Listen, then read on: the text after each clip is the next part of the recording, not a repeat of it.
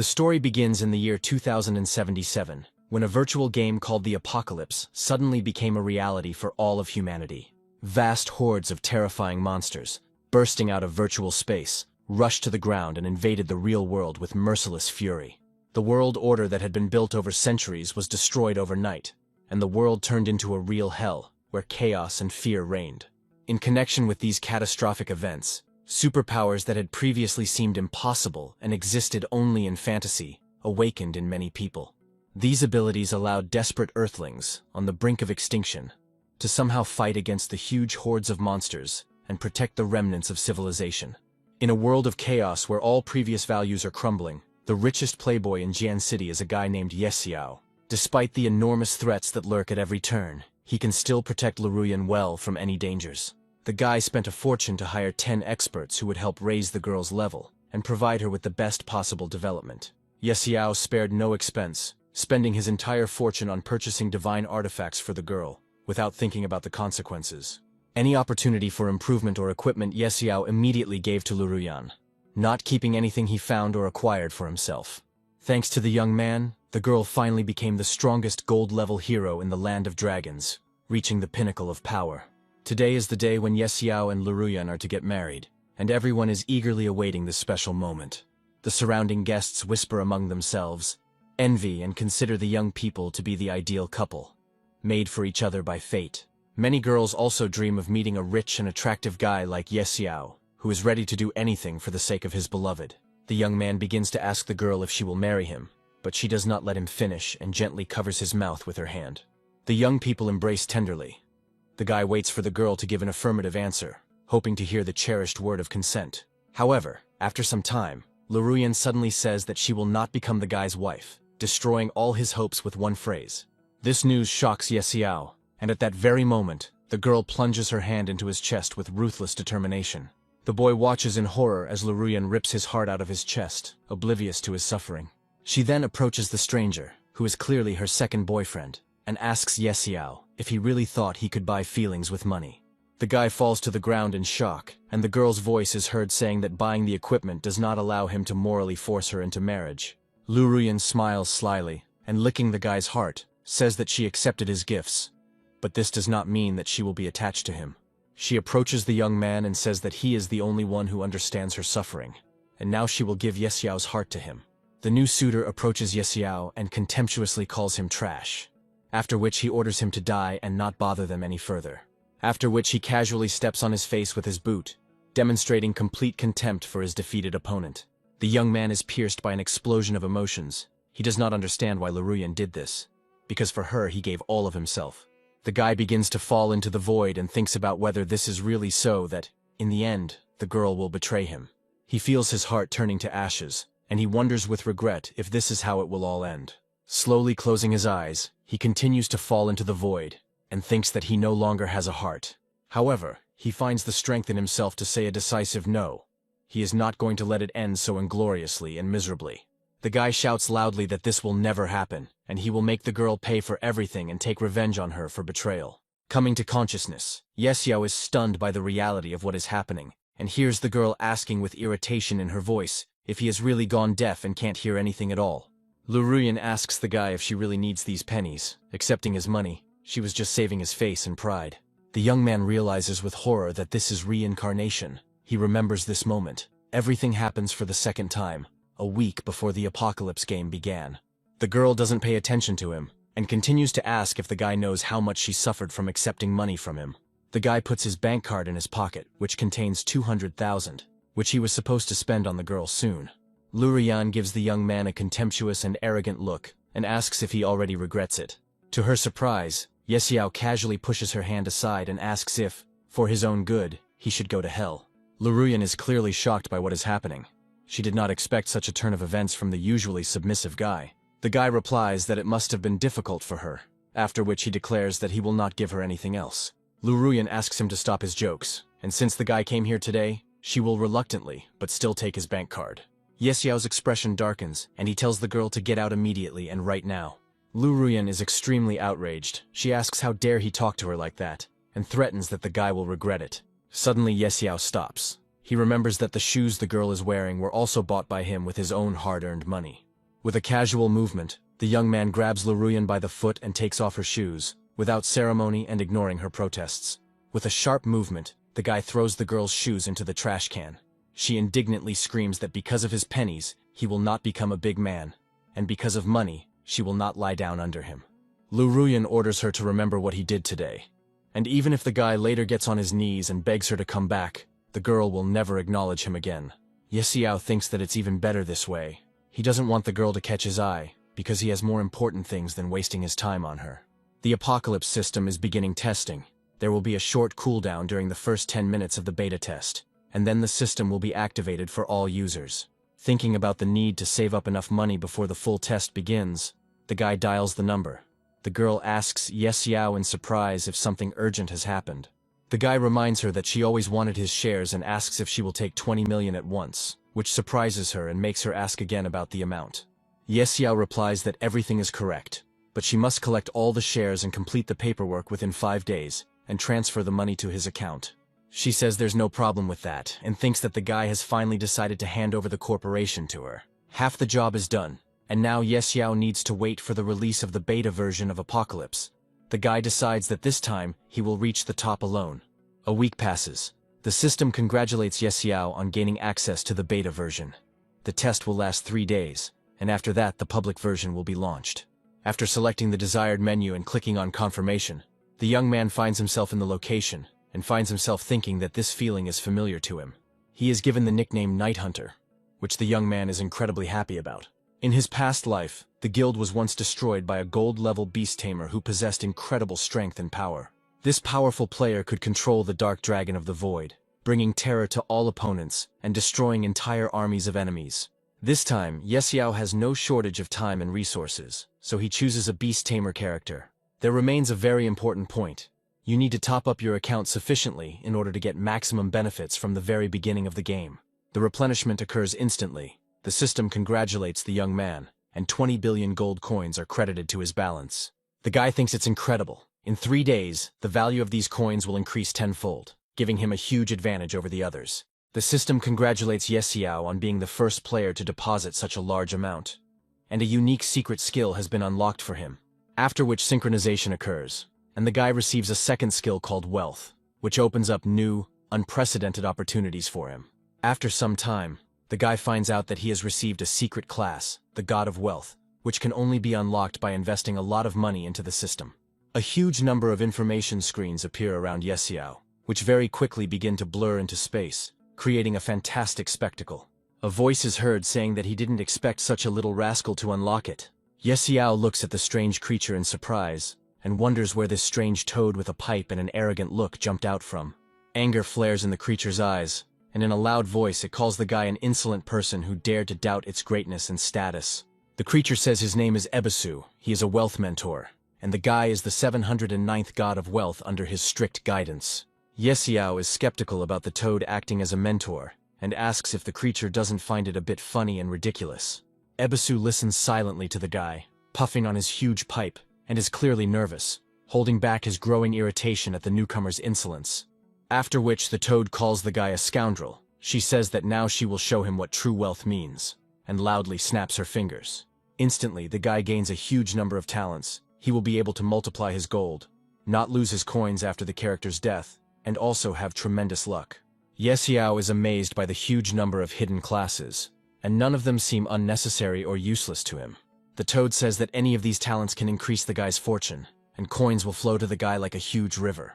In his past life, the guy spent his money on a girl, but with this wealth class, he will be incredibly cool and show the whole world the true power of money. The system offers to complete a mission in the newcomer's village, to which the guy immediately agrees. The next second, Ye Xiao is transported to a new location called Flower Fields. The guy looks around. It seems like the server has just opened, because there aren't many people here, and this is the perfect moment to level up. Starting as a beast tamer is 10 times more difficult, as powerful creatures cannot be tamed in the early stages. To progress faster, the guy needs to develop a strategy. Toad declares that choosing a beast tamer was reckless, since they don't even have weapons at the start, and at that moment a loud crowd of creatures begins to approach them. The terrifying goblins with clubs scream, smelling the scent of human flesh, and prepare to attack the defenseless newcomer. Xiao sarcastically says that he is lucky, because these are the same 5th elite level goblin warriors. The guy is thinking about whether to fight or run. Ebisu immediately runs away and says what else is there to think about, because the guy is practically naked, and going against the elite is suicide.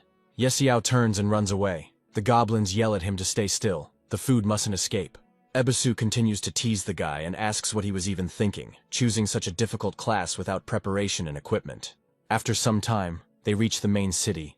Xiao is very upset, as he has never experienced such humiliation, and almost died at the very beginning of the mission. Other players notice him, and are surprised that someone chose a beast tamer, considering this class useless and weak at the start of the game. After which they notice a toad sitting on the guy's shoulder and start laughing loudly, saying that the guy and the toad are one family, made for each other. Ebisu tries to cheer up Xiao by telling him that there are animal eggs on sale in this town, and suggests that he go and buy one for himself. The guy replies that he is not going to settle for simple animals, to which Ebisu asks what he wants then. Xiao tells of a secret dungeon where a god-level egg is kept in a dragon's lair, capable of changing everything. After some time, they arrive at the majestic Supreme Hall, where they can gain access to secret locations and high-level dungeons. The toad asks the guy if he's crazy for coming here at level 1. Only players over level 100 can hire guards for this dangerous location. Xiao orders Ebisu to be quiet and states that he knows what he is doing, having a clear plan of action from his past life and experience. On the stairs, they are stopped by an old man, who tells the young man that this place is not for him, and asks him to return after he becomes stronger. To get inside, you need a letter of recommendation from the Lord. This place is quite majestic, and even the guard here is an 80th level archmage. The young man replies that he does not have a letter of recommendation, to which the archmage asks him to leave this place, the Supreme Hall. This is the pride of the Empire, and it is not for the likes of Xiao. The guy claims that he heard that the archmage recently lost something, to which the old man replies that he should not try to deceive him with empty words. Xiao points his finger to the side and asks the elder to look there, drawing his attention to something important on the floor nearby. The archmage glances down at his feet and notices gold coins next to them, glittering and enticing with their rich glow. The old man starts collecting coins, and Xiao asks him to turn around because there are even more coins there. Greed flashes in the guard's eyes, and the boy quietly says that the man likes it. Realizing that the plan worked perfectly, the guard instantly becomes kinder. He tells the guy that the room for honored guests is in the pavilion of the God of War upstairs, and asks him to come in. The boy tells the archmage that he liked his fierce demeanor, which so quickly changed to hospitality and courtesy. The old man sees the young man off and casts suspicious glances at him, while the guy thinks about how money works wonders. Xiao ascends to the top floor and slowly walks along the velvet carpet leading to the very heart of the majestic pavilion. On the way, he is met by armed knights of level 100, standing like an impenetrable wall in front of the entrance to the main hall. Toad tells the boy that the Supreme Hall lives up to its name, and with the 100th Guardian he will conquer the village of newcomers. A huge warrior approaches Xiao, and menacingly asks who allowed him to enter these sacred chambers without the right of access. The young man tells the berserker that he needs to hire a divine-level guardian golem to carry out an important and dangerous mission. Such knights are very rare, and besides, looking at the guy's stats, hiring a level 80 guard would be very difficult for him. The knight starts to say that this is not something the guy can afford, but Xiao cuts him off and says that he will pay 1 million a day. Upon hearing this information, the knight freezes, and a waiting icon appears above his head, indicating that the system is processing an unexpected request. The warrior stops hovering and replies that it is technically possible after all. The rules are made by people, and he knows a spellcaster who can help. Divine-level spellcasters are incredibly versatile, defense, attack, all in one. The knight believes this is an excellent solution for such a generous client. He can summon the caster at any time, but first he needs to confirm that the guy will pay 1 million. Xiao agrees to sign the contract without hesitation. The contract is signed, and a girl appears on a brightly glowing pentagram, who asks in surprise who this brat is who hired her to serve. The girl's name is Dolores. She is a divine-level spellcaster, and according to the contract, she will carry out Xiao's orders for the next 24 hours. She casually takes the young man by the face and tells him to tell her what he needs, and she will sort it out for him. Xiao replies that he hired her to solve a difficult task. The girl laughs loudly and says what difficult tasks can be in the newcomer village. The guy suggests not to waste time. The girl asks to take her to the place where the work needs to be done for 1 million gold coins. Dolores raises her magical staff and a giant fireball instantly forms above her, pulsing with destructive energy and power. With each passing second it grows larger and larger, and rushes at great speed into the valley where hostile creatures have gathered. A moment later, he crashes into a squad of high-level goblins, dealing massive damage to their life. Xiao is delighted with the damage indicator, as the number has become as long as a phone number. The toad jumps furiously on the goblin corpses and demands that they all be destroyed, because they attacked her and deserve cruel punishment. Other players notice this. They are puzzled by how this guy teamed up with the caster, and are amazed by the damage numbers, which are simply incredible for a newbie. They start arguing about whether it was a system bug or not, and agree that it must be a high-level mercenary hired by the NPC. Ebisu studies the stats and tells the guy that he reached level 10 very quickly, overtaking most other players on the server. All players receive a mass notification that a player with the nickname Night Hunter has successfully reached level 10, entering the leaderboard. The players doubt the honesty, but the guy is confident that soon, when the apocalypse becomes a reality, they will find out what a true god is. Xiao has earned enough points and believes it is time to move on to the real goal for which he started this game again. Toad asks the guy if this is the secret dungeon he was talking about. Xiao replies that it is, and they go to the dragon's lair. The player leaps high into the air and delivers a powerful slashing blow, demonstrating refined fighting technique and impeccable mastery of skills. With just one move, the young man destroys 3 goblins, gaining experience and collecting trophies from the fallen enemies. The guy is very upset, because he has been hunting elite monsters since the beginning of the game, and he still has the 3rd level of character development. In the message, he sees the name Xiao, a newcomer who has reached level 10 in a matter of hours, causing envy and bewilderment among the other participants. The action moves to a location called Whispering Valley, with coordinates 1102. Xiao touches a huge magical stone, which instantly flashes with a bright glow, activating an ancient mechanism to open a secret passage into the dungeon. The stone splits, and with a roar, a gigantic structure rapidly emerges from the depths. A few seconds later, a huge entrance appears next to him, and a system message arrives that the guy has entered the closed area of the dragon's lair. The girl is very surprised because there really is a secret dungeon here. She asks Xiao how he found it among many locations. The young people slowly enter the cave. Dolores admits to the guy that if there is a dragon here, she is not sure that she can cope with it alone. Long ago, a level 100 berserker accidentally triggered a hidden quest, and discovered that the entrance to the lair was hidden in the newbie village. Dolores asks the guy how he found out about this secret, to which Xiao replies that he bought the recordings of his battle for a large sum of money. He saw that there was a valuable dragon egg in this lair.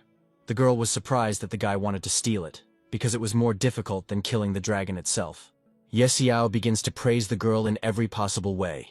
He tells her that she is a great divine-level spellcaster, and will be able to destroy the monster in just a matter of seconds.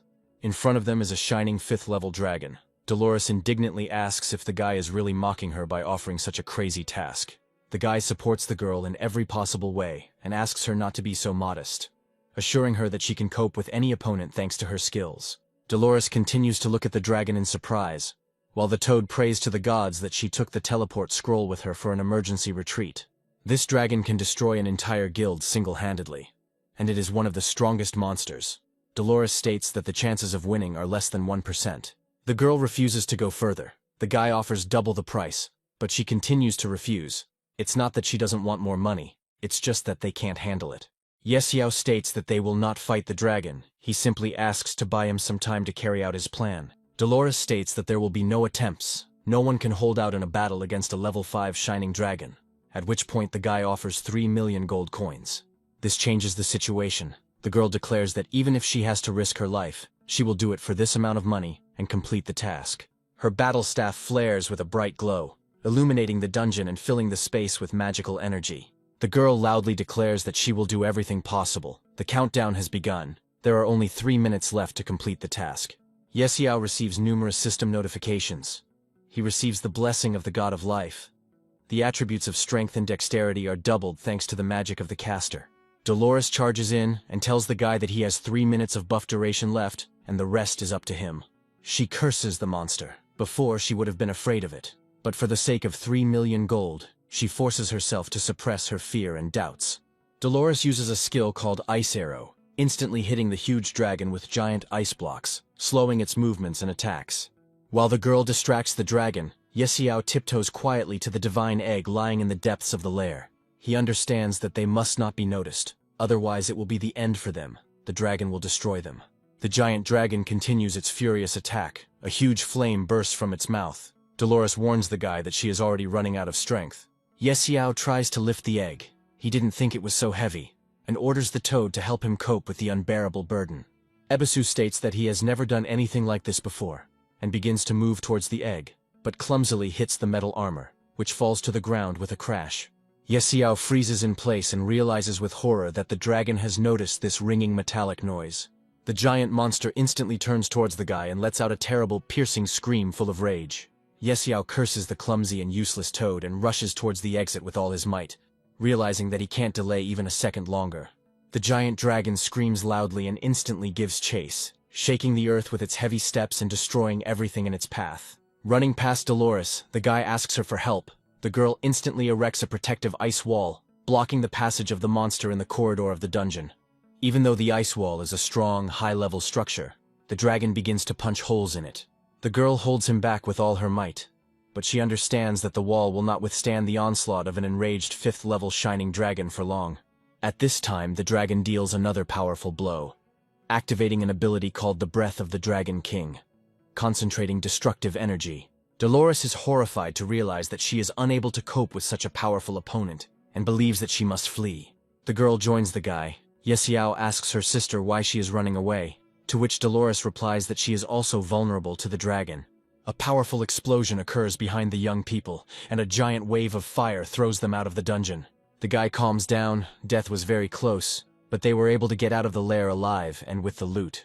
Dolores examines the egg, believing that if a 5th-level dragon hatches from it, their efforts will be completely worth it. She gives the young man an appraising look and asks him not to forget about the payment. Xiao asks not to worry. Now is the time to make a contract with the beast. He hopes that something unusual will hatch from the egg. Otherwise, a huge amount of money will be wasted. The toad begins to worry about the outcome, but the guy abruptly shuts her up, ordering her to shut her mouth and not interfere with the important process of the beast's hatching. He touches the egg, which immediately begins to crack. Now everything depends on this moment, Xiao asks, not to disappoint his expectations and hopes. The giant egg's shell continues to crack rapidly, and a moment later it explodes into tiny pieces, enveloping everything around in thick smoke. The smoke from the explosion clears, and Xiao sees a cute little dragon looking at him with big, curious eyes. Dolores looks closely at the beast and says that it does not look like a baby radiant dragon, and does not glow with the characteristic golden glow at all. The guy starts to worry and suggests that perhaps the divine egg was replaced with another, less valuable one. There are numerous reports of the dragon's characteristics.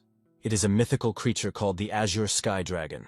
The guy studies the stats and realizes they're terribly unbalanced.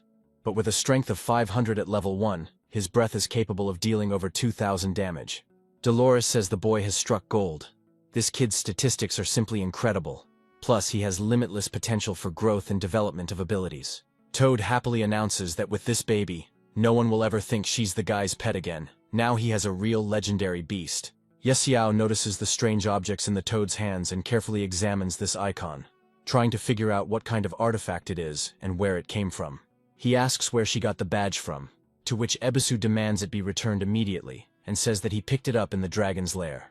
This is a sign of rage on a catastrophe level. It activates the power and deals 1000% damage, turning the owner into a killing machine. Toad demands that the badge be given to her immediately. She says that she risked her life for it. Xiao replies that because of her they almost died, and is going to take the badge as compensation. Ebisu demands 10,000 coins a day for this. Xiao asks her to calm down and asks why she is greedy. He thinks that they are comrades, and what kind of money can we talk about? Ebisu looks offended. She says that when a guy wants something from her, he calls her by name, and when he doesn't, he's just a toad. At this moment, a message comes about a hidden quest. Despite his power, the King of Fury was swallowed by the abyss, and the bearer of the Mark of Fury must find the Fang of the Beast. The girl explains that the Fang is a divine-level assassin's dagger, forged from the fangs of an abyssal beast, possessing incredible destructive power. It is known as one of the most powerful weapons in the game. It sounds great, but the journey to the Abyss continent will take a long time. At this point, the guy receives a message that he has exceeded the daily playtime limit, and will be forcibly logged out in 3 minutes. Dolores activates the teleporter. Who would have thought that the hidden dungeon in the village would take so long? She says goodbye to the guy and offers to contact her and not to forget the coins. The Doomsday game is still in beta mode and hasn't been fully integrated with reality yet. Ye Xiao is going to take a rest. He doesn't want his whole body to hurt later. The next day, news comes out that the game has conquered the community and topped the chats. Many people's fingers are already sore, although they haven't even reached the second level. On launch day, the apocalypse resulted in mass player deaths, with many experiencing real-life symptoms after exiting the game, leading to mass hospitalizations worldwide. Later, cases of organ failure emerged among survivors, and many governments banned the game and prohibited access to it. Ye Xiao calls them weaklings. When the game integrates with reality, they will all suffer from this decision. He is distracted by the sound of the phone with an incoming message. Luruyan wrote a message. She wants the guy to come to the hospital and pay the bills. If he does this, then she will pretend that nothing happened between them. The guy has completely forgotten about this crazy girl and is thinking that he should have blocked her a long time ago, and not wasted time on her. Luruyan's new boyfriend wonders why Ye Xiao should come to them if the girl hasn't contacted him for a long time and broke off all relations. Luruyan declares that the guy will not dare to refuse. Her new boyfriend believes that he truly loves the girl to the core and will do anything. At this point, a doctor enters the room, informs the patient that he can now be discharged, and asks him to pay the bill for his treatment and stay. Luruyan is outraged by the rush. The doctor says the hospital is overcrowded with patients whose organs are failing due to the game, and there are currently limited beds. The guy asks the girl not to argue. This game is really hard. He plans to check out and continue playing, and asks Luruyan if she has money to pay the bill. Luruyan states that she has no money. The guy is very indignant because he knows that Ye Xiao gives the girl 200,000 every month for personal expenses. He asks her to message Ye Xiao again and ask for some money. The guy plans to open a studio to create games, and such an amount means nothing to Ye Xiao. Luruyan asks not to worry. As soon as Ye Xiao comes here, she will say a few sweet words to him, and he will obediently give all the money. Meanwhile, Ye Xiao is at home. Despite the late hour, he continues to sleep, gaining strength before the new game day and challenges. The guy is woken up by a loud alarm clock. He gets up with difficulty and understands that it's time to enter the game. After a few seconds, he activates the menu and appears in a location called the Newbie Village. The guy loudly says a mangled proverb. The early bird catches the worm. The toad calls the guy a scoundrel. She hasn't even fully woken up yet, and he's already called her on missions. Loud voices can be heard in the square. Someone is looking for 3 players with healer skills to complete the first level of the training area. Players immediately notice Ye Xiao. They are very surprised that there is a level 10 player among them, and wonder how the guy could level up so quickly and take first place in the rankings. They call the young man an idiot. Even if he changed his costume and hid his face, he cannot hide his level that hangs above the character's head. Ye Xiao is trying to escape from annoying players, because everyone wants to know where they can level up so quickly and achieve such incredible results in a short time. A few minutes later, the guy hides in a strange ravine, which is a level 10 testing zone, inaccessible to weak players without proper preparation. The players stop because they will simply be destroyed there, and it will be too risky if they follow the guy into such a dangerous location. Toad is glad that they managed to escape their pursuers. Ye Xiao notes that they are not stupid, which is why they did not chase them here. After some time, they reach a huge stone fortress towering over the surrounding area. The guy watches the knight guarding the entrance and realizes that this is the very place he was heading to according to his plan. The guard calls the young man a baby and says that this place is not for him. Only strong and experienced warriors can pass the tests here. Ye Xiao greets the giant knight and informs him that he is here to begin the trials to advance through levels and classes. The knight sees that the guy is level 10 and asks where his team is. Ye Xiao replies that he plays alone and does not need any team to pass. Going alone, even on normal difficulty, is the same as committing suicide. But the guy asks not to worry. He still has his whole life ahead of him. A few minutes later, Ye Xiao approaches an inconspicuous stone structure and stands on a huge magic circle, activating the trial selection system. A choice of difficulty levels appears under the names Nightmare, Hell, and Abyss. The guy thinks whether he can pass the most difficult level. The system informs you that the progression test has begun, and the chosen level, the Abyss, is the most dangerous of all possible levels. The knight is very surprised. Because the guy was going to go through this level alone, he thinks that this must be a joke or madness. Toad yells loudly that the guy is only at level 10 and went into the Abyss alone. Ye Xiao asks if she really thinks he can't handle it. Last time he had bronze equipment and an elite team, but they almost died because he had to drag Luruyan along with him. The guy loudly declares that this time he came here for revenge and will prove his strength to everyone without outside help. He summons his beast, and a small green baby dragon instantly materializes in the air. After this, Ye Xiao commands the creature to move forward, feeling confidence in every step. With this little green guy, they're in no danger here, as he's a mythical rank. Suddenly the boy realizes that someone is watching him from the bushes. He orders the dragon to be on guard and prepare for a surprise attack. Suddenly a wild mutant snow wolf, level 10, with 5,000 health units, jumps out of the bushes. Many of its characteristics are unknown, but it is a mutated creature from the abyss, and as soon as the player appears in its field of vision, death itself begins to hunt him. Toad is surprised that they ran into a mutant snow wolf right off the bat, as even a shadow-level assassin would be horrified by this. The guy orders an attack, and the little green dragon instantly flies up to the huge monster. The dragon activates the king's breath skill. A dense stream of fire erupts from its mouth, falling upon the enemy with incinerating force. A giant flame throws the wolf far to the side, and takes away 2,500 units of health from him with one powerful blow. After which the baby continues the attack. He strikes with his paws, each of which deals damage of 500 units of health. However, the huge wolf does not give up, and tries to grab the little dragon, which nimbly circles around him and dodges his giant paws. Yesiao watches the fight closely, and realizes that the snow wolf has become completely enraged from its unsuccessful attempts to reach the fast opponent. Meanwhile, the green baby activates a skill called Dragon Roar. A powerful sonic vibration causes the giant predator to become deaf and disoriented, giving the dragon an advantage in battle. The kid takes advantage of this, and releases a stream of fire at the wolf, taking away another 500 units of health.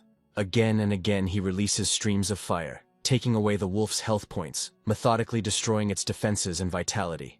After another attack, the giant enemy falls to the ground with a crash, and congratulations come that they have defeated the wild snow wolf mutant. The following notifications inform you that the little green one has risen to level 2, having received a huge amount of experience. The messages keep coming, and to the boy's delight, the little green dragon immediately soars to level 4 in one battle. In addition to experience points and leveling up, the guy receives a snow wolf bow and a mutant beast fang, which fell from the body of a slain monster. The guy thinks the weapons are great. These are dark gold items, although it's not surprising, because mutated bosses always drop insane loot. Suddenly the young man and the toad freeze as they hear strange sounds, and feel the presence of something huge next to them. The next enemy appears. This abyssal tiger is possessed by a demon, and possesses incredible strength and cruelty towards enemies. The young man immediately commands the little dragon to attack, not giving the enemy the opportunity to strike first and seize the initiative. The tiger is greatly irritated by the flying creature and immediately rushes at it, trying to knock the dragon to the ground with a powerful leap. Half an hour passes, and a tired Yesiao falls to the ground. He can't feel his legs at all, and thinks that he wouldn't have come here alone if he knew it would be so tiring. The toad boasts that she has collected a lot of equipment and will sell it upon arrival in the city. The guy says that they are not returning yet. They are moving on to fight the boss. Ebisu warns that the dragon is only level 7. Yesiao believes that everything will work out. In his past life, the final boss of the abyss was only a lord level. The guy activates the portal and thinks that the little green guy easily dealt with 2 demonic monsters, and with their help, killing the lord will be easier than chopping vegetables. Yesiao extends his hand towards the stone stele, and a huge magical seal instantly begins to glow beneath his feet, opening the passage to the final room. The entrance to the dungeon is open. The guy says that now he will show the little dragon what it means to be a real pro in this game. A message appears informing the traveler that they have entered the abyss difficulty level, where the most dangerous opponents and deadly challenges await them. The system advises to immediately leave the extremely dangerous territory. The guy thinks that in a past life he was a man of honor who fell into the clutches of emotions. But in this life he is a messenger of the abyss, carrying the enormous power of the apocalypse, and his name is Yesiao. The guy demands that the enemy come out and let him taste the full power of the abyss. The young man and the toad notice the huge monster and slowly approach its throne, carefully studying the enemy before the battle begins. The Abyss Wanderer is a level 10 creature. Its health level is unknown, and its spiritual fortitude is 5,000 units of magical defense. Toad sarcastically asks where their easy boss is. The guy doesn't understand what's going on. In his past life the boss was a lord, but now he's a king. 5,000 spirit points. This is a purely magical class, with 0 strength and dexterity. It cannot be damaged by normal physical weapon attacks. The enemy's speed is very slow, but if his blow reaches the target, the player will definitely die from the destructive magical power of one touch. The guy tells the dragon that the king-level boss is no joke. He strongly asks not to use his abilities thoughtlessly, and strictly follow his commands. He adds that this boss is very slow, the dragon needs to change its positions and not engage in a long fight. The little green dragon nods his head in agreement and begins to growl amusingly, demonstrating his readiness to carry out his master's orders. He flies up to the boss and unleashes a powerful stream of fire at him, trying to keep a safe distance from the monster's slow attacks. Very slowly, the Abyss Wanderer turns to face the little dragon, perceiving him as an annoying fly disturbing his ancient peace in the dungeon. The fire doesn't do much damage to the enemy, but the guy praises the dragon and asks him to continue attacking without stopping for a second. Yexiao suggests wearing down the brute and not letting him use any skills that can kill them instantly with one hit. The Abyss Walker turns his giant head towards the boy, casting a furious look full of hatred towards the living creatures that have invaded his domain. Yexiao steps back and wonders why his opponent isn't moving. He just looks at them. Yexiao starts to think that something is going wrong and the boss is preparing some kind of deadly attack. The toad's voice is heard, saying that the Wanderer is about to use some kind of powerful attack that can kill them instantly with one blow. The toad strongly recommends that the young man try to escape while there is still a chance to save himself from certain death under the destructive magic. The Abyss Walker raises his enormous staff. Instantly it flares with lightning bolts, and a magical sign appears in the air. In an instant, the huge monster begins to be enveloped in a bright, dazzling aura, accumulating destructive power for a deadly high-level spell. There is a powerful, deafening explosion that throws the guy far to the side. Yexiao dodges the deadly energy beams and thinks why the Wanderer is only aiming at him. He calls for the help of the dragon to save him. Deadly beams continue to fly out of the skull at the top of the staff, and it becomes increasingly difficult for the guy to dodge them. He understands that unless he finds a way to stop the attack, he won't last long under such a relentless magical barrage. The little green one rushes to the rescue and spews a dense stream of fire from its mouth, trying to distract the boss's attention from its owner. However, he does not cause much damage to the enemy. His loud, eerie laughter, full of contempt for weak enemies, echoes through the vaults of the underground temple. The little dragon continues its attacks, and to the guy's surprise, the giant Abyss Guardian falls to the floor, struck down by accumulated fire damage. The toad's voice is heard, saying that the next time the guy decides to come to such a dangerous place, it would be better if he left her at the entrance. Congratulations arrive that the player has passed the test of the Abyss. Now his little green beast has reached level 10, becoming even stronger and more dangerous. Yexiao didn't expect Ebisu to be such a coward. The toad responds with barbs and states that if the guy isn't afraid to die, then why did he run so fast in the previous mission?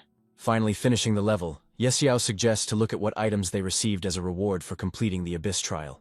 All players receive a mass message informing them that a player known as Night Hunter has completed the Abyssal trial, becoming the first player in history to do so in such a short time.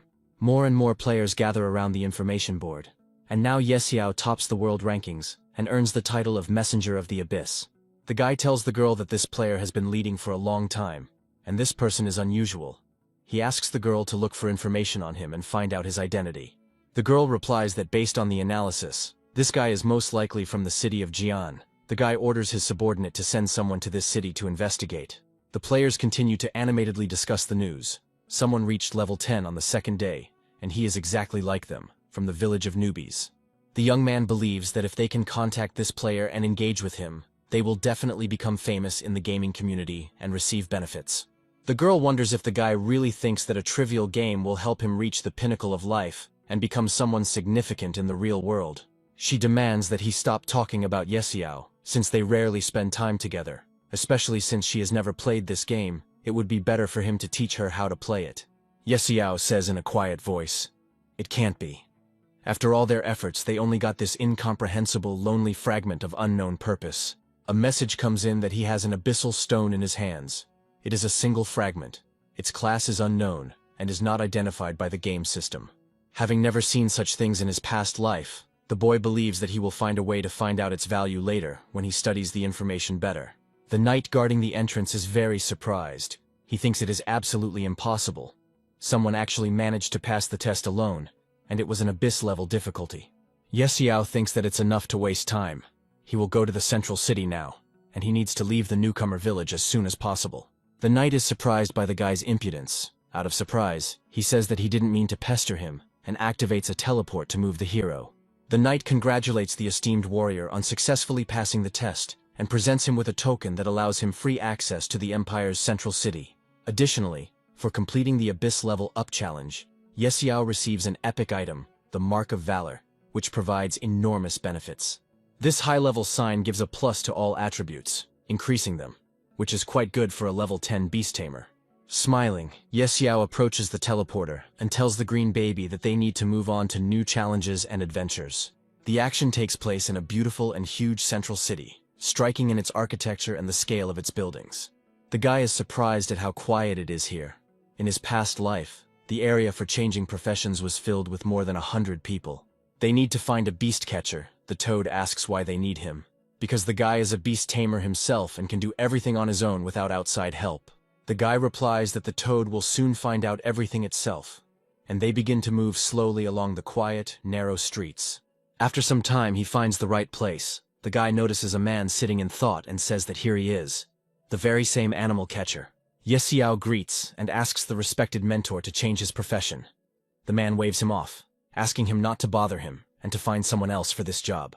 The guy wants to transfer to the closed class of Beast Whisperer, and no one else can handle it. The man says that first he must show his strength. He demands that Yesiao go to the outskirts of the city and bring him 100 eyes of demonic wolf puppies as proof of his skills. The guy replies that he is not going to waste his time on this. The man calls him a useless idiot. If he can't even cope with this, then he should disappear. Yesiao replies that the man misunderstood him, that he doesn't think he needs to kill any demonic wolves, and shows him the epic valor badge. This changes things completely. The man cannot believe that someone so young has already gone through the trials at the level of the abyss. The guy asks the man if he knows how many people were on the team, after which he himself answers that he was alone. The man begins to praise the guy. He states that from the first moment he saw him, he immediately realized that he possessed an unusual talent and was a true dragon. The guy asks what moment the man is talking about. It seems like just recently he was saying that Yesiao is a useless idiot, unworthy of attention and education. The man changes his mind faster than the pages of a book can be turned. He has a small request. He would like to see which beast was able to pass the test of the abyss.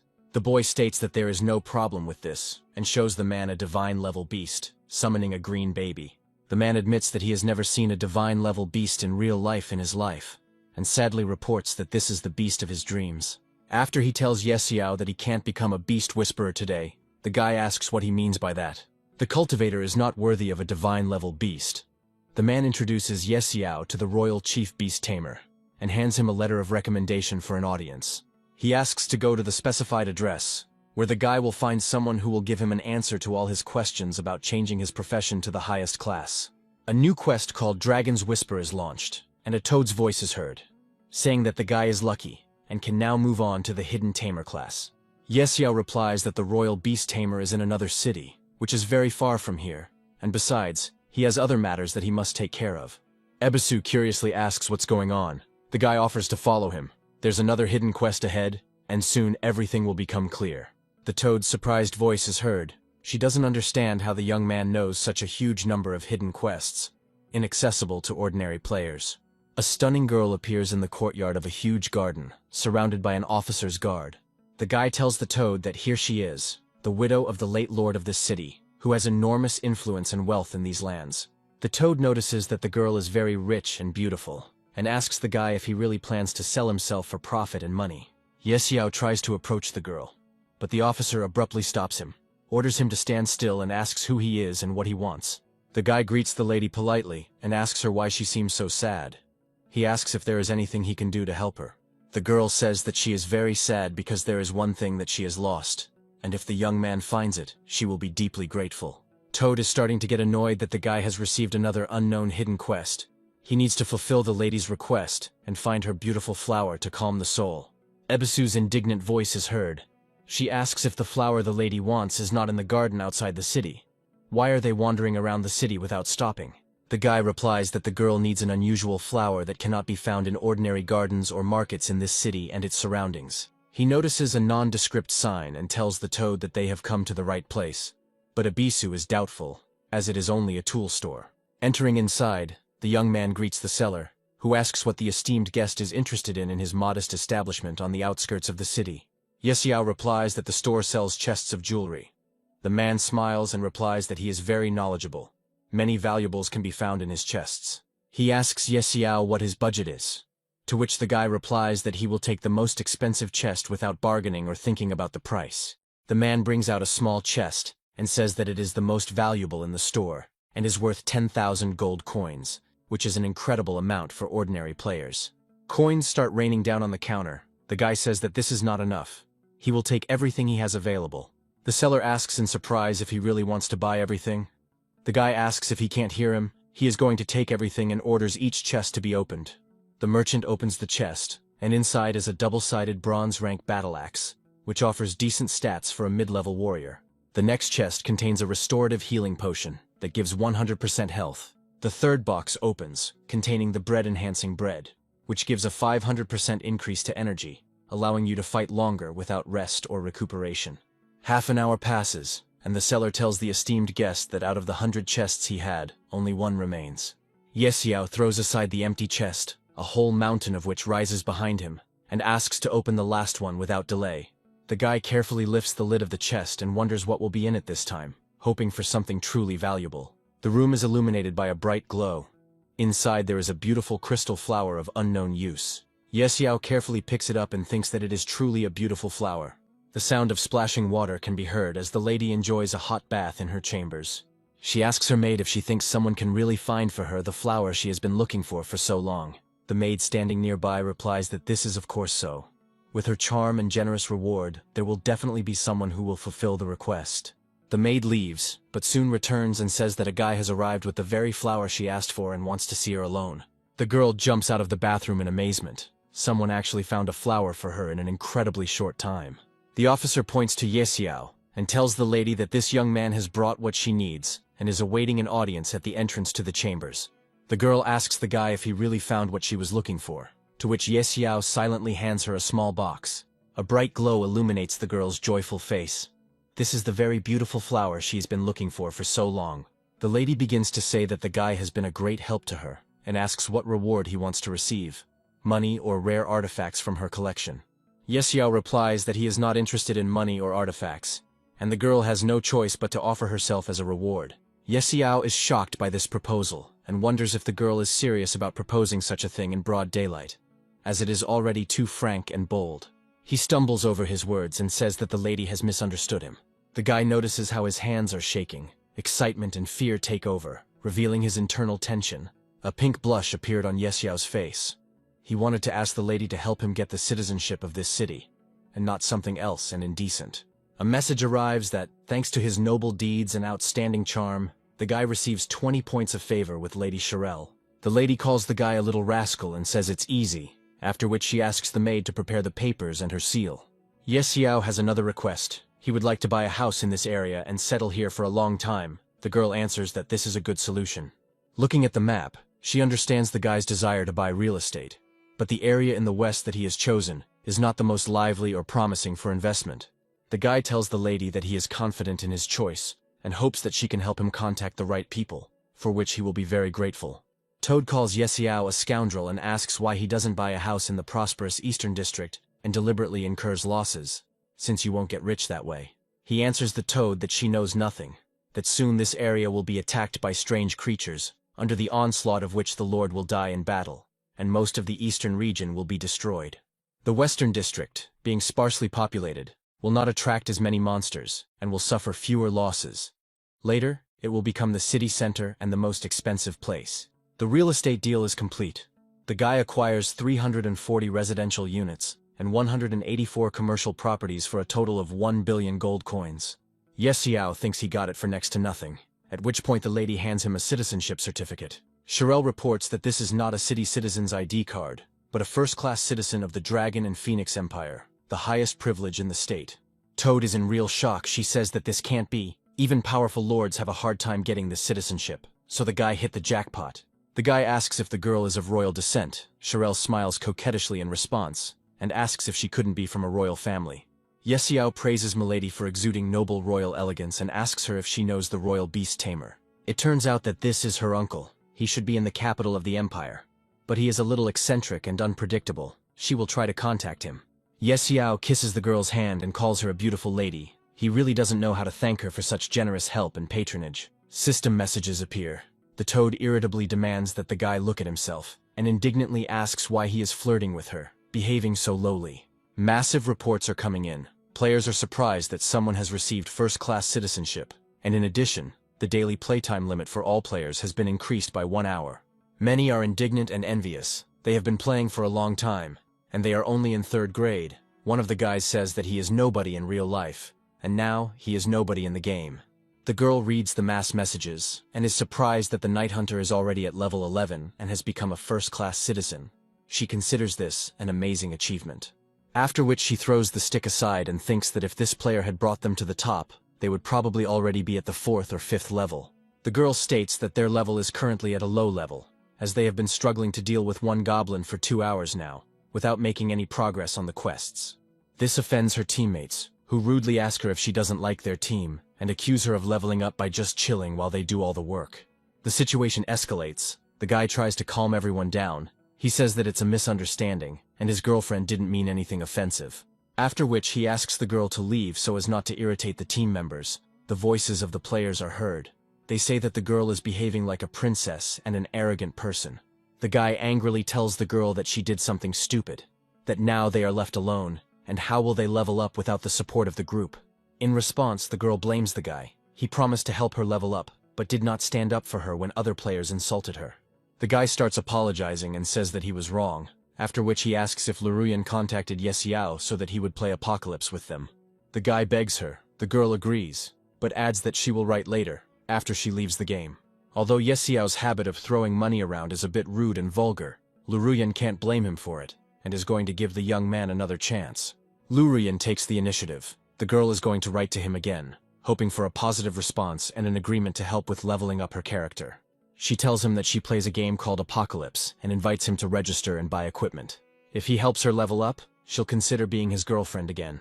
5 minutes pass. Luruyan begins to get nervous and worried. She does not understand why the guy does not answer her messages for so long and ignores the offer. Luruyan picks up the phone and starts swearing loudly. Yesiao turned on friend verification, and the girl is not on the list. The guy deleted her from his friends. Her loud scream echoes throughout the street. Luruyan declares that from today on, everything between them is over once and for all. A girl can be heard screaming, declaring that if he has even a drop of dignity, he should not beg for forgiveness, because even if he gets on his knees, he will not get a second chance. The action moves to the eastern quarter of the city. It seems that Yesiao has found the place he was looking for. He goes inside. The man says that their store only evaluates equipment of silver rank and above, and if he has bronze equipment, it is better to look for another place to evaluate. The guy takes out a necklace and asks what about dark gold, whether they can properly evaluate it in this shop or whether they need to look for another specialist. The man takes the amulet in his hands in amazement. He cannot believe that it is actually dark gold, so rare in the game at this stage. After which he apologizes, and if it really is dark gold, the shop owner himself will take care of its appraisal. The man is a highly skilled gold rank appraiser with over 80% success rate, and dark gold appraisal is worth 100 gold coins per item. Yesiao claims that this is no problem and dumps a whole mountain of useful and valuable items collected in dungeons during the game in front of the appraiser. He takes out a magnifying glass and begins to thoroughly examine the 10th level pendant, which transfers more than 20% of the power of the base stats to the dark attributes. The man declares that these stats are simply incomparable. The guy asks not to be distracted and to continue the assessment, without wasting time on enthusiastic comments and praise. An hour passes, and Yesiao leaves the shop, studying the information screen. He is happy to find out that his stats have increased significantly. The toad sitting on his shoulder smokes a pipe and tells the guy that with his current strength he can fight alone. She asks what they will do next. Yesiao replies that there is no news from the lady yet, and suggests going to farm in the Valley of Grey Fog. Toad cautiously states that this place is the territory of level 20 monsters, and it will be extremely dangerous for them to be there with their current characteristics. A few minutes later, they encounter a pack of grey hyenas. Their level difference is too great for the guy to view detailed information. Yesiao instantly summons a green baby and orders it to attack. The dragon activates the king's breath, and a powerful stream of fire erupts from its mouth. The fire consumes the hyenas. They scream loudly and writhe in pain as they receive critical damage from the attack of the divine rank mythical beast. The monsters here attack the guy without a second thought. He can just stop and farm. Ebisu blames him. The toad calls him a little bastard who enjoys life. The little green one destroys the next pack of hyenas. If you remember what his past life was like, then the current one is actually good and full of opportunities for growth. 2 hours later, the system congratulates the guy on reaching level 12, significantly outpacing other players on the server in terms of character leveling speed. Ye Xiao looks at the huge number of hyenas he has destroyed, and thinks that at this rate, it will only take a few days to reach level 20. Suddenly, he notices a strange glowing object among the bodies of his enemies, and asks in bewilderment what kind of artifact it is. He takes the glowing scroll in his hands and learns that it is a fireball spell. Toad says that a beast tamer using a fireball would look stupid. The guy replies that new skills are never superfluous for survival. It summons a fireball that creates a sphere of mana and unleashes a beam of plasma on the enemy. A powerful discharge hits a huge hyena, but surprisingly it does not cause significant damage. The guy is stunned. His blow did minimal damage, although the spell should be powerful for a mid-level mage. Toad starts laughing sarcastically and says that his fireball is weaker than the green baby's fart and is completely useless in a real fight. Ye Xiao looks at the time. 2 hours have passed. It's already late. It's time for him to exit the game and return to the real world. It's been 3 days since the Apocalypse game was launched, which means beta testing will begin for all residents. All inhabitants of the Empire, age 16 and above, will be immersed in this dangerous game, and this world will face enormous changes and catastrophic events. A powerful bolt of lightning rips through the dark cloudy sky and strikes the spire of an old church with a roar. Passers-by are very surprised. Is it really an earthquake? Messages about the game launch begin to arrive. People find themselves in an unknown location, they think. What nonsense? Is this really a prank? Many were taking a bath, and someone was having dinner, and now they find themselves in a game. Leruyan wonders in surprise what is happening, and why she was automatically logged into the game without her consent, and without any warning from the system about this event. Most people come to the conclusion that they have just been forced into the game. The guy asks if the girl has contacted Ye Xiao. Leruyan starts swearing loudly and declares that even if he begged her, she would never talk to him again. The guy says he wants to contact the Night Hunter player and asks Leruyan's opinion. She replies that she doesn't know him personally, but she heard about his records and leadership in the beta test. After which the girl declares that with her extraordinary beauty no man can resist her, and the Night Hunter will definitely agree to help her level up. All people in the Empire over the age of 16, regardless of gender or age, were forcibly immersed in the Apocalypse game. The ability to leave the game has been removed, and players can no longer leave the game on their own through normal means. If a player dies in the game, he will not be able to return to the real world. His consciousness will perish along with the character. A player's spawn is determined by their real-life location. The closer players are in real life, the closer their starting villages will be in the Apocalypse game world. The action moves to the village of newcomers number 1. The young people still have not found a way to exit the game and think that they may be stuck here forever. The guy states that the situation is escalating. He asks where the player with the nickname Night Hunter is now. Is there any news about his whereabouts? The comrade replies that not yet. It is known that he is already at level 12 and has left the village of newbies, but no one else has been able to do this yet. Russian asks what about their favorite. The comrade answers that he is only at level 4. The man is indignant, because the guy is a beta tester and should be higher. It's hard to believe that there's someone like Night Hunter in Jean City. He's clearly an unusual character, and the man wants to find him at any cost. Ye Xiao receives a new message. He needs to come to the Duke's estate. He has the information he was looking for about the royal beast tamer. Toad finds this exciting. She didn't expect that information about the royal beast tamer would be found so quickly thanks to Lady Shirel's connections. A young man enters a huge palace, where a girl in an exquisite dress meets him at the entrance. She smiles playfully at the guy, admitting that she had missed him and had been looking forward to his visit for the past few days. Ye Xiao finds the lady attractive and thinks that no one can resist her. She is so charming and majestic at the same time. The guy declares that Shirel is simply charming, and asks if she has any news about the royal beast tamer and his whereabouts. Shirel asks him not to rush. Her uncle went traveling and has not yet returned to the capital. The guy understands that the alarm was false and premature. After which she tells that Ye Xiao must unlock a hidden class. As his uncle asked for it, this class is not that difficult, and is located in Fen City. The guy thought he would have to go to the other end of the world, but it turned out that the treasure was hidden under his nose, very close to his current location. However, the girl says that this may be quite difficult, because according to her uncle, a powerful high-level dragon lives in the mountains outside the city. Shirel asks the guy if he knows about this dungeon. Ye Xiao replies that he has heard about it somewhere, because in his past life he farmed in this area many times. The guy decides to check everything out himself, and the girl anxiously asks if he's really going to go alone, since this is high-level territory, and even elite players don't always return. Ye Xiao asks the girl not to worry, assuring her that he can handle any threat, and receives a message about a new quest. She needs to go to an unknown dungeon for a rare item. The toad starts to grumble. The guy stops her and thinks that with the right amount of money he can defeat any dragon. Yesiao activates the portal. Sharel recognizes the High Hall token in his hand and wonders where a guy with such a low character level got it from. Dolores appears in a bright glow. The girl moans languidly and asks which cutie called her this time.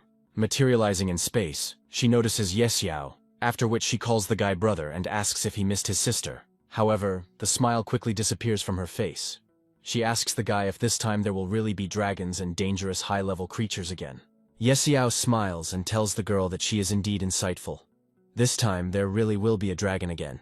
Dolores states that she injured her entire back last time and is still recovering, to which the guy replies that the conditions will be the same, but the reward is 2 million gold coins. Dolores explains that it's not a matter of reluctance. She's genuinely unwell and won't be able to join until after a month of game time. The guy offers to share the location of the source of the sacred spirit that restores strength. The girl clearly shows interest, attracted by the possible benefits of the deal. After some time, they come to an agreement, and Yesiao announces that they are moving out immediately. Dolores wants to know where exactly the source of the Holy Spirit is. The guy answers that it is on a lost island. Sharel watches the young man go by and thinks he's something special, an unusual and interesting character among all the players she's met during the game. The girl is clearly captivated by the young man, and a message arrives that Sharel's favorability has increased by 10 points. Meanwhile, a group of players outside the newbie village are trying to bring the young man back to consciousness. The goblins killed him twice, and after his revival, his body began to fail. The girl began to get hysterical, because in this game, you can really die. She says that she really wants to go home, to which the guy asks her to calm down. Everyone wants to go home, but no one knows how to exit the game after being forced into it by the system.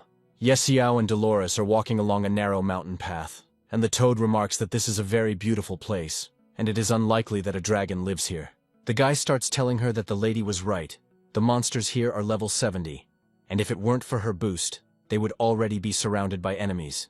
Dolores thinks that since they are going into the dungeon, they should avoid the slaughter. At this time, a huge dragon appears on a nearby cliff. They move on. The girl asks Yesiao if he is sure about the entrance location. If there is a 5th-class dragon there, she does not want to risk her life and engage in battle. The guy asks them not to worry and says that they will not be noticed.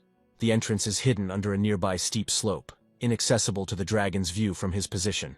They continue on their way for some time, after which Yesiao confidently says that he was right, and this road seems familiar to him. Not far from their route, on top of a huge ancient rock, a huge dragon sits motionless. The young people slowly approach the massive stone gates. The guy confidently declares to his companion that they have finally reached the right place. Dolores carefully touches the surface of the huge stone slab and thinks that they have another serious problem. The teleporter looks perfect, but there are no traces of mana. The girl understands that she won't be able to launch it, and the guy calmly offers to entrust the activation to him. Yesiao silently takes out a sharp knife and without hesitation makes a small wound on the surface of his palm. Placing his bloody hand on the cold surface of a huge stone slab, he successfully activates the teleporter. The girl is surprised at how the guy knows how to open it. The massive gate doors begin to slide open, and Dolores' surprised voice can be heard, continuing to be amazed that the guy actually managed to activate the teleporter. After some time, the young people begin to descend into the dark dungeon. The guy proudly boasts that he has his own proven methods and asks his companion to follow him. A system message arrives stating that there is only one exit in this tangled labyrinth, and if you don't find it within the allotted time, you could be stuck here forever. The toad grumbles irritably, asking if the guy will ever lead them to a safe place, since they are only given 3 hours for the task, whereas before there were 3 whole days. The girl warns the boy that this mission is much more dangerous than fighting a level 5 dragon, and asks if he is sure he wants to go further. Yesiao calls the girl sister and asks with a grin if a divine-level witch is really afraid of some dungeon. In response, Dolores states that she has divine powers and is an elder of the Supreme Hall and a powerful sorceress. So why should she be afraid of this creepy labyrinth? After these words, the guy starts talking about the camouflage spell. Dolores says that it is a low-level spell that she did not study even when she was a beginner. The guy asks not to get angry, explaining that it is only important to reliably hide their presence, which is enough for success. Dolores snaps her fingers, saying that such a spell is a trifle. This dark dungeon is home to 5 terrifying monsters, 4 of which are level 60 creepy crawlies, and 1 of which is a level 80 elite boss. Dolores asks in surprise if he is a prophet since he knows so much about the labyrinth. Xiao calmly replies that he went through this damned labyrinth 800 times in his past life. He points to a group of dangerous monsters and tells his companion to carefully slip past them without attracting unnecessary attention. The girl mockingly asks if he is seriously going to teach her, since in her long life she has walked through more labyrinths than the guy has walked through roads. Xiao deftly jumps over a deep ditch filled with sharp metal stakes and asks the girl to watch his actions carefully. With great speed, he begins to rush past the first monster, pressing his back as close as possible to the cold stone wall. Dolores is genuinely surprised, as the boy just walked past the elite monster without any detection from the creature. The girl honestly declares that she takes back her mocking words, after which she resolutely jumps over the ditch with sharp spears. After some time, the young people cautiously stop near a dilapidated ancient amphitheater, and the guy warns them that they need to prepare for battle. Xiao looks closely at the powerful opponent and thinks that, as expected, he is very different from the creature he was in his past life. The Labyrinth Guardian is a rare spirit beast with powerful energy, and its exact rank, level, and combat attributes remain completely unknown. The guy is about to grab a chest with valuable treasures, and insistently asks the girl to properly prepare for a powerful magical attack. Xiao once again asks Ebisu not to make any reckless moves, otherwise they will awaken a spirit beast of enormous destructive power. Ebisu, clearly displeased, starts arguing with the guy, and abruptly states that he should focus on his own safety instead of lecturing him. After some time, the young man finally reaches the coveted chest. This item is an artifact of a hidden class, and he almost took possession of it. Upon opening the ancient chest, Xiao is astonished to discover that the treasures inside have also changed significantly compared to the past. At this tense moment, the giant monster suddenly starts to move and begins to slowly but menacingly turn towards the guy. The monster notices Xiao at the chest and prepares to attack him, but at that moment it receives a powerful ice blow that instantly freezes it. Dolores shouts loudly at the guy to not hesitate for a second, and to run from here as quickly as possible while there is still time. The giant level 100 creature quickly deals with the magical ice curse placed on it and frees itself from its shackles. Xiao and the toad try their best to escape by running away, hearing the gigantic stomping of a huge monster chasing them behind them. Dolores activates her next powerful spell, and a glowing pentagonal magical form materializes in the air right in front of her. Giant bolts of lightning begin to rumble through the surrounding dungeon, and the huge pursuer suddenly freezes in place. At this moment, Xiao carefully examines the trophies he has obtained: a scroll made of sheepskin, and a restoration stone with enormous magical power.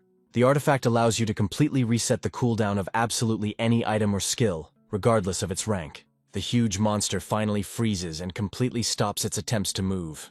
The girl asks the guy what they will do with this powerful boss: fight him, or just wisely leave here. The guy firmly declares that they will definitely fight the monster and insistently asks the girl to give it her all. Dolores uses all her accumulated divine power.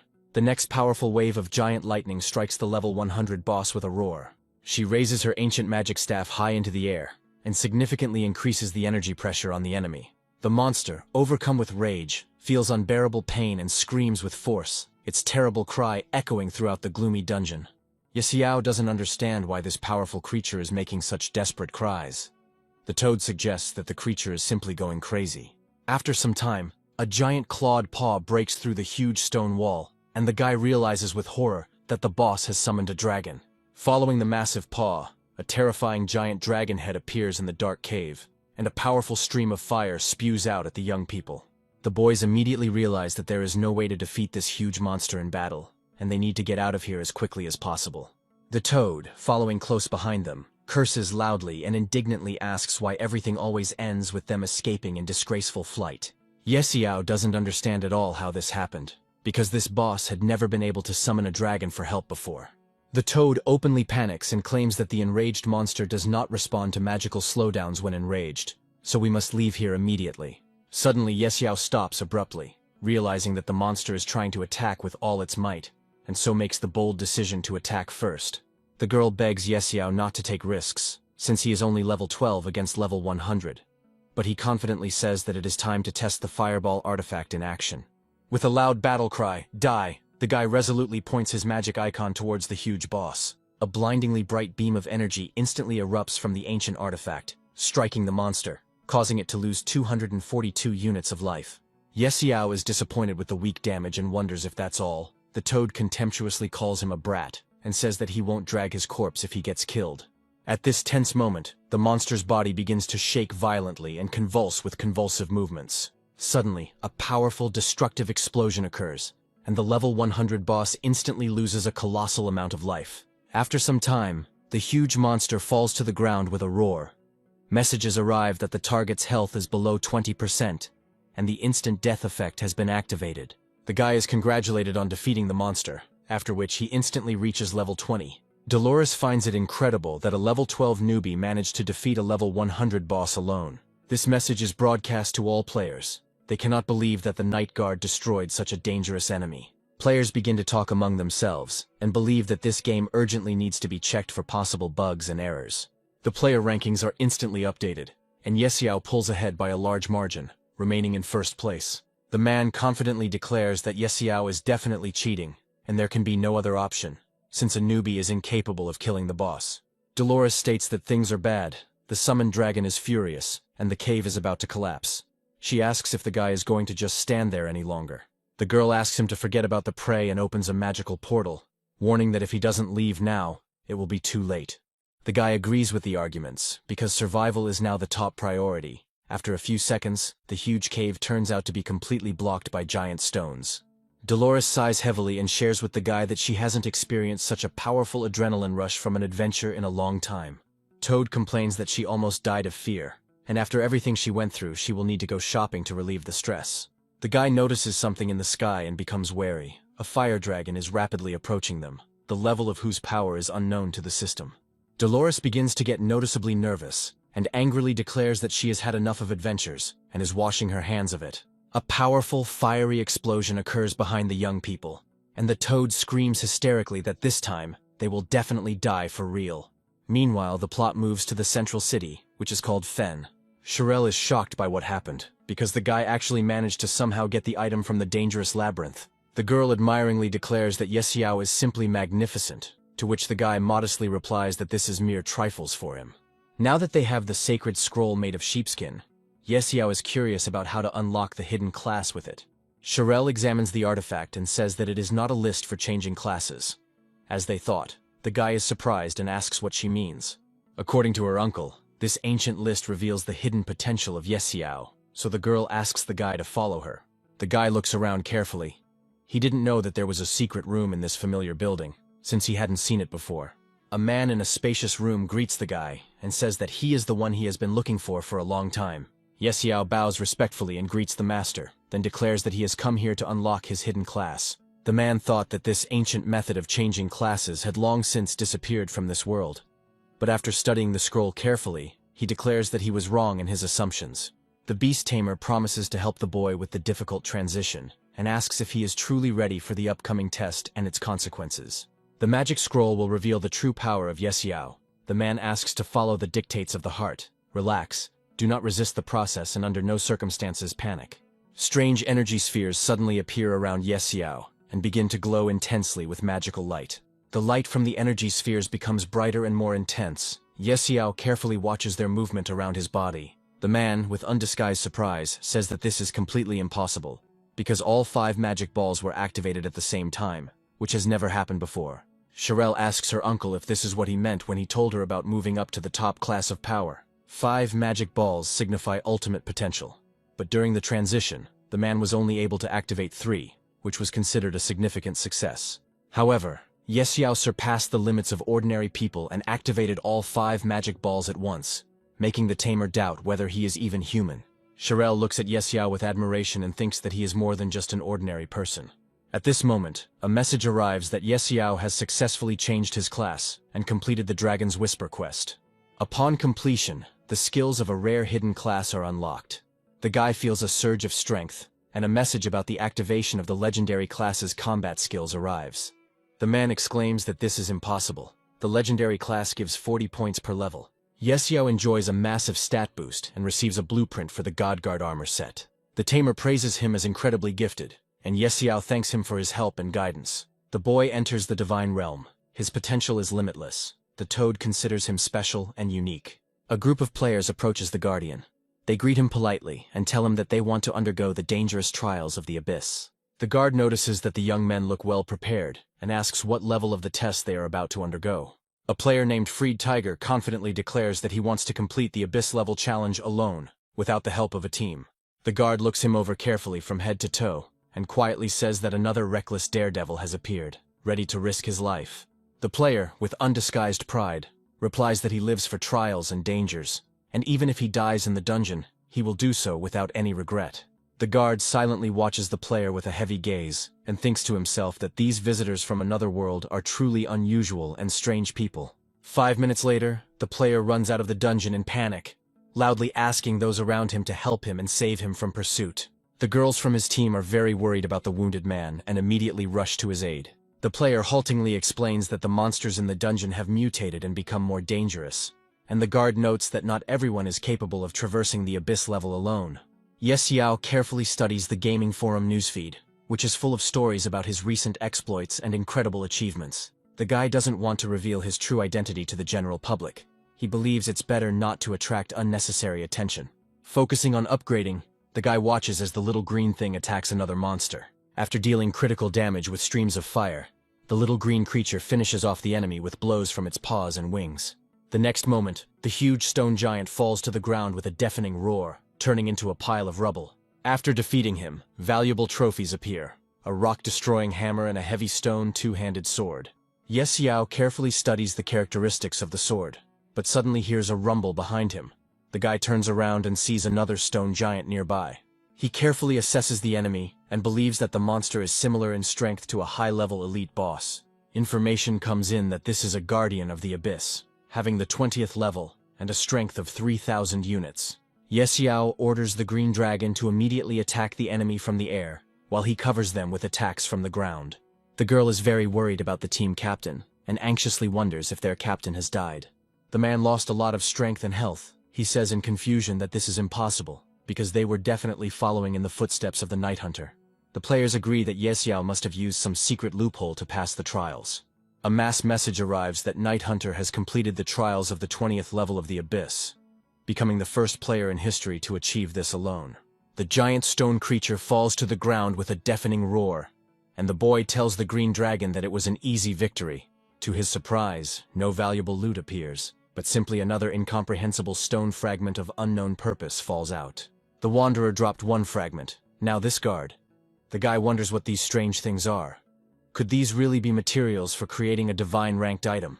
Xiao thinks he'll figure it out later, since there's no point in trying to figure it out himself, and then activates the magic portal to move. He instantly moves to another location, where he immediately hears solemn congratulations from the warriors who greet him. The knights greet the boy, calling him a great warrior, and inform him that he has passed the tests, and want to give him a well-deserved reward. Xiao is very surprised by such a sudden meeting with the knights, and begins to slowly approach them.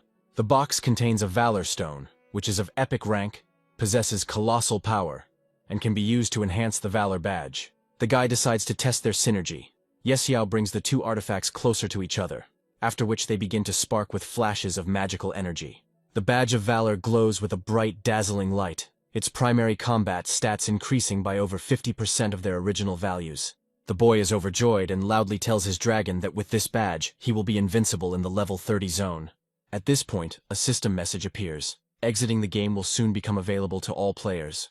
Players begin to vigorously discuss system updates and are happy to think that they can finally exit the virtual game.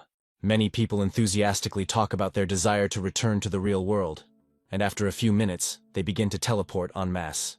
A newscaster's voice sounds. Experts predict that the gaming phenomenon has spread throughout the world. If a person falls asleep, they automatically end up in a game. The apocalypse has become reality. People have lost control of their sleep transitions, and a reporter offers an interview with a high-level player about new strategies. Xiao watches the news with irritation. The name of this self-proclaimed expert is completely unfamiliar to him. Meanwhile, the reporter asks more questions, and asks the expert who else has passed the tests of the Abyss, besides the mysterious Night Hunter. The expert states that there are no precise statistics on this issue yet, but warns that going to the test alone is extremely dangerous. The girl continues asking about the Night Hunter, and says that this guy became a top player, and twice passed the trials of the 20th level of the Abyss. The man watches the report and thinks that even the best players couldn't compare to the Night Hunter. If he were on his team, he would gain power over the world of the apocalypse. He orders his subordinates to use all available means to find out everything about the identity of the Night Hunter and his whereabouts. Xiao is studying the statistics. The game is going through maintenance. Access is now possible only through sleep. It seems that the Apocalypse's invasion of the real world is happening more slowly than in his past life. And the guy considers this the perfect chance to level up. For Beast Tamers, level 30 is the key level, where a slot for a new pet opens. In the Grey Mist Valley, Xiao orders the green baby to deliver a stunning blow. The dragon submits, and a powerful vibrational wave of energy covers the enemies. The giant stone creatures are unable to resist her and freeze in place for a few seconds. The green dragon takes advantage of this and instantly delivers a series of blows with a red-hot stream of fire. A moment later, the stone colossi are completely shattered into small stones, and Xiao's voice is heard, declaring that it is an excellent job. The boy is happy that his dragon is growing in strength and mastering new skills. And a sound signal informs that the little green one has reached level 24. Players are loudly discussing this event and find it simply incredible that Xiao has just leveled up again. One of the players analyzes the information and says that he thought that leveling up would be slower at higher levels. But instead, the leader's lead is growing wider and wider, and the players support their captain and say that second place is already not bad. The action moves to the dragon's nest number 97, where the dragon loudly says that the egg has been missing for several days. The second dragon answers him that he is the prophet of dragons, and it is his personal business how to act in this situation. In response, the red dragon asks if his partner can't sense the aura of this man, whose presence causes him great disgust and anxiety. The blue dragon asks his comrade if he really means that sickening divine power emanating from the man. The red dragon reminds us that he is a prophet and sees more than others. He is ready to entrust the future of his people to a mere mortal being. The blue dragon angrily declares that this is utter recklessness, after which they take off into the sky, saying that there is no more time for arguing. The prophet knows that the darkness will overcome space and time and will mercilessly devour everything in its path, and this man is their last hope for salvation. The blue dragon continues to be indignant and wonders if this idiot is really going to entrust the fate of the people to a mere mortal.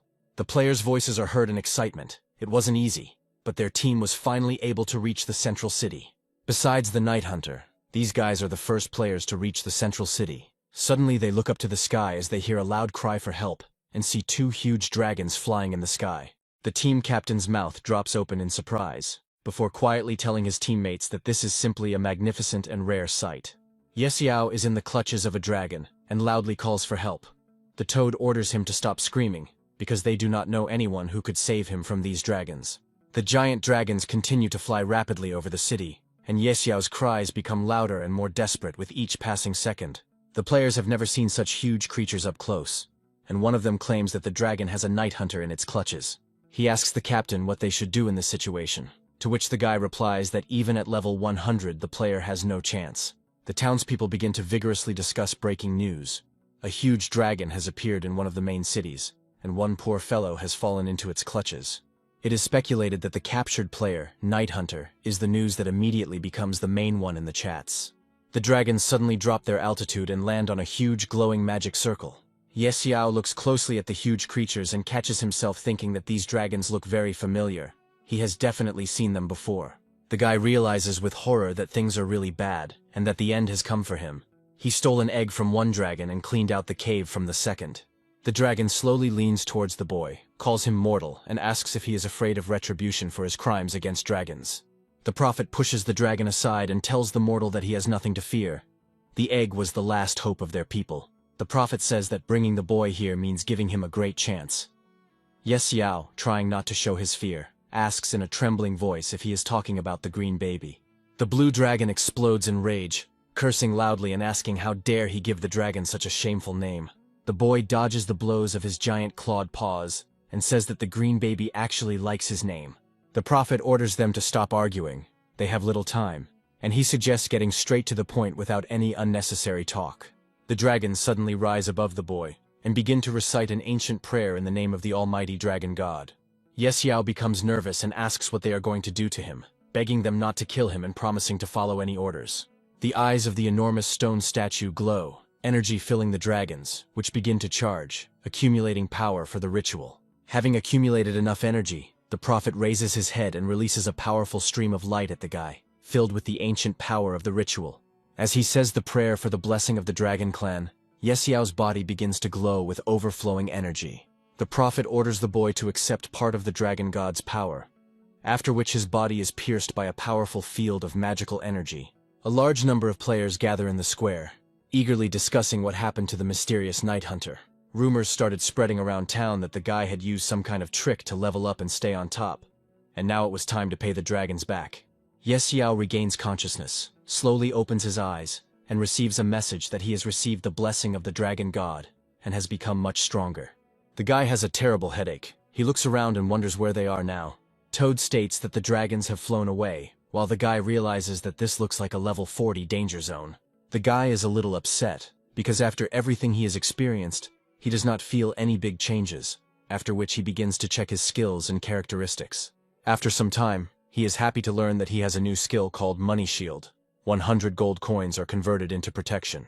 In addition, he does not require a skill cooldown, and other useful abilities have also appeared. The guy has no limit on the number of animals. Even royal tamers are only allowed to have 3 pets, but he has no limits. The boy falls to his knees and calls upon the great dragon gods, promising that the green baby will follow their path and thank his ancestors for the strength and blessings they have given him. The action moves to a location called the Testing Hall, which has a difficulty level of 30. At the entrance, the young man notices a stern guard. The toad plaintively asks the guy to try not to show off this time. In a menacing voice, the guard asks the boy if he really is a night hunter, and then asks if he wants to undergo the abyss level test. The guard asks to wait a little, during which time the entrance to the dungeon is activated by magical runes and opens for the tester. After a few minutes, the knight asks to enter the location and sincerely wishes the young man luck in passing the dangerous test. The guy passes through the gate and finds himself in snowy mountains with a harsh climate and low air temperatures. Together with the green dragon and the toad, Yesiao makes his way through the deep snowdrifts, the cold icy wind blowing mercilessly on their bodies. Yesiao starts complaining that it is terribly cold here, and if he had known about such cold in advance, he would have dressed warmer. Suddenly he turns around sharply, as he sees behind him a huge lump of ice that is quickly moving straight towards him. The guy tries to run away from danger, but the lump catches up with him, and at the last moment, Yesiao jumps to the side. Toad asks the guy angrily why he is dodging, because he could have just turned on his new money shield for protection. The next second, a huge, ferocious snowman suddenly jumps out of a huge pile of snow. Yesiao instantly reacts to the threat, and orders the green dragon to immediately attack the enemy with fire. The baby quickly gains altitude above the battlefield, after which it spews a powerful fountain of flame. The green dragon's powers increased significantly after the blessing, and a huge stream of flame crashed into the snowman with destructive force. A system congratulation is received that the player has successfully killed the mutated snow yeti with one hit. Yesiao asks the toad if she saw the little one finish off the huge monster with just one blast of flame. A message arrives that the green dragon's skills have improved significantly, and he is able to deal damage equal to 500%.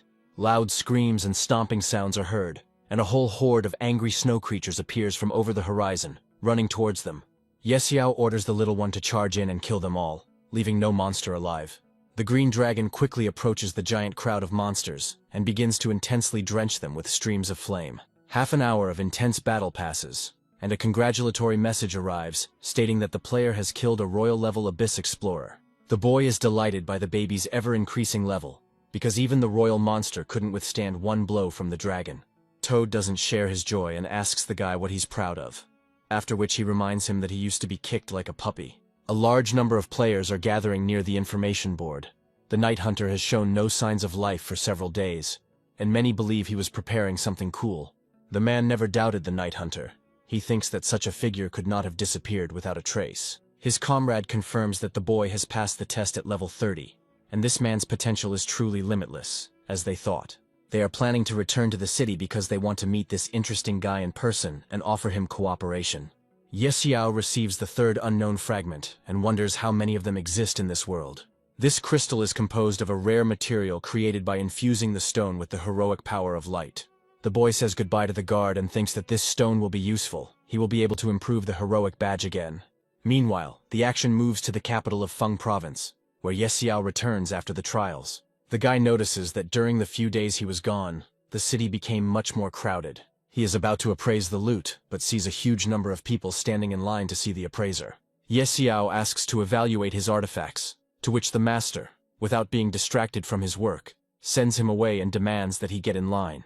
The man turns around and instantly recognizes Ye Xiao, after which his demeanor immediately changes to respectful. He calls the guy sir and respectfully asks him to enter the workshop without waiting, bypassing the long line of visitors. The players standing in line start to get upset and wonder who this guy is. One of them says that he is a first-class citizen. Ye Xiao asks the master to first evaluate the thing in his hands. The man immediately recognizes the heroic badge. The master begins to carefully work with the badge, because if it breaks, he will not be able to pay for it in his entire life. He places the artifact on a special anvil to carefully check all the characteristics of the badge and its magical power. A bright light will blind everyone present in the workshop. This legendary item of courage can only be possessed by those who have passed the trials of the underworld level.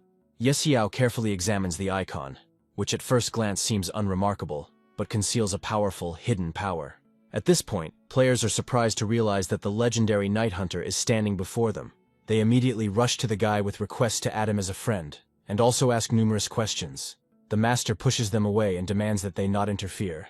Ye Xiao regretfully realizes that it is no longer possible to remain in the shadows. His identity has been revealed. Players continue to pester the appraiser with endless requests, wanting to buy all the gear that Ye Xiao brought in for appraisal. The game forum is flooded with messages. Everyone is very surprised that a Night Hunter has appeared in the city of Feng and is evaluating a bunch of legendary equipment. A huge number of players rush to the shop from all over the city, all of them wanting to become Ye Xiao's disciples and receive his advice. The guy doesn't like such close attention at all, and at the first opportunity, he tries to quietly disappear from the crowd. Ye Xiao finds it very tiring that all the attention is focused on him. He doesn't notice how a man is sneaking up on him from behind. The stranger calls him by name. The guy turns around sharply and asks suspiciously what he wants from him. The man states that he has no bad intentions. They just want to offer the young man a good deal. Ye Xiao asks what kind of deal they are talking about. Does he really want to buy his legendary equipment? The interlocutor confidently declares that the guy will not be able to refuse his offer. It is too profitable. Ye Xiao asks in surprise if he would really pay tens of billions for the equipment, and thinks it's suspicious since the guy suddenly appeared and is now bragging to him. His gaze falls on the assassin behind the man. Ye Xiao remembers that in his past life, he was a top lone assassin who always operated without factions. The man begins to explain that Ye Xiao has single-handedly captured first place in the rankings, and he understands that the guy has enormous potential. The man says that he wants to be with the guy on his way to the top, because he will achieve a lot. Ye Xiao listens silently, trying to understand what this stranger is getting at. The man declares that he does not like empty promises. He promises money, status, and women, if a guy just asks. He asks to join his organization. Ye Xiao is pleased to hear these words, because the man came to negotiate, which proves recognition of his strength. A moment later, a bright flame erupts in Ye Xiao's palms. He calls the man brother, and is about to send him to the respawn point to cool down a bit. The stranger is very surprised. He wonders if the guy would really dare to attack him right in the city center. A second later, Ye Xiao delivers a powerful energy blow to the enemy, which takes away over 3,000 health points. The subordinates are in great shock. Did he really kill the young master in front of everyone? Ye Xiao turns around and walks away calmly. The assassin stops his comrades. This is the main city, and murder is prohibited by law here. Now they can't take risks and take revenge. Suddenly a loud, irritated voice is heard. Someone asks what kind of insolence this is. Very quickly, the city guards surround Ye Xiao. The knights order no one to move from the spot and await the investigation. The security officer asks who dared to kill in the main city. Is someone really tired of living?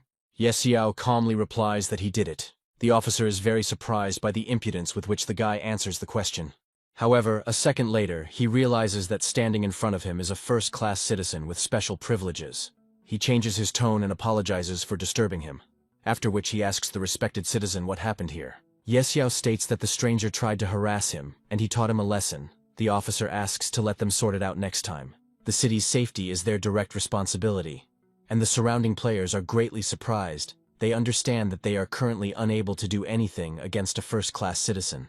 In a loud voice, the security officer tells his subordinates that the incident is over, and orders them to return to their base. One of the knights quietly asks the officer what's going on and why they haven't arrested the guy. The man orders them to be silent and reminds them that this is a first-class citizen, the very young man that the Duchess is looking for.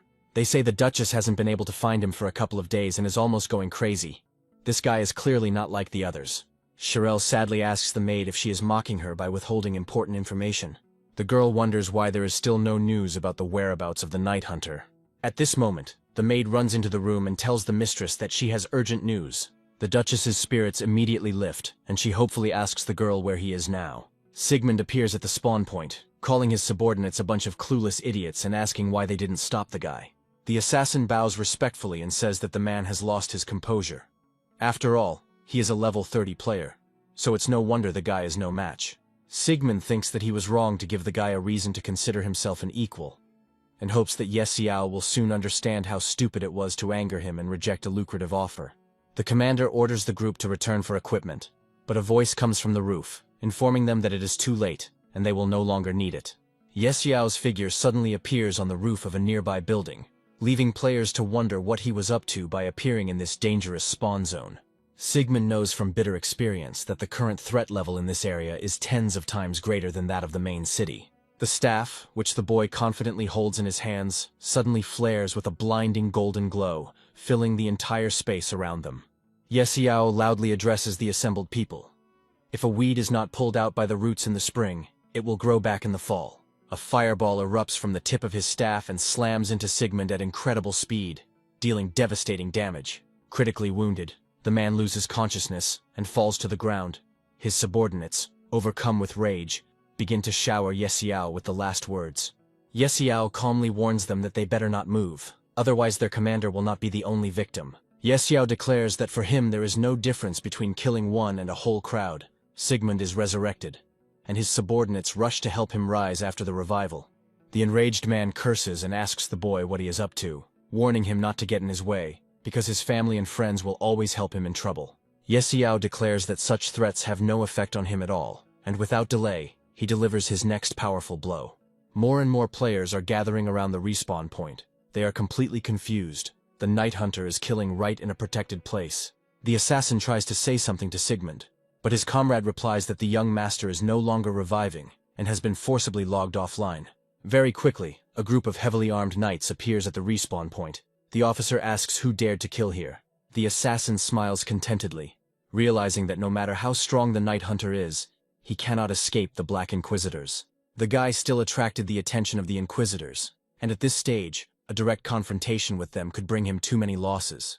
He jumps off the roof of the building, raises both hands up and calmly announces that he has killed a man and is ready to voluntarily go with them. The officer considers this to be an absolutely correct decision, and immediately orders his subordinates to take Ye Xiao away.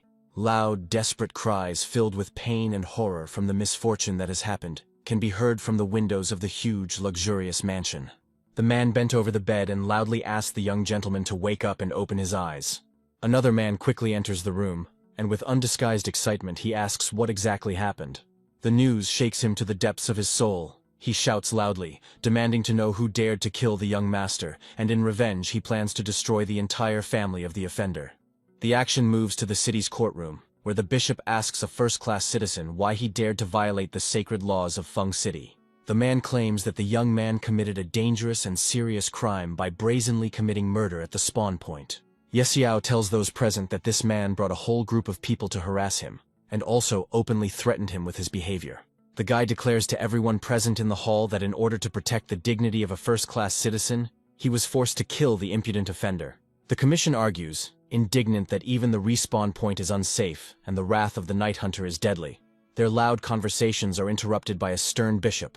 Considering that this is a first offense, the court officially sentences Ye Xiao to lifelong expulsion from the East City District.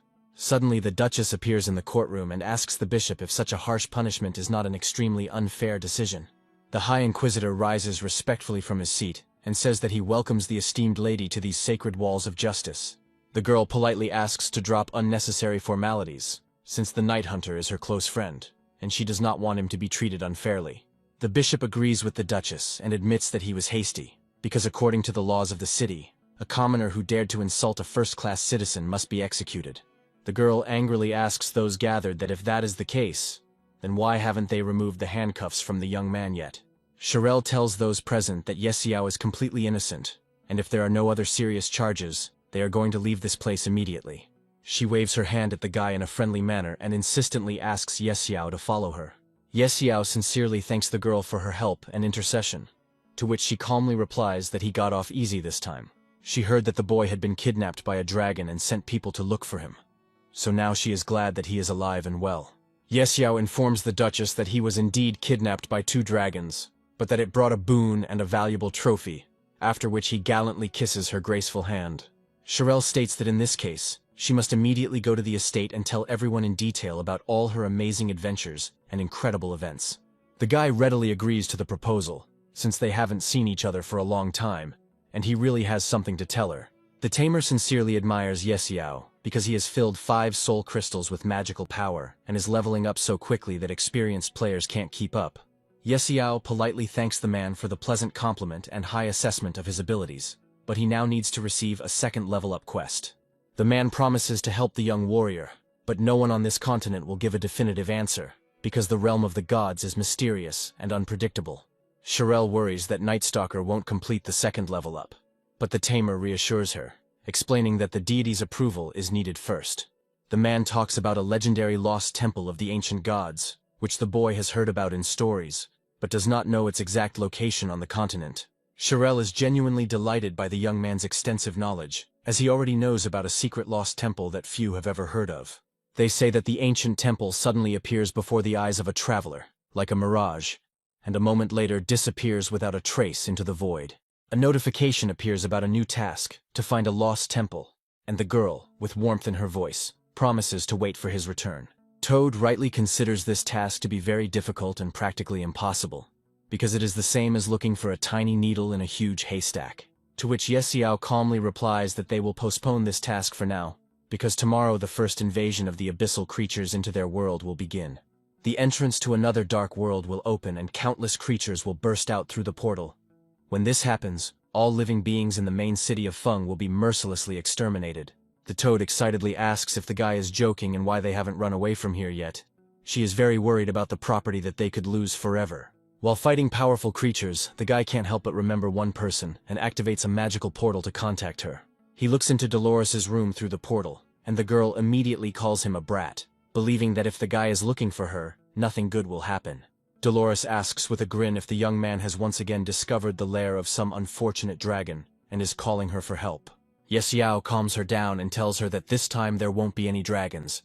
Everything is within the city of Feng, and there is no need to go far. She suspiciously asks if there is some catch to this, to which the guy replies that they are old friends and the girl can rely on him. After which the young people agree on a joint mission, and intend to meet later at an appointed place to discuss the details of the upcoming task. While he still has some free time, the guy plans to level up one more time and properly prepare for the invasion of the Abyss. The gaming forum is flooded with alarming messages, and members are beginning to escalate the situation in order to take advantage of the opportunity to reveal Xiao's identity by any means necessary. The young man considers this to be very naive on the part of the players. He needs to rest quickly, as there can be a lot of serious work to do at night. Players suddenly appear in the location. They don't understand what's happening, because many of them didn't even go to bed, but found themselves in a game that is forcibly sucking them in again.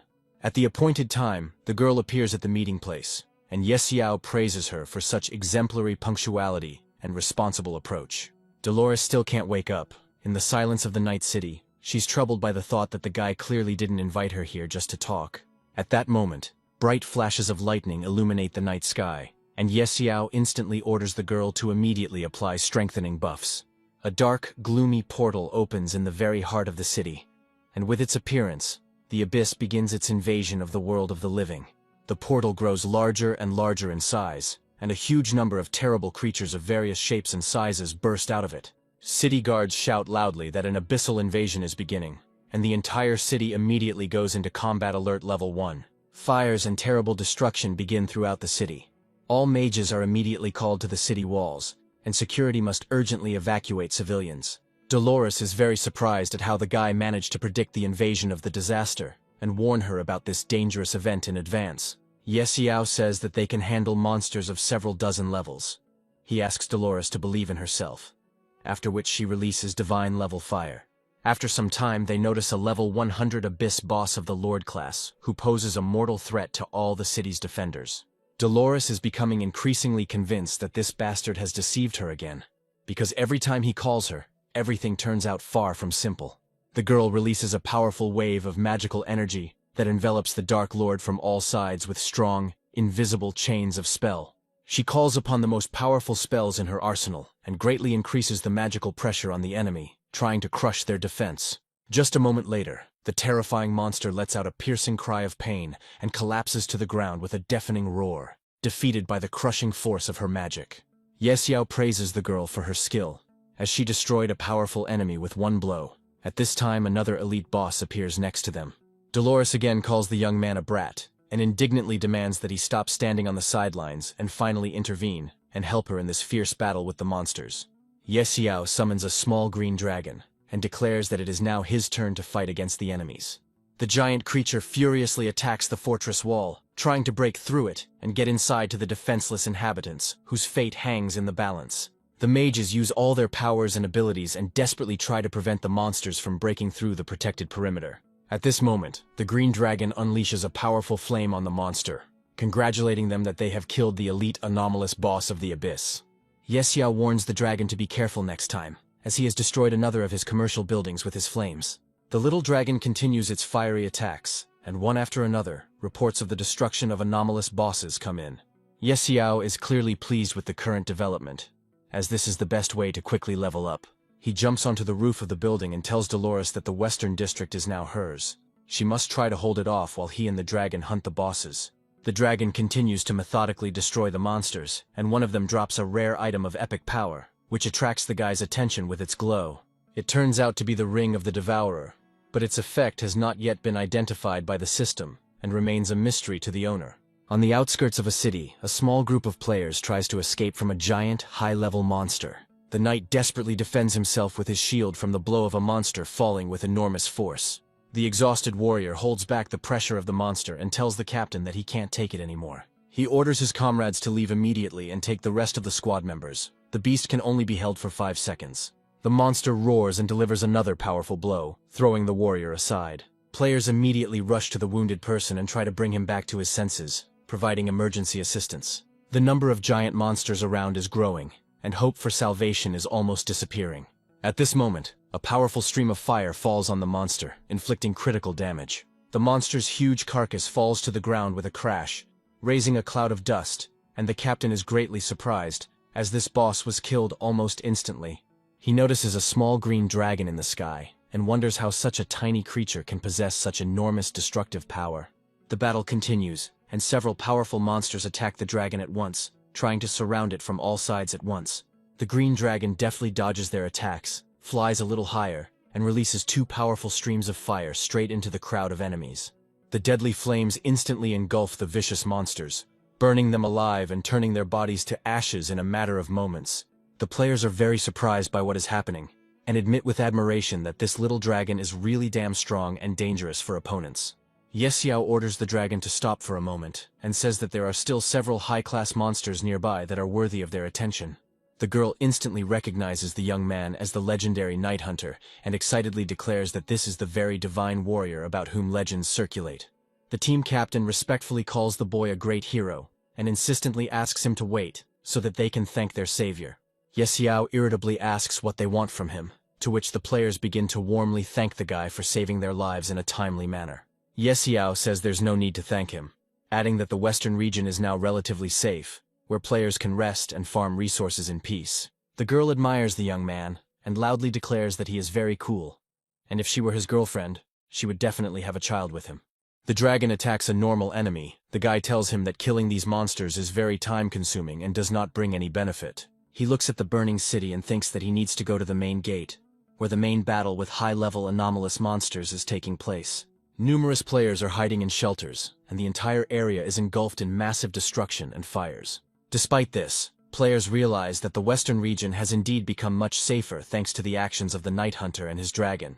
Suddenly, the girl excitedly announces that the Night Hunter has leveled up again. At this moment, huge fireballs suddenly begin to fly from the main gates of the city, leaving flaming trails in the air. One of them crashes into the western quarter, causing a powerful explosion that destroys several buildings and raises a column of smoke and flame. Xiao looks around the main gate and finds himself thinking that the picture is simply horrifying. The city is burning and collapsing before his eyes. A terrible monster suddenly appears next to him. It is the Skeleton King. The system cannot determine its level. The subordinates report to the team captain that the gate defenses have been completely destroyed. The archers are unable to repel the attacks, and unfortunately, they will not be able to hold out for much longer. The captain sighs heavily, then gives the order to prepare for retreat, realizing that further defense of this position is pointless and will only lead to casualties.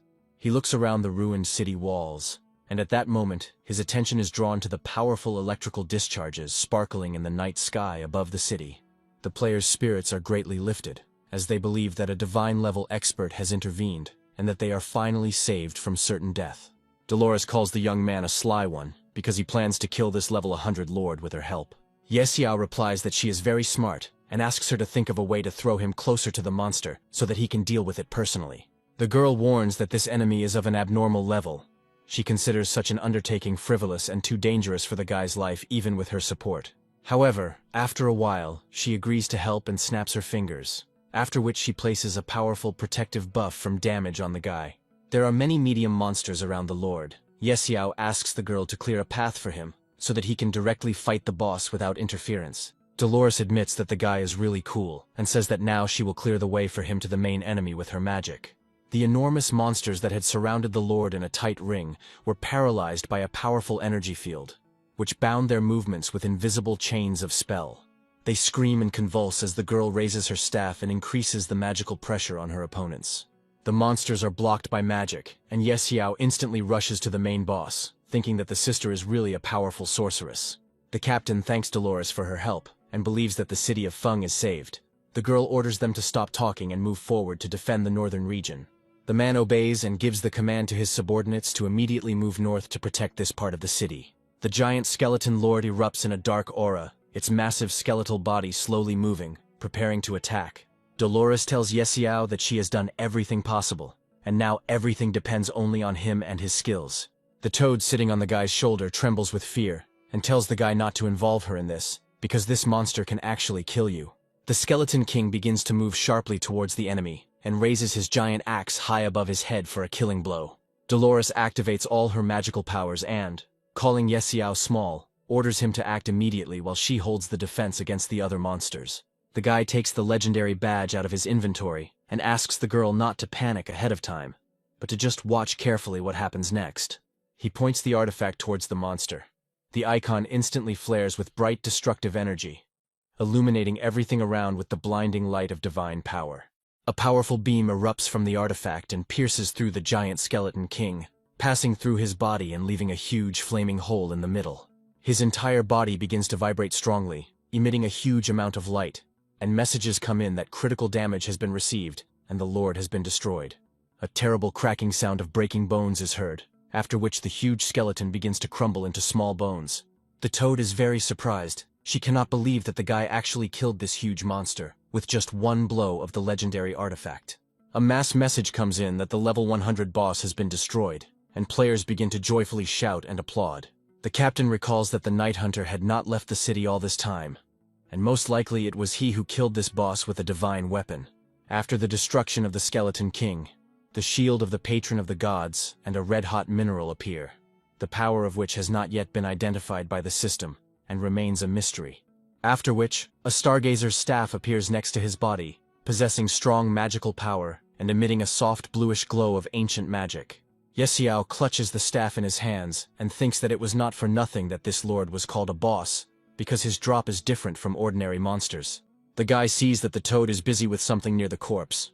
Ebisu excitedly says that this is a rare artifact of the divine level. Yesiao replies that she is incredibly lucky today. The rewards for the invasion turned out to be much better than those for completing the legendary quest, and the guy is pleased with the results of this night of monster hunting. The portal begins to slowly close, filled with dark energy, and the surviving monsters panic and fly back into the abyss, fleeing the players' pursuit. The players feel immense joy and relief, screaming loudly as they survive and the abyssal invasion is finally over. The mayor of the city struggles to get up from the couch and declares that they cannot allow anomalous creatures to enter the main city. The subordinate informs the mayor that the invasion was repelled an hour ago, thanks to the heroic efforts of the defenders and high-level players. The mayor is very surprised by this news and does not understand how this is possible.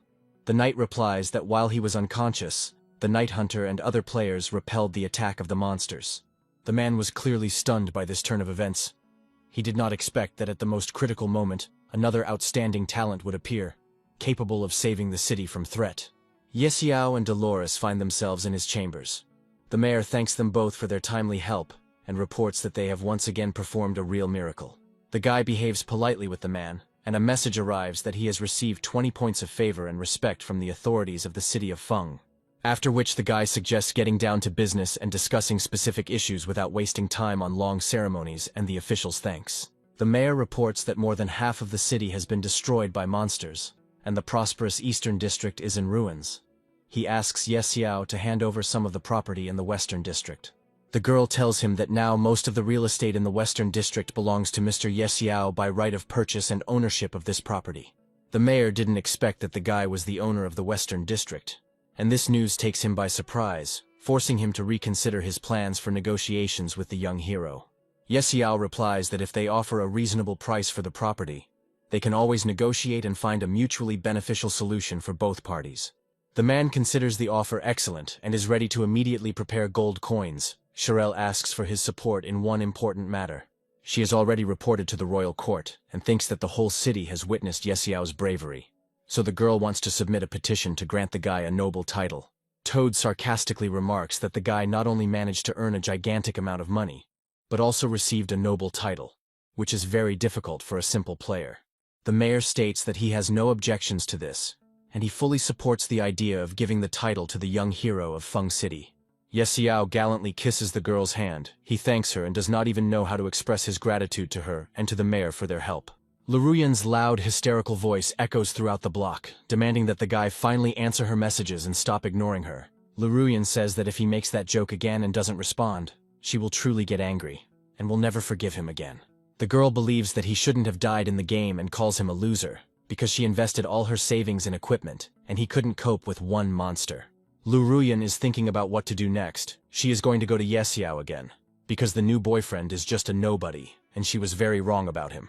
Now the girl has realized her mistake and realized that Yesiao was the best person in her life, who loved her sincerely, and she believes that an apology will bring everything back.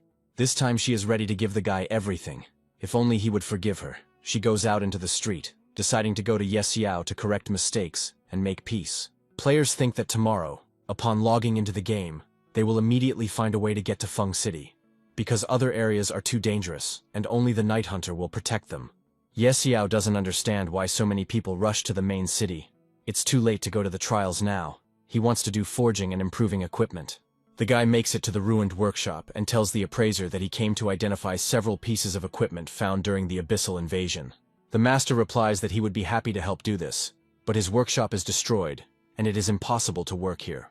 Yesiao thinks for a moment, then invites the man to follow him. He is going to provide him with a forge and all the necessary equipment for work in another place. After some time they get to the place. The master asks what kind of building it is. The guy asks to go inside and see everything with his own eyes. The man is very surprised by what he sees. As it is a high-level workshop, he did not expect that in the western region there is such a magnificent forge with modern equipment. Yesiao states that the man can become the owner of this store, and as for the income, they can use the same profit-sharing model as before. The master expresses gratitude for the generosity, but the boy interrupts him, preferring to get down to business. He takes out one of the items and hands it to the master for identification. The man carefully examines the item and states that even with the most advanced equipment, he is not sure he will be able to identify such a rare artifact. The guy trusts him and his experience. The master is going to do everything possible to determine the properties of the find. After some time, the man regretfully says that everything is as expected. The identification did not work. He notes that until now, no one has worked with divine artifacts of this level and can do nothing to help the young warrior. Security stops the player at the entrance to the palace, stating that the mayor is busy and cannot receive visitors without prior arrangement. A minute later, Yesiao approaches them and asks if the mayor is there. The guard replies that he is working in the office and asks them to go inside. The mayor greets the young man and asks if anything is wrong since he came so late without warning. The guy claims that he wants to find a lost race that is rumored to have disappeared hundreds of years ago, and no one knows its location on the continent. The man replies that looking for her is like finding a needle in a haystack, but the guy simply asks for a reward to be posted for information on the whereabouts of this race. Yesiao is willing to offer 5 million gold coins for reliable information. The mayor considers this a generous reward, and will immediately announce it throughout the city. The next day, All players receive a mass message informing them that the Night Hunter player has become the first in history to pass the Abyss trials at level 40. Yesiao is in the Abyss level location to pass the trial. He is attacked by a huge monster called the Abyss Conductor. The huge monster lets out a deafening roar and furiously unleashes a powerful blow with its clawed paw. The guy instantly uses an energy shield, reflecting the attack and protecting himself from fatal damage from the enemy. At this time, the small green dragon counterattacks the monster with powerful streams of fire. Toad watches the defeated monster and notes that only the presence of a shield made of coins saved them from death. The boy looks happily at the dragon fluttering above him, thinking that thanks to the blessing of the dragon god, his characteristics are growing at a furious pace. The reward is again an incomprehensible fragment, already the fourth. The guy does not understand what it is for, and how to use it correctly in the game. He receives a message to urgently report to the mayor regarding the missing race of gnomes, and players immediately rush to the monster's corpse for the remaining rewards and valuable items. The guy is in the mayor's palace. The knight is ready to share important information obtained while patrolling the city's outskirts. The knight tells us that a group of unusual short people has appeared in the dense forest outside the city. Perhaps this is the same lost race. The guy asks if these are really gnomes. The man confirms that during the invasion of anomalous creatures, he accidentally took refuge in the forest and discovered them there. The guy is ready to immediately go into the forest. The knight offers a support squad, but Yesiao decides to handle it himself. In the nearby forest near the city, a group of gnomes are busy with their own affairs, unaware of the player's surveillance. Two players watch them from cover. One wants to catch the gnome alive and receive a reward of 5 million gold coins from the great Night Hunter. One of the gnomes notices a suspicious noise in the bushes and, without giving a sign to the others, looks carefully towards the people, trying to discern the source of the sound in the thicket. The next moment, a huge warhammer flies towards the players, dealing 80 points of damage to them. One of the players cheerfully declares that this is a very weak blow for them. A second later, a second hammer flies at them, inflicting tens of thousands of damage. The players are shocked by what happened. They consider these gnomes to be some kind of abnormal and dangerous opponents, capable of killing even experienced warriors with one blow. Meanwhile, the dwarves loudly curse the people for their treachery and express disgust at their presence. One of the dwarves reminds the others that he warned them not to go through human territories, because they do not want to be an object of curiosity. The dwarves are about to leave the dangerous place as quickly as possible, when a knight with Yesiao appears at the edge of the forest. The players hiding in ambush notice Yesiao and anticipate an interesting show and battle with the dwarves. The knight points to the clearing. The guy is going to go to the dwarves to assess their strength. He warns the boy to be careful, as gnomes have a hot temper and deal monstrous damage, capable of killing with one blow. The knight declares that his task is completed, and from now on the boy will handle the negotiations or the fight himself, as he sees fit. The gnomes are indignant. One is ready to hit the guy with a hammer for his insolence, but his comrade stops him, noting that the young man looks unusual and pleasant to look at. The second dwarf states that he no longer wants to kill him, because he senses something unusual emanating from this man. Something that distinguishes him from the rest of the race. They smell the aroma coming from Yesiao, and it is a very pleasant scent of a divine artifact, and not just one, but several items of enormous power and rarity. The dwarf continues to admire the aroma, which is so rich, which means that the things on the person seem to be even higher than the level of divine artifacts. The second dwarf smells another scent, but cannot remember what it is. After a while, he loudly exclaims that it is the scent of a deity's blessing. The gnomes continue to examine the boy from all sides. They agree that his aura and spiritual power are simply incredible for an ordinary person of this age. They assume that the boy has received the blessing of a high-ranking god, because his aura feels amazingly powerful and unusual. The dwarves are confident that it is precisely thanks to this gift that his spiritual strength significantly exceeds the capabilities of mere mortal warriors. The hunters watch Yesiao from cover and wonder why they haven't fought yet, since for some reason they are killed immediately, and the night hunter seems to be on a stroll. The girl believes that double standards only exist in the real world, but who would have thought that even the gnome king with an honest look would turn out to be such a two-faced bastard? Meanwhile, the dwarves show interest in the guy's personality and his goals. Yesiao explains that he came here to ask for help in an important matter that requires their participation. They think the guy needs to forge artifacts and improve his equipment, but Yesiao says he doesn't need that. He wants to find the lost temple of the ancient gods. The gnomes don't understand why he needs this. The guy asks them not to worry. He has no evil intentions. He just needs the help of a deity to complete the task of changing his profession. The temple holds special significance to the dwarven people. and its location is not revealed to outsiders without proof of trust. Yesiao reports that he has an artifact and asks for help in identifying it. Since the local blacksmith was powerless, the dwarves agree to examine the item, considering themselves unsurpassed masters, and the aforementioned blacksmiths unworthy of attention. One of the dwarves immediately determines that the artifact was not hand-forged and is of unknown, divine origin. It shows no traces of forging, and its quality is so high that after contact with a magical element, it itself became an artifact. The dwarves ask how the guy got the artifact, because it is the horn of the god of destruction, which fell off after the death of the ancient deity. Yesiao says he killed a high-level abnormal invasion boss yesterday and received this item as a reward. The dwarves agree to examine the artifact, but warn him that the price will be high, and they are not sure whether he will be able to pay.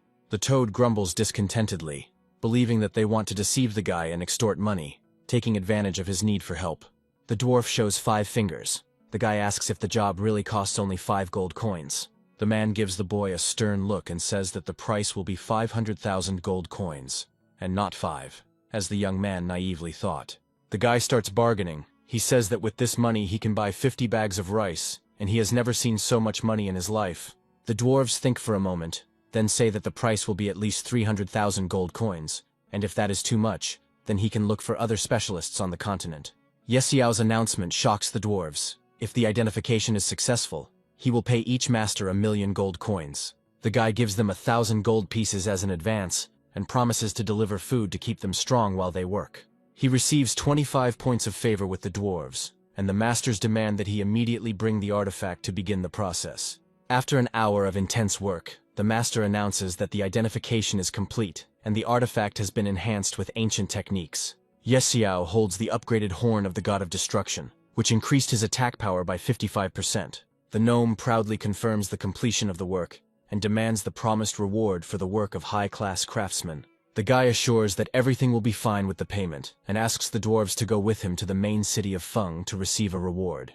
The dwarves are wary, but Yesiao promises to throw a feast with plenty of food, and pay them for identifying new artifacts. Passers-by turn around and look in surprise towards the city's main gates, watching the unusual procession of creatures entering the city. They do not understand at all why the Night Hunter did not fight the dwarves, and even brought them with him to the city as honored guests and allies. The knight is puzzled, but hopes to receive rare equipment now that peace with the dwarves has become possible. The dwarves enjoy the feast, praise the treats, and admit that they have never eaten anything more delicious in their lives. The knight watches them closely and asks everyone to enjoy the meal. All expenses today are at Mr. Yesiao's expense. The guy turns to Thor, reminding him of the temple and asking him to tell him where to look for it, since the contract has been fulfilled. The gnome hands over the item and says that it is a temple detector, passed down from generation to generation, and that if you approach a fire temple, it will give a signal to the owner. And yet, he persistently advises the guy to abandon this idea and not risk his life for the sake of some task to change profession. Thor begins to tell that this temple is inhabited by an incredibly terrible creature, capable of killing any mortal who dares to approach the sacred place of the fire gods. Yesiao asks what kind of creature it is, and the dwarf replies that they have never actually seen it themselves. Long ago, the ancestors of the dwarves, led by the god of fire, fled from the temple, and bequeathed to their descendants to avoid it at all costs, and never return there again. A terrible creature from the abyss appeared there, and to imprison it forever, the god of fire created a fiery wasteland inaccessible to ordinary mortals. Yesiao understands that the fire temple is closely connected to his change of profession, and he needs to get there, despite all the dangers and warnings of the ancient dwarves. Thor admires the young man's courage, and gives him 2 items. The detector will react to the approach to the temple, and the crystal is given to the guy for his hospitality. Yesiao examines the crystal and learns that it contains a special high-level fire magic power. He asks if there are more similar things, and says that he is ready to buy them for gold. Thor starts rummaging through his huge canvas bag, and pulls out several items. He hands the young man some regular fire spirit crystals. Their effect is a little weaker, but if needed, he can give the guy a few from his reserves. Yesiao thanks the dwarf and says that this amount will be quite enough. With them he will be able to resist the fire of the fiery wasteland and pass through it alive. The young man thanks the dwarves for their help and generosity, and in return they wish him luck on his dangerous journey to the temple, and hope that he will survive this ordeal. Toad asks the guy what he plans to do with the fire temple next. Yesiao replies that he is ready to risk his life to change his profession. The young man declares that in such a difficult matter they cannot do without one person who can help him cope with the dangers of the fiery wasteland and the fire temple. Dolores stands in front of the mirror and comes to the conclusion that this magical robe suits her better than the previous one, and makes her figure more graceful and attractive. A knight runs into her chambers and tells the girl that he has arrived and is waiting for her downstairs to talk about an important matter. Dolores turns to Yesiao and grumbles, believing that his appearance again promises danger and trouble. She asks irritably if there is a fight with a dragon or another invasion boss coming up. The guy claims that he doesn't live for fighting, but Dolores doesn't believe him and demands to know the purpose of his visit. Yesiao says that he wants to go to the fire temple to change his profession and needs her support. The girl gets angry, thinks his plan is crazy, wishes him luck, and suggests he handle it himself. The guy asks not to rush into refusal, offering to discuss the price and find a compromise. Dolores replies that the path to the temple is mortally dangerous, and the treasures are not worth the risk. In response, Yesiao shows the girl the dwarf compass, and says that he did not intend to look for the path by chance. This object can show them the way to the fire temple. Dolores understands that it's all about a change of profession, which is why the guy was so persistently looking for her, and asks to give her a week to prepare for a dangerous journey through the wasteland. Yesiao says that there is no time and he is leaving immediately. Dolores is indignant, because they did not even discuss the price. Without her protection, he will not reach the temple alive. 2 days of travel pass, and the action moves to a fiery wasteland, where the temperature reaches unbearable levels for an ordinary person. The young people are slowly moving along huge rivers of molten magma. The girl says that she is terribly hot.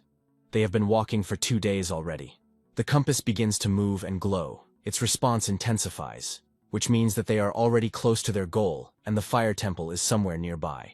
Suddenly, a fire shark appears from the magma next to them. It is an elite level 100 monster that poses a deadly threat to travelers. The guy loudly declares that he is fed up with this dirty shark that constantly bothers them. The girl asks him to provide her with an opponent. She declares that she will now cool her ardor once and for all. Dolores waves her wand, and the huge creature is bound by a thick layer of ice. However, the spell does not work on the fire monster for long. The shark is freed from its icy captivity, and small shards of ice fly in all directions. Suddenly, dozens of these sharks emerge from the fiery magma. The girl is very surprised and wonders where so many of them came from in one place at the same time, and why they attack so aggressively. The guy asks to hold back this attack at any cost. The compass reaction is getting stronger and stronger, which means the temple is very close, and the portal should open any minute. Dolores states that something is wrong, at which point a huge portal instantly appears in front of them, glowing with a bright flame of divine power. It rises higher and higher above the wasteland, and a bright energy circle begins to move inside it, opening a passage into the temple. Yesiao happily declares that this is the main gate of the fire temple, and they have finally found what they have been searching for 2 days. Dolores asks to hurry up with the entrance. She sees that there are more and more sharks, and thinks that things are very bad for them now. Suddenly, giant fish burst out of the magma, attacking travelers from all sides with powerful bursts of flame and lava. Yesiao summons a protective shield that flares around him in a bright sphere, blocking attacks and wasteland fire. He asks the toad to hold on tight and demands Dolores to cast a speed boost while he breaks through to the portal. Dolores sighs, promises to help, and reminds her not to forget about her sister's reward for her risky work.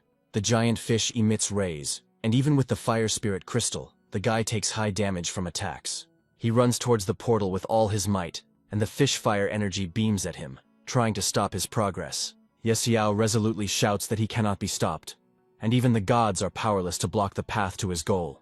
He reaches the gate and instantly finds himself in another space, protected by the walls and magic of the fire temple. The boy looks around and is amazed at how ruined the ancient temple of the gods has become after centuries of oblivion and abandonment. A giant appears nearby, calling him a trespasser, and demanding to know the reason for his visit to the sacred place. Yesiao replies that he came to explore the ruins and receive a blessing to change his profession to a higher rank of power. The skull's eye sockets glow with a scarlet light, the creature declaring that the blessing is necessary to awaken the hidden power. Yesiao asks if a divine blessing is really needed, and the giant orders him to give praise and prostrate himself before the god of fire. The toad whispers that something is clearly wrong with the statue, as it is trying to humiliate the young master by forcing him to bow before it.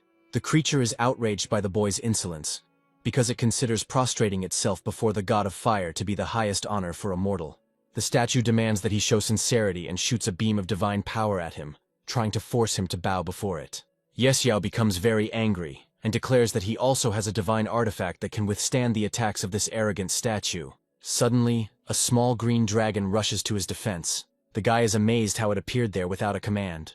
The dragon suddenly rushes at the statue and begins to strike it repeatedly with its claws and teeth. The guy asks him to come back immediately. However, the little green dragon doesn't listen to the guy, and shooting a stream of fire at the statue, deals 10,000 units of damage. Xiao is very surprised and wonders if hatred for the gods is really so deeply rooted in the blood of dragons. The huge statue crumbles into pieces, emitting a magical hum, and expresses anger for the disobedience shown to the great god of fire.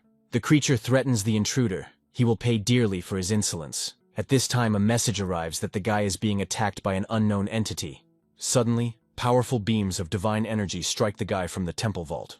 The ground beneath Xiao's feet shakes. He wonders if it is really true that the god of fire is attacking him for refusing to kneel before his greatness and power over the element of fire.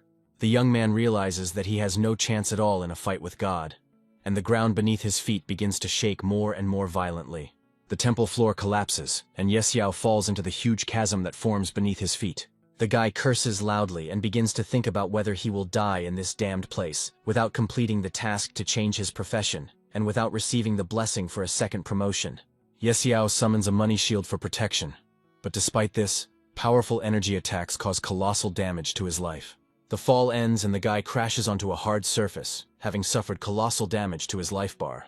He slowly gets to his feet and begins to look around, noticing a giant creature next to him, shrouded in flames and radiating incredible power. Next to him is an immortal divine phoenix, whose characteristics and level remain unknown to the game system. The guy is very surprised that there is no information about this creature, and thinks about whether it could be the most terrible creature that the dwarf Thor warned about in the city of Feng. A voice is heard asking why the man broke the statue of Hephaestus, and judging by the tone, the boy understands that there is an irreconcilable feud between this immortal phoenix and the god of fire. Xiao confirms his involvement in the incident. The phoenix acknowledges his efforts, but strongly advises him to leave the temple while he still has the opportunity. Otherwise, when Hephaestus appears, the guy will be in trouble. Now that the statue is destroyed, the phoenix has awakened. Very soon he will throw off his shackles, and the god will certainly appear before that moment. Xiao wonders if the creature is capable of throwing off the shackles of the god. Then why was it imprisoned under the fire temple for so many years? Phoenix replies that the reason was betrayal. Because the false god Hephaestus treacherously attacked him and his family when the opportunity presented itself. He took advantage of the phoenix's weakness after the birth of its offspring, and imprisoned it in this prison with magical shackles of the fire element. The boy asks where his child is now and offers to save him in exchange for help and a blessing to change his profession. The phoenix is outraged and declares that man is unworthy of touching his lineage, because mere mortals cannot control the descendant of a sacred bird. The guy irritably asks if he really thinks that he came here for empty talk, and not for the sake of business and the rescue of the prisoner of the god of fire. Xiao orders the green baby to show his power. The phoenix is amazed, not believing that a human is capable of controlling a dragon of such a level. He is tormented by the question of how the dragon god could bless an insignificant mortal who has neither noble blood nor high origin. Xiao orders him to stop talking and tell where the phoenix's offspring is. The creature humbles itself and says that the feather will show the way to it. Xiao carefully examines the phoenix feather and thinks that another mythical beast is already waving its paw at him and will soon become his faithful companion in adventures. The toad sarcastically tells the guy that he is celebrating too soon. Now he will actually have to step into a sea of fire and risk his life for the sake of this phoenix chick. A loud roar is heard, and the arena where the guy is located begins to be surrounded by a huge amount of fiery magma rising from the depths of the abyss. In a matter of seconds, he finds himself surrounded by molten rock, and the guy believes that for the sake of his mythical pet, he would even jump into a sea of fire. Xiao releases the phoenix guiding feather. Fortunately, the fire spirit crystal gives him 95% fire resistance. Otherwise, he would have turned into a roast pig.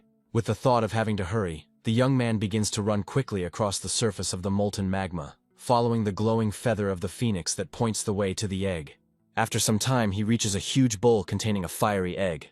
Xiao is amazed by this sight and realizes that this is indeed the egg of a phoenix, a true immortal being of divine power level.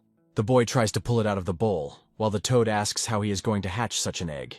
Suddenly, the boy stops, as he hears a loud, menacing voice asking who dared to invade the sanctuary of the fire god and steal his treasure from the temple. A powerful beam of divine power hits Yesiao in the back, and the boy feels an unbearable heat penetrating the protection of the shield and burning his body. The protective shield is almost destroyed by the attack, and a giant hand emerges from the molten magma. She rises higher and higher from the magma. The toad begins to scream hysterically, asking what the guy is waiting for, and orders him to immediately run away from here before it's too late. Yesiao immediately runs away. The toad asks why he always goes to such dangerous places to steal eggs instead of safer locations. He quickly reaches the fire phoenix, and the giant bird is very surprised because the guy actually managed to reach the egg alive. Phoenix asks how a mere level 40 mortal could get through such a terrifying lava that kills any living creature without divine protection. In response, Yesiao replies that there is nothing difficult about it, and thinks that stealing eggs is not the first time for him. A powerful column of fire falls from the sky. The voice of Hephaestus calls Yesiao a pathetic mortal who destroyed the statue and touched the phoenix egg without permission. Everything around is engulfed in fire. The phoenix orders them to leave. Hephaestus will come soon, and the young man alone, even with a shield, will not be able to cope with the god of fire. Phoenix says that there is a way to save himself, but a mortal is too weak for it, and an ordinary person cannot cope. Even the strongest of men could not remove his seals and survive such a dangerous attempt. Yesiao insistently asks for an explanation of the method. The phoenix points to 2 black seals that restrict his strength and freedom of flight. The seals can only be removed simultaneously, but no mere mortal has ever succeeded in doing so without the help of a deity. Yesiao smiles and shows off the magical artifact, asking if even with it, both seals can't be removed at once. Phoenix is amazed that the boy has a divine artifact, but one item is not enough. 2 artifacts of equal power are needed. In response, Yesiao displays the cooling stone, realizing that this way he will be able to use God's destructive power twice at once. A loud voice echoes throughout space, announcing that the god of fire is about to descend here and tells the insignificant man to prepare to meet his righteous wrath. The guy believes that he has no other choice and will have to take a risk, since there is nowhere to retreat and nothing to lose. He absolutely does not want this arrogant old crick to achieve his goal and get satisfaction from humiliating a mere mortal. Another pillar of fire strikes from the sky. The guy jumps back at the last moment, decisively activating the artifact, which emits a cold, bluish glow. After a moment, the seal begins to vibrate strongly, producing high-frequency sounds, after which it breaks into many small fragments with a crackling sound. Phoenix is greatly surprised by the fact that a mere mortal would dare to commit such a daring act, challenging an ancient divine being. A huge human silhouette appears in the darkness, and in a loud voice he utters a single word in surprise, addressed to the uninvited guest, "Man." Yesiao instantly froze in place, as if petrified by surprise, and slowly turned towards the giant creature towering over him. Next to him is the fire god Hephaestus, who tells the guy that he will now sacrifice his miserable human life. The young man stands frozen in amazement, gazing up at the majestic god, amazed by his colossal size. Hephaestus loudly and powerfully declares that he has descended from heaven to insignificant mortals, and orders them to immediately kneel before him in sign of submission. At this moment, Phoenix gathers all his remaining strength and suddenly rushes forward, breaking the magical shackles that bind him. He breaks his huge, heavy chains, flies swiftly up to Hephaestus, and with barely concealed triumph, tells him that he has come just in time. Hephaestus loudly and incredulously asks how this is even possible, and how Phoenix managed to break such a powerful magical seal created by the deity himself. A fierce flame of hatred flares in the eyes of the giant firebird. It calls Hephaestus a vile, vile false god, and says that the time has come to pay for the sins committed. Phoenix furiously declares that only the filthy, cursed blood of the mystical creature can finally wash away the humiliation and shame inflicted on him. The toad, in a voice trembling with fear, tells the boy that this is absolutely not a fight they can safely interfere with, and begs him to hide quickly. Hephaestus does not believe that Phoenix, after many centuries of imprisonment, has any strength left for serious resistance, and raises his huge hammer to strike. Phoenix, in turn, resolutely rushes into battle, declaring that the pathetic false god will now pay with blood for the spilled blood and get what he deserves. Hephaestus delivers a powerful blow with his hammer, which shakes the entire surrounding area, but Phoenix deftly dodges the fatal blow using his speed. The force of the blow is so incredibly great that the resulting shockwave throws the young man high into the air, like a weightless splinter. The guy instantly activates his money protective shield, fully understanding that otherwise he simply won't survive in this confrontation of the gods. At this moment, Phoenix delivers a powerful blow with his fiery wing, which cuts Hephaestus's arm. The giant firebird continues its furious attack, and would love to see Hephaestus melt alive in his own flames. Phoenix loudly accuses Hephaestus of base betrayal, reminding him that he dared to challenge a true deity and break ancient oaths. He quickly approaches Hephaestus and delivers another powerful cleaving blow with his clawed fiery paw, aiming for a vulnerable spot. Hephaestus screams loudly in despair that this simply cannot be, and that such an outcome is impossible, after which he falls to the ground with a deafening crash. The guy was genuinely impressed by the fact that this immortal divine phoenix was incredibly cruel and easily tore apart the powerful fire god. The blood of the defeated divine being will allow the legendary phoenix to be reborn in the sacred flame and restore its lost power. The toad quietly and carefully whispers to Yesiao that, having bathed in the blood of the slain god, the phoenix quickly restores its original strength, after which the toad fearfully announces that this creature is too dangerous, and insistently suggests that they get out of here immediately, because they no longer need this phoenix egg. However, the young man does not have time to take a single step towards the exit, as he suddenly hears the commanding voice of a huge bird, which asks the man to come closer to it. The guy starts to smile nervously and quickly says that this is all an unfortunate misunderstanding, and he will definitely return the stolen phoenix egg safe and sound. The bird curiously asks what kind of misunderstanding the guy is talking about, explaining that she just wants to sincerely thank him for his invaluable help. A small golden sphere suddenly appears next to Yesiao. Phoenix explains that these are 2 drops of the false god's blood, his priceless gift. The great fire god Hephaestus has existed on the lost continent for tens of thousands of years, and his ancient blood is saturated with pure divine power. The boy sheepishly states that he is embarrassed to accept such a generous and valuable gift, to which the toad sarcastically and mockingly remarks that this does not seem at all true. Phoenix explains that this divine blood will certainly help the boy successfully hatch his little cub from its strong shell. The baby phoenix hasn't hatched yet, and Yesiao must figure out a way to help it emerge safely. The divine firebird is sincerely grateful to the boy for his invaluable help in liberating him, but informs him that this ancient place will soon be completely destroyed. The news of the fall of the mighty Hephaestus will soon spread throughout the world. Phoenix relies on Yesiao, so the bird insists on leaving immediately. The guy decisively declares that they must first take the trophies from the battlefield, and picks up the massive staff of Hephaestus.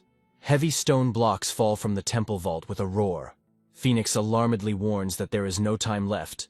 It is time to leave immediately. The ground beneath our feet shakes violently. Huge fragments of columns fall everywhere, and bubbling, burning magma rapidly spreads around. Powerful, blinding bolts of lightning pierce the night sky, followed by the materialization of angry divine beings, drawn by the fall of Hephaestus. In a loud voice, the resurrected Hephaestus furiously declares that he has lost one of his precious incarnations in this world. The demon nearby is perplexed. Hephaestus screams that he has lost the incarnation that guarded the immortal phoenix. The demon is indignant, because the phoenix was a key link in their centuries-old plan. The magical creatures learn of the complete destruction of the ancient world, and accuse Hephaestus of irresponsibility, considering him guilty and unworthy of mercy for the failure he committed. One of the senior demons commanded everyone to immediately shut up and stop the pointless argument, demanding that they focus on the matter at hand. After years of absorbing energy, it is now necessary to find the true source of the problem and eliminate it as soon as possible. The huge demon orders not to waste a minute, and for everyone to immediately prepare for the impending invasion. Dolores stands tensely at the portal that leads to the crumbling fire temple, looking anxiously at the shimmering passage. The girl realizes that the temple is about to collapse completely, and wonders if this reckless guy really died there ingloriously. However, a moment later, a brightly glowing magical portal appears in the dark sky, and Yesiao suddenly appears in it along with a majestic phoenix. Dolores is relieved to call the young man a nasty bastard, and is very glad that he is still alive and well. She instantly turns her attention to the immortal divine phoenix hovering in the air. In a quiet, astonished voice, the girl again calls Yesiao a brat, and asks in bewilderment how he managed to contact a powerful being of such a high level. At this moment, the phoenix folds its fiery wings and concentrates powerful magical energy around itself, causing a blindingly bright aura to flare up around it, after which it suddenly collapses with a loud sound, throwing out powerful streams of pure energy into the surrounding space. The phoenix begins to rapidly disappear into the night sky and, in parting, asks the mortal to take care of its precious offspring and hopes that they will meet again. Dolores continues to be surprised by what happened, and curiously asks the young man what exactly he did in the temple this time. She praises the guy for not only escaping the dangerous fire temple alive, but also for managing to take the priceless phoenix egg with him. The guy smugly announces that this is not all of his achievements, and begins to demonstrate 2 drops of the rarest divine blood. The girl suddenly falls silent mid-sentence and begins to stare, mesmerized, at the brightly shining golden sphere in his hands. System messages are coming in that the guy has been washed in the blood of a deity, and has received divine fire, and in addition, the hidden potential of the profession called God of Wealth has been revealed. The Toad sincerely congratulates the guy on his advancement in the profession of wealth, and joyfully reports that thanks to this, she herself has become significantly stronger. Profession skills have been greatly enhanced. Daily wealth flow now provides 2% gold, and the Beast Mastery utility skill has been significantly improved. If a royal-level pet is developed to the absolute limit with this talent, it will be able to successfully evolve into a legendary mythical beast. At this moment, the huge phoenix egg begins to vibrate strongly and make strange sounds, attracting attention. The guy notices this with surprise, and excitedly asks the girl if it is really moving, and is about to hatch right now. A system message arrives stating that there are exactly 71 hours and 59 minutes left until the hatching of the precious pet. Yesiao rightly believes that it seems that his advancement and strengthening of divinity has greatly accelerated the natural hatching process of the phoenix egg. Dolores calls the guy a brat and asks with a grin if he wants to go on another adventure, to which Yesiao resolutely replies that he will never return to that damn temple again. The young people then activate the spell and teleport to the main city of Feng, leaving the crumbling temple behind. The man's irritated voice rudely orders him to leave and threatens him with violence if he is bothered with intrusive questions again.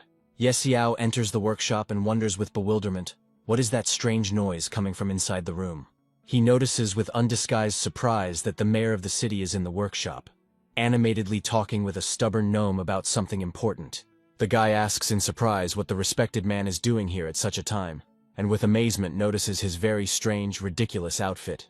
He persistently wants to know what is going on here and what is going on, to which the mayor evasively replies that you can't just tell and explain everything.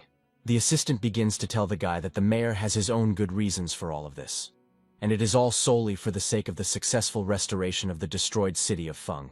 Ever since Yesiao brought the gnomes to the city, the mayor has been trying his best to persuade them to help with the restoration. But these creatures have proven to be peculiar and ignore his requests. After which he continues to tell that the mayor had completely despaired of his attempts and decided to meet him halfway, having learned from someone that the gnomes were very fond of rice. Yesiao finds the logic of what is happening absurd and is perplexed how the mayor could have come to such a ridiculous decision on his own. The guy politely asks to tell the mayor to quickly change back into normal clothes, because he himself will deal with the stubborn gnomes. Yesiao begins to feel a little nervous about the upcoming conversation, and silently calls the gnomes incredibly stubborn and wayward creatures with whom it is difficult to negotiate. Thor curses loudly with choice words, and rudely asks what the man here wants from them, after which he threatens to beat him with a hammer if he shows up again. The guy loudly greets the dwarf and calls him by name, to which Thor unexpectedly recognizes Yesiao, and admits that he is very glad to meet him, and that the guy returned so quickly. Thor asks if the young man found the legendary fire temple during his journey. Yesiao proudly replies that of course he did, and what's more, he even managed to enter it. The dwarf wonders if the boy will now be able to take them home, but Yesiao regretfully admits that this is not possible. Thor asks in bewilderment why this is impossible. The guy replies with regret that the temple is already completely destroyed, and he only managed to take this ancient staff. The dwarf declares that since the boy holds the sacred staff of the god of fire, it means that he is his true messenger, and asks him to lead their people and show them the right path. The guy agrees to take on this responsibility, but puts forward the condition that they must unquestioningly follow his directions and orders. He politely asks the dwarves to stay in the main city of Feng for a while, and help rebuild its destroyed buildings and fortifications. The dwarves carry out the messenger's instructions without objection, and Thor enthusiastically undertakes to convey this news to the rest of his fellow tribesmen. Meanwhile, the mayor in the next room is thoughtfully examining his strange, ridiculous outfit, trying to figure out what went wrong. The man naively believes that if he dresses up as a rice cake this time, he will definitely be able to win the favor of the capricious gnomes. At this moment, the manager hurriedly entered the office and excitedly announced that the senior dwarf had already left with Mr. Yesiao. The mayor is shocked by the unexpected news and, at a loss, demands an explanation from his subordinate about how and where he went. The subordinate begins to tell that the dwarves have set out to rebuild the city, and the man joyfully believes that his persistent efforts must have finally touched their hearts. However, the clerk corrects him and explains that in fact it was Mr. Yesiao who somehow managed to convince the stubborn gnomes to help the city. The mayor is sadly envious. The clerk admits that he doesn't know the details, because Yesiao said a few words, and the gnomes immediately agreed to everything. The man asks why the mayor chose such a humiliating costume, inappropriate for his status, to which he replies with bitter irony that he will join the city circus as a clown. The dissatisfied voice of the royal envoy is heard, complaining that Lord Yesiao has become too arrogant and disrespectful to the royal court. The royal envoys arrived on the prince's personal behalf to present him with an honorary title, but he is nowhere to be found, and they are unable to carry out their important mission. The messenger knows about the prince's feelings for the girl, and is confident that if he says a kind word to her, the issue will be resolved quickly and satisfactorily. The girl asks the messengers to return and tell the prince to quickly abandon these stupid romantic thoughts about her. Suddenly, Yesiao enters the room, his unexpected appearance immediately attracting the attention of everyone present. Shirel feels a strong, genuine joy at his long-awaited appearance and says with relief that he is finally back safely. Yesiao greets the girl warmly and hopes that he is not too late for an important meeting. The messenger mockingly remarks that the guy turned out to be arrogant and only now deigned to appear after a long wait. The man says contemptuously that he thought the guy was worthy, but he turned out to be a pathetic coward, unworthy even of being in the shadow of a noble prince. Shirel sharply demands that the envoy not be rude to the guest. Yesiao calmly declares that he is in a bad mood and wants to kill someone for fun. The messenger considers these to be cheap, worthless words, and arrogantly asks if the guy understands that just for this impudent conversation he could be destroyed. The messenger arrogantly begins to ask the guy whether he realizes who he is dealing with and who he represents. But before he can finish, Yesiao suddenly delivers a crushing blow. The guy smiles and mockingly apologizes, saying that he thinks he went a little overboard with the force of the blow. After which he calmly asks the people gathered in the room if any of them have any objections to his actions. The men fearfully declare that it was entirely just and noble, and respectfully ask to be allowed to express their deep respect to the strong warrior. The guy asks if they can finally award him the promised noble title. Yesiao thinks that words are superfluous when everything can be settled with fists. Massive reports are coming in that player Night Hunter has received the prestigious title of Viscount of the Empire, and in honor of this, everyone's game time has been increased by 2 additional hours. Players are overjoyed by the news, as the guy has unlocked an important property system, meaning he can start building a team soon. Shirel happily reports that the dwarves are actively rebuilding the city, and now many wealthy merchants are offering high prices for its commercial properties. Numerous players from all over the city excitedly run up to the guy. Many of them have collected a sufficient amount of gold coins and are ready to make a profitable deal right now. They begin to place bets with reckless abandon, outbidding each other and raising the price, with the best offer gradually reaching 90 million gold coins. The guy asks not to worry and assures that he will definitely be able to sell commercial real estate to anyone who wants it. But there is one small detail. Yesiao pauses briefly to observe the crowd's reaction, then announces that all buyers will have to pay a significant surcharge on top of the stated amount. Buyers readily agree to this condition as well, saying that no matter how much gold they have to add, they still really want to buy promising commercial real estate. The guy watches silently and with satisfaction as excited buyers compete to offer their improved conditions. At this moment, the effect of the cash flow skill is automatically activated, and the amount of incoming gold coins increases many times over. The entire gaming forum is flooded with enthusiastic messages about the guy. Many players rightly consider him invincible and an amazing entrepreneur. As expected, the news of the dwarven settlement in Feng City quickly spread throughout the game world and attracted the attention of many people. Suddenly, the guy learns from his informants that many suspicious foreigners have appeared in the city, and some of them look very dangerous and threatening. Yesiao thoughtfully approaches the window of his house and thinks with anxiety that these people probably came specifically for him. But they are all completely unaware of the fact that something truly grandiose will happen tonight and change the balance of power in the game. In the dark night sky, bright, powerful lightning suddenly flashes, illuminating the majestic castle on the hill above the city with its cold light. The players are amazed and shocked just now. While fighting with ordinary monsters, they were suddenly thrown out of the game. They feel a strange, unknown force in their body. Yesiao realizes that the moment has come for virtual games to merge with reality. Messages begin to arrive requiring the immediate selection of one skill to bring into the real world. Yesiao chose the money shield without hesitation, and at the same time, his body was enveloped in a brightly shining aura, a clear sign of the game ability being activated. As expected, players who have reached level 10 have gained the ability to extract skills, and their in-game stats are now transferred into reality. The guy begins to easily jump from one rooftop to another, thinking that now it's time to settle old scores with someone.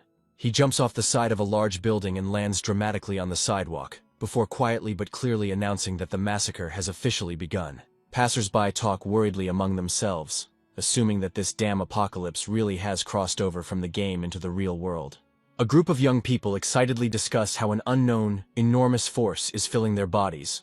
One of them decisively declares that tomorrow he will finish off the boss with just a couple of blows. Another guy is rushing down the street at an incredible, inhuman speed, happily thinking that with such speed he will be able to deliver 1,000 orders a day. Some players successfully mastered the art of invisibility, while others suddenly gained the dangerous ability to control fire. The action moves to the territory of a huge, luxurious villa, which belongs to the powerful corporation E. Yexiao suddenly stops abruptly and clearly realizes that this is the very place he was looking for. He is immediately surrounded by a rather noisy group of local hooligans, one of whom smirks and declares that finally someone has fallen for their hook, and that today they will definitely get rich. The young man defiantly shows off his knife and rudely orders Yexiao to quickly hand over everything of value he has on him. Otherwise his legs will be broken immediately. The second bully pompously declares that he is already level 11 in the apocalypse game, and if Yexiao tries to resist, it will be worse for him. Yexiao sighs heavily and tiredly, and thinks sadly about how many idiots there are still in this world. The gang leader starts loudly asking the guy if he's tired of living at all. At that very moment, Yexiao suddenly grabs him by the throat with a steel grip. Another bandit screams in rage at how this guy dared to touch his brother and threatens to tear Yexiao into pieces. The next second, Yexiao delivers a lightning-fast kick that knocks the bully off his feet and sends him flying. After a while, all the aggressive bullies are lying in a pile unconscious. Yexiao contemptuously tells them that he didn't even expect them to be such weaklings. Energetic club music continues to play on the dance floor, and the entire space around is filled with bright, blinding light. The young people believe they are witnessing a truly historic moment, as all the enormous investments their corporation has made into the game have finally paid off. At that moment, a stranger appears in the room with a roar, and with a powerful kick, he instantly knocks down the massive doors. The young people instantly fall silent and wonder in amazement who dared to burst in here. The masked man says that, with the exception of a few old men, all the necessary people have gathered here, and that this is even better, because they won't have to run around and look for each one individually. The future leader of the powerful E Corporation asks with disdain who this is, and why this ragamuffin even dared to cause trouble here. Yellen asks the guy with disdain what kind of stupid mask he put on himself. In response, Yexiao asks him if he doesn't recognize his voice. The people around immediately recognize Yexiao, and a surprised question comes from the crowd, asking if he died in that car accident. Yellen mockingly asks the guy what he's doing here. Is he tired of hanging out with his idiotic girlfriend, or did he come here to beg from his older brother? Yexiao gives him a hard look and calmly says that he came here to find out something important. The guy asks directly whether the accident that killed his parents 10 years ago was their doing. Yellen angrily calls Yexiao a worm. His friend tries to persuade Yellen to shut up because he is drunk and can't say such things. Yexiao gives him a quick poke in the ear and quietly tells him that when he asks a question, it's best not to interrupt him. After which the guy suddenly takes on a demonic appearance and orders him to immediately tell him the whole truth. The people around are shocked by what is happening because they just saw Yexiao kill a man with one finger. Some guests begin to whisper among themselves and speculate that this is the same Night Hunter from the game Apocalypse. Yexiao hears their whispers, slowly turns to the crowd and dryly remarks that the young people seem to have some common sense. Yellen irritably believes that the guys have completely lost their minds, because this is not the Night Hunter, but just a person with a similar name. He approaches Yexiao and with a cheeky grin tells the guy that 10 years ago it was he who caused that very accident, after which he smiles cheekily and asks Yexiao what he can do now. Yexiao's eyes light up with a furious fire, and he declares to the guy that he really is a complete scumbag. Yellen starts laughing loudly and joyfully, mockingly asking the young man, "So what?" Yellen declares that he will send Yexiao to his parents today, and loudly announces to the assembled crowd that whoever finishes off this idiot will receive dark gold equipment. The guy shouts loudly at those present and demands that they immediately kill Yexiao. In response, Yexiao calmly states that they still don't have the courage to attack him. With a sharp movement, he grabs Yellen's finger and immediately begins to perform a painful hold. Yexiao continues to break his arm and tells the guy not to worry, because he will not die quickly, since Yexiao is going to break each of his bones one by one. The distinct sound of broken bones can be heard, and the room is filled with Yellen's eerie scream. After which the guy grabs Yellen by the head and sharply throws him back. He delivers the next kick to the shoulder, the terrible sound of breaking bones filling the air again. Yellen experiences unbearable pain and tells the guy in a hoarse voice that he cannot kill him, to which Yesiao says that the guy will now go to the afterlife and apologize there, after which he delivers a precise fatal kick to the head, leaving the surrounding people frozen in shock and amazement. Some of those present begin to loudly express indignation, declaring that Yellen was a scumbag worse than a dog, because his uncle was a good man, and the guy killed him. The others begin to support Yesiao in unison, furiously declaring that they had not liked Yellen for a long time, and if they had known about what happened, they would have been the first to finish him off, avenging their uncle. Yesiao turns angrily to them and orders them to stop their comedic act, then coldly declares that none of them will be leaving today. The guy screams loudly that they will all die, after which he rushes into the attack and begins to deliver crushingly powerful blows left and right. The young people began to run in terror in different directions, desperately shouting that only Yellen was to blame, and that they had nothing to do with it. Loud, terrified cries for help echo throughout the nighttime neighborhood, with young people screaming that they are being killed. Yesiao wipes the blood from his face and thinks with cold calm that the revenge that has dragged on for 10 years and spanned 2 lifetimes has finally been fully accomplished today.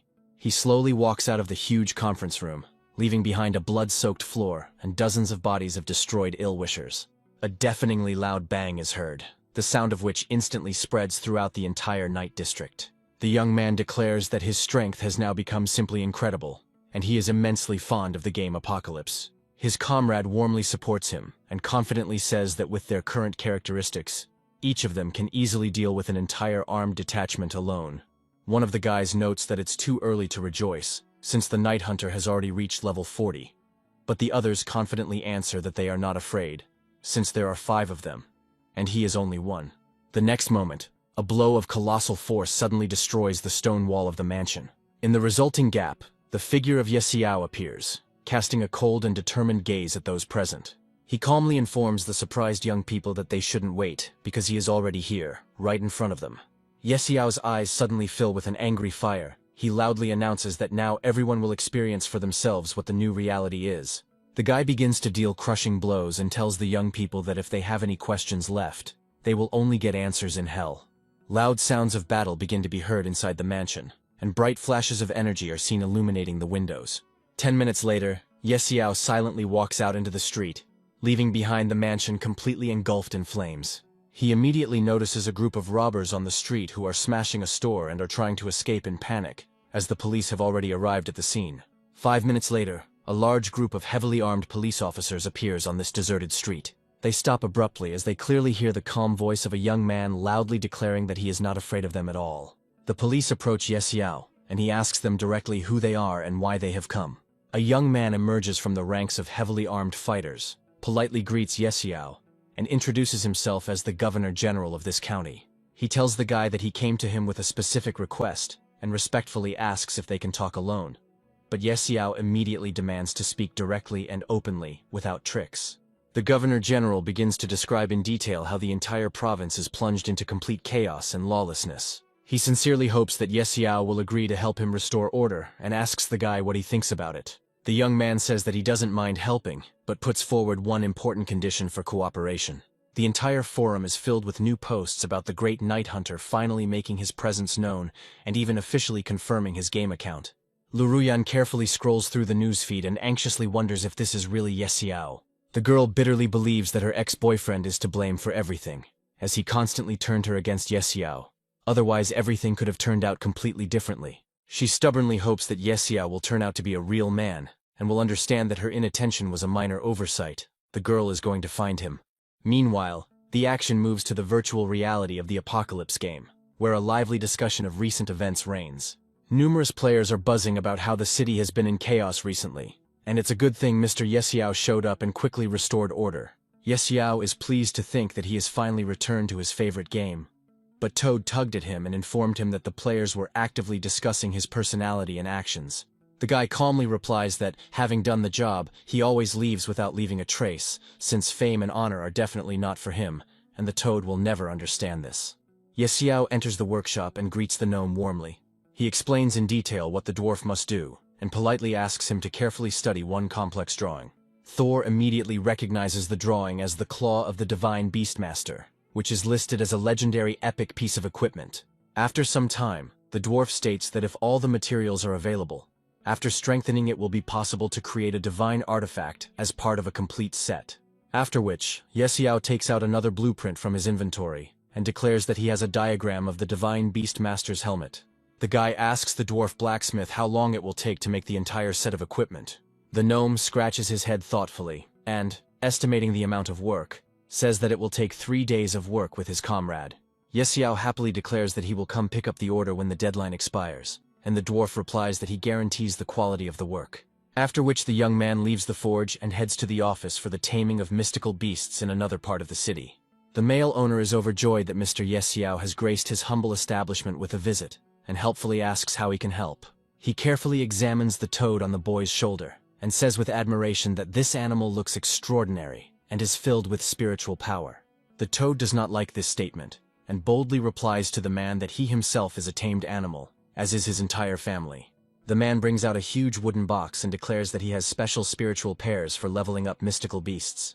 At this moment, the huge phoenix egg begins to shine even brighter, emitting a warm golden light throughout the room. The little green dragon, sitting next to the box, devours the offered spiritual pears with great pleasure. Yesiao turns his attention to him and asks him with a smile to eat more slowly, as it is easy to choke and hurt yourself. The boy is very surprised when he notices that the green dragon's stats have increased very quickly after eating the pears. The dragon becomes noticeably larger in size and burps happily after eating pears. At this moment, Yesiao thinks that waiting for the divine phoenix to hatch and forge legendary items to be completed is too boring. He offers the dragon a little exercise and some experience, after which they move to the mysterious forest location, which is at difficulty level 50. The guy invites the green dragon to move forward and show him all his increased power. After a few minutes of active advancement, a large group of terrifying monsters appears on the horizon, blocking the way. The dragon lets out a loud battle cry, after which it unleashes a powerful, red-hot stream of fire on the enemy. One of the giant monsters immediately falls to the ground after this crushing blow. Numerous system messages are coming in that a huge tree giant has been killed, and the small green dragon has increased its level by 1 point. Yesiao happily suggests going deeper into the dark forest and luring more monsters, then destroying them all at once. A huge number of players gather around the information board, greatly surprised by the incredible speed of Master Yesiao's leveling up. Players believe that the game's difficulty becomes prohibitive after level 40, as even top players' leveling speed has slowed. They argue grimly, suggesting that they will have to work for months without rest, since perhaps a player's entire lifetime will not be enough to reach level 100 and see legendary content. Another defeated giant monster falls to the ground with a deafening roar, raising a cloud of dust around it. Yesiao is very surprised by what is happening, because they destroyed a lot of monsters along with the boss, but there is still no increase to the next level. At this moment, the toad sitting on the boy's shoulder reminds him that the time for the phoenix egg to hatch has probably already come to an end. The guy agrees with this remark, and instantly summons a giant glowing phoenix egg from his inventory. The egg begins to shine even more with a blinding light and vibrate. Yesiao catches himself thinking how exciting it is. There is a loud cracking sound, and the strong bright shell quickly begins to become covered with a network of many small cracks. A moment later, there is a loud bang and small fragments of shell fly in all directions. Following this, a bright blinding beam of energy of incredible power bursts out of the egg into the sky. Yesiao watches in awe as a majestic young phoenix appears in the sky, spreading its wings. This is the same divine being that remained in the egg for hundreds of years and could not hatch into the light. After which, numerous information screens appear next to the guy, and he carefully studies the characteristics of the divine bird. The boy watches the graceful flight of the phoenix and realizes that this flame is burning the heavens. Yesiao's mood lifts significantly, and he wonders what he should name his phoenix. At the fire temple, his father left him a name for the bird, but it was too heavy and difficult to pronounce. The guy asks the bird if she likes the name Sparkling, and from her reaction he understands that she has made a good choice. The phoenix nods its head in approval, and solemnly flaps its bright fiery wings. Yesiao turns around sharply and realizes with alarm that the little green dragon is acting extremely strange and restless. The neighboring bushes are instantly covered in a thick cloud of eerie green poisonous fog, spreading across the clearing. A huge number of poisonous rats appear in front of them. These vile creatures spit poison and inflict long-term poison damage. The dragon takes to the air and instantly unleashes a powerful blast of flame on the rats, trying to hold back their advance. Yesiao begins to quickly retreat back and orders the dragon not to fight, but to run away from here as quickly as possible. Meanwhile, the number of vicious poisonous rats is growing, They are crawling out of their holes from all sides. They continue to pursue the young man in a huge wave, and the guy is terrified that there are so many of them. The creatures have already gotten very close to Yesiao, and he does not understand where so many of them have gathered from. Yesiao realizes that he has no choice but to fight, so he asks the phoenix soaring in the sky to show what he is capable of. The sparkler soars high into the sky and unleashes a giant wall of fire on a crowd of poisonous rats. Horrible creatures instantly take massive damage to their vitality from the sacred flame. Their bodies instantly swell with heat, then explode in bright fiery blasts. The entire clearing turns out to be engulfed in flames, and numerous messages arrive that another poisonous rat has been destroyed and experience has been increased. The guy continues to watch the phoenix attack in fascination. It's a fantastic sight, as if someone had launched a grand fireworks display. A bright sphere of energy forms around the phoenix, which instantly disintegrates into millions of sparkling golden particles, after which they transform into a giant beam, raining down on the poisonous rats. A message comes that Yesiao's level has increased to 42. Yesiao is absolutely delighted and starts shouting with joy, saying that it is simply wonderful and amazing. Players standing at the information board in the city are amazed as the guy continues to raise his game level. The forum is filled with enthusiastic posts from fans amazed by the fact that Yesiao has already reached level 47 in such a short time. However, the guy is dissatisfied with the result, because he destroyed all the poisonous rats within a 5-kilometer radius, and only rose 5 levels. The guy praises his faithful animals for their work and suggests continuing further, delving into more dangerous locations. They confidently head into the depths of the dark forest, and will try to rise to the coveted 50th level. From the dark forest thickets, another huge group of aggressive poisonous rats suddenly pounces on them. Yesiao calls loudly to Phoenix, and orders him to begin his fiery work. The Phoenix instantly soars high into the sky and directs a dense stream of fire towards the advancing monsters. A giant wave of fire, like a tsunami, sweeps away a huge number of rats, turning them into ashes in a matter of seconds. Phoenix rises to level 42 and adds 100% to its strength, becoming even more dangerous. There is only one step left until level 48. At this time, a system message arrives. The message comes from Feng City. The Dwarf Master says that the Beastmaster set is completely completed, after which Yesiao tells his pets that they need to return to the city and see the Master at work. The guy activates teleportation to the city of Feng and quickly moves through the streets to a familiar workshop. He greets the dwarf warmly and eagerly asks if the promised Beast Tamer kit is ready. The gnome replies that everything is correct, after which he respectfully asks permission to provide him with a work of art. The boy carefully examines the glove and learns that during the manufacturing process, the gnomes discovered a hidden function in this equipment.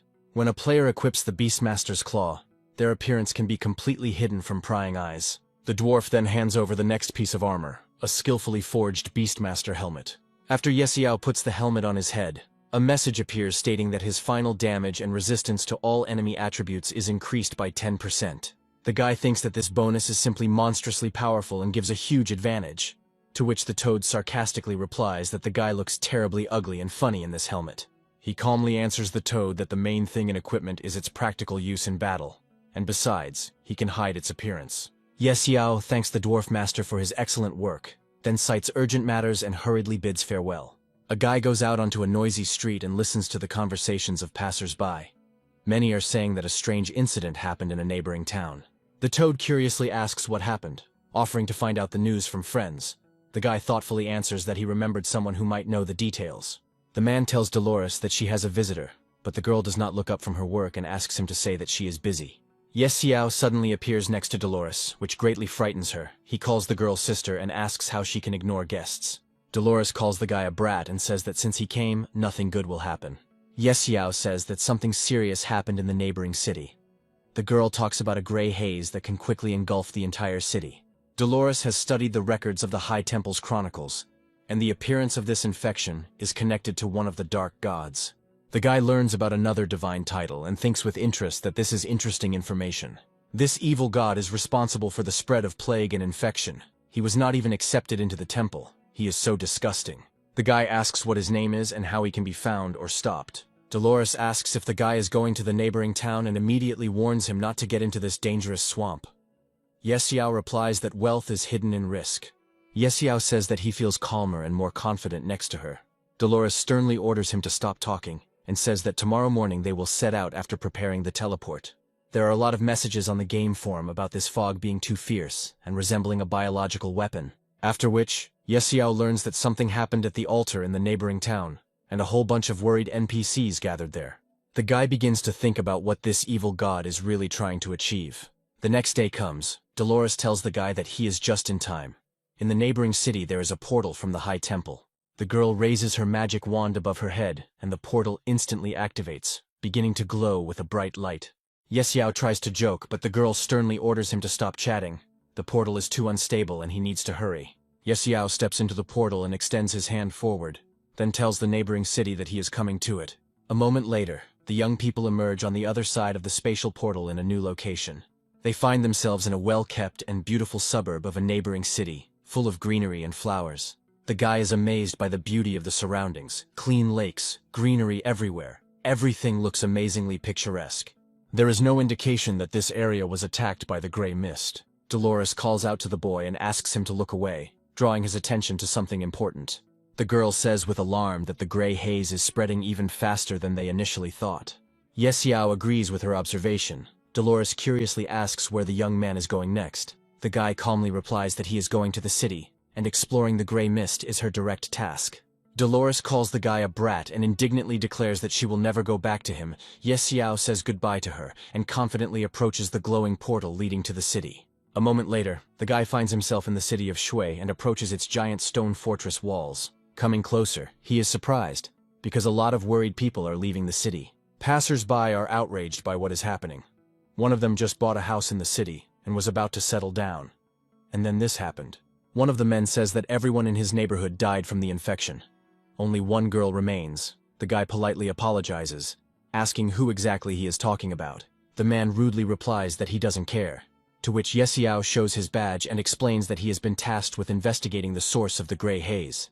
As soon as passers-by find out that the guy is a representative of the High Temple, they willingly talk about the girl, the miner's daughter. The guy asks the man where the girl is now and if it is possible to see her. Passers-by warn Yesiao and tell her that she has been isolated by people from the church and is in the temple area. The boy thanks them for their advice, and the passers-by say goodbye and ask him to be careful, because if he is infected by the gray haze, even the best healers will not be able to save him from death. Quite quickly, the young man finds the right place on the map and heads purposefully towards the majestic building of the local church. The security guards on duty at the massive entrance to the church stop a strange guy and sternly ask who he is and what he needs there. Yesiao confidently declares that he is a viscount of the empire and has come to investigate the source of the gray haze on behalf of the authorities. The toad grumbles, calling him a master of lies and tricks. The guards, hearing that the guy is a viscount of the empire, respectfully allow him to enter the church building without further questions or checks.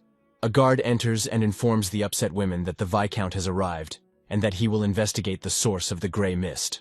Yesiao bows politely to the woman and says that he would like to examine the girl for investigation. She takes him to his chambers and warns him that this disease is highly contagious and incurable. The guy asks if a protective magical shield against infection can help, but the woman replies that everything depends on the density of the fog. If the gray fog becomes too thick, a high-level shield is needed.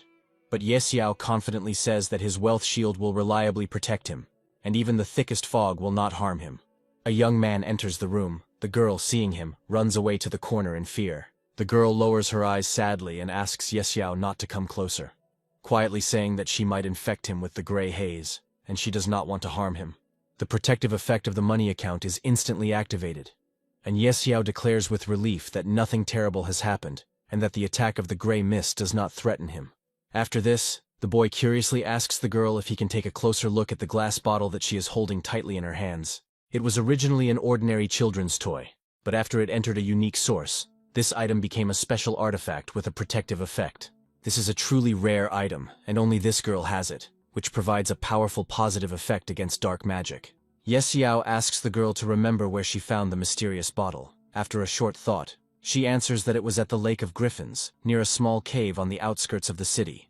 Yesiao tells the girl with sincere gratitude that she really helped him a lot in this difficult matter. She modestly replies that she is not grateful, and she herself thanks him very much for finding the time to come and visit her. She hands him a bright, sparkling glass ball and tells him with a smile that it is a keepsake for him. For a girl who adores everything shiny and beautiful, there is nothing more precious than a magic glass ball, which has become her most secret treasure, which even her parents don't know about. The guy once again thanks her from the bottom of his heart, and promises to come visit her again when he finally sorts out the problem of the gray haze. As he leaves the house, the woman asks him anxiously if he has any leads or useful information, and the guy replies that he is heading to the Griffin Lake. The woman warns him that the place has already been completely taken over by a dangerous gray mist, but the guy calmly replies that he is going there to deal with this misfortune. A system message arrives stating that Yesiao has received another 20 points of favor for his good deeds and assistance. The closer Yesiao gets to the cursed Griffin Lake, the stronger and more dangerous the damage dealt to him by the gray mist becomes. This lake is located in the north of the city, and in less than 5 kilometers from here the guy will already be there. After some time, he is surprised to notice people in the fog, and is very surprised that there is anyone here at all at such a dangerous time.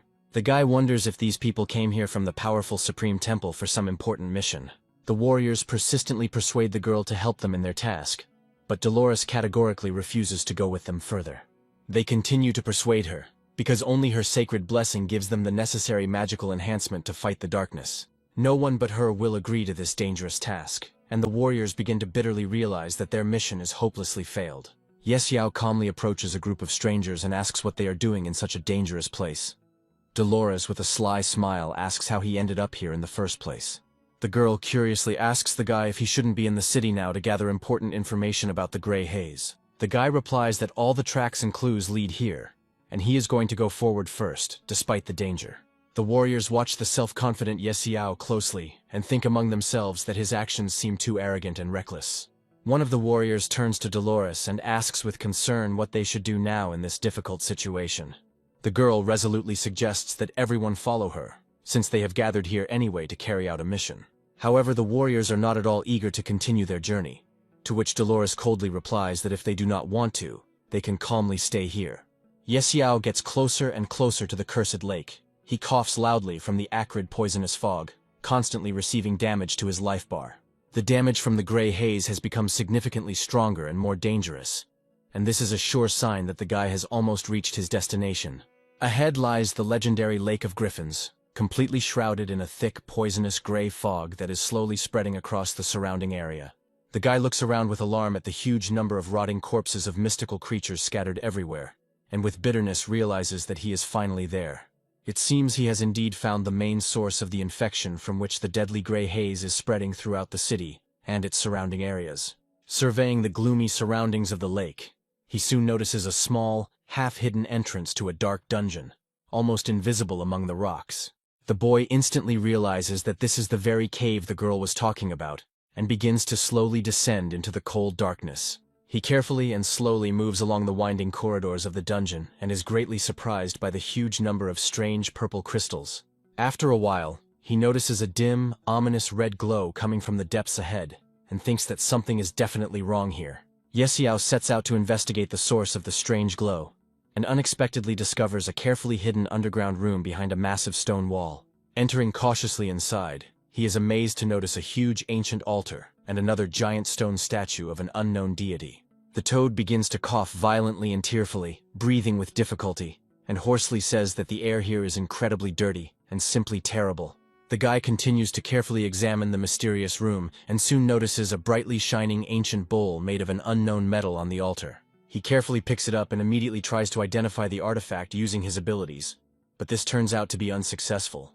Suddenly, the entire room was permeated by a powerful magical vibration, from which the guy with great difficulty stood on his trembling legs, almost falling. The ancient statue's eyes suddenly glow with an ominous red light, and in a low, booming voice it asks the boy what kind of traveler he is and why he came here. After this, the statue solemnly asks the young man if he is ready to accept the dangerous trials of the spirit that await him ahead. A powerful energy vortex instantly appears in space, which with incredible force pulls the guy and the toad into its vortex. At great speed they helplessly rush through the pitch darkness and fall with force onto the hard, cold stone floor. Yesiao wonders in confusion where exactly they ended up. The guy quickly looks around and is surprised to realize that this is an ancient gladiator arena. The toad starts swearing loudly and says with irritation that the guy is always getting into some kind of dangerous troubles and scrapes. A loud, solemn voice is heard, which announces to the traveler who dares to enter the sacred arena that he must bravely accept its deadly trials. A giant muscular creature appears in the arena, menacingly declaring that this test will only end with the death of one of the opponents. A giant Lord-level wrestler with 5,000 points of strength and 1,000 points of agility materializes next to Yesiao. This powerful warrior belongs to the legendary category of enemies, and if a normal player accidentally encounters him, he can only run without looking back. Yesiao feels intense excitement and anxiety as he watches the giant threatening creature slowly advance towards him. However, he quickly pulls himself together and calls on his little green dragon to help them fight together, realizing the seriousness of the situation. The test turns out to be much more difficult and dangerous than all the previous ones.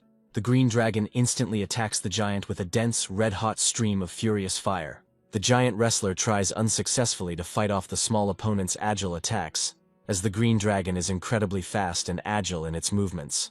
Yesiao, watching this spectacle from the side, smiles with satisfaction and pride, noticing that the dragon has already learned to use cunning combat techniques. He deftly maneuvers in the air, skillfully dodges the brute's powerful blows, and constantly spits out streams of fire, causing him significant and painful damage. The giant fighter throws his massive arms up to the sky in rage and begins to scream loudly and furiously, instantly becoming engulfed in a massive, pulsating aura of rage. The guy instantly understands that the enemy has fallen into a state of rage, and because of this, his physical defense against attacks has significantly increased. He intends to continue his furious attack and brings his mighty phoenix into mortal combat, hoping to turn the tide of the battle. The divine bird soars high above the arena and releases a powerful stream of divine fire from its sharp beak, which rushes downwards. A gigantic flame instantly overtakes the hulking giant, mercilessly falling upon him and causing him critical, fatal damage. He screams loudly in unbearable pain and agony, after which, with a deafening roar, he falls lifeless onto the stone floor of the arena. A system message arrives informing the player that they have successfully killed a dangerous Lord-level boss, and their loyal pet has risen to level 43. Valuable battle trophies appear, including a Warhammer of Valor made of rare dark gold, and a massive shield whose magical effect has not yet been identified. A huge, gloomy creature solemnly congratulates the foreign warrior on his convincing victory over a powerful enemy. It says in a low voice that the guy really managed to defeat the invincible fighter, but it is still too early to celebrate the victory and rejoice. Ahead of Yesiao lies the truly merciless cruelty of the arena and new deadly trials, after which the creature loudly orders that this impudent stranger be taught a lesson. The sound of heavy hooves is heard, a giant warrior appears, and the player receives a message that there is no escape. All that remains is to fight and die with dignity. Yesiao looks closely at the warrior, and involuntarily opens his mouth in surprise at her appearance. A creature with huge hooves slowly approaches the guy, and angrily asks how he dared to kill her husband, declaring that he will pay for it with his life. The warrior extends her paw forward, and at that very moment a bright magical seal flashes in her hand. The guy realizes that she is trying to resurrect her husband, and immediately orders the pets to begin the attack.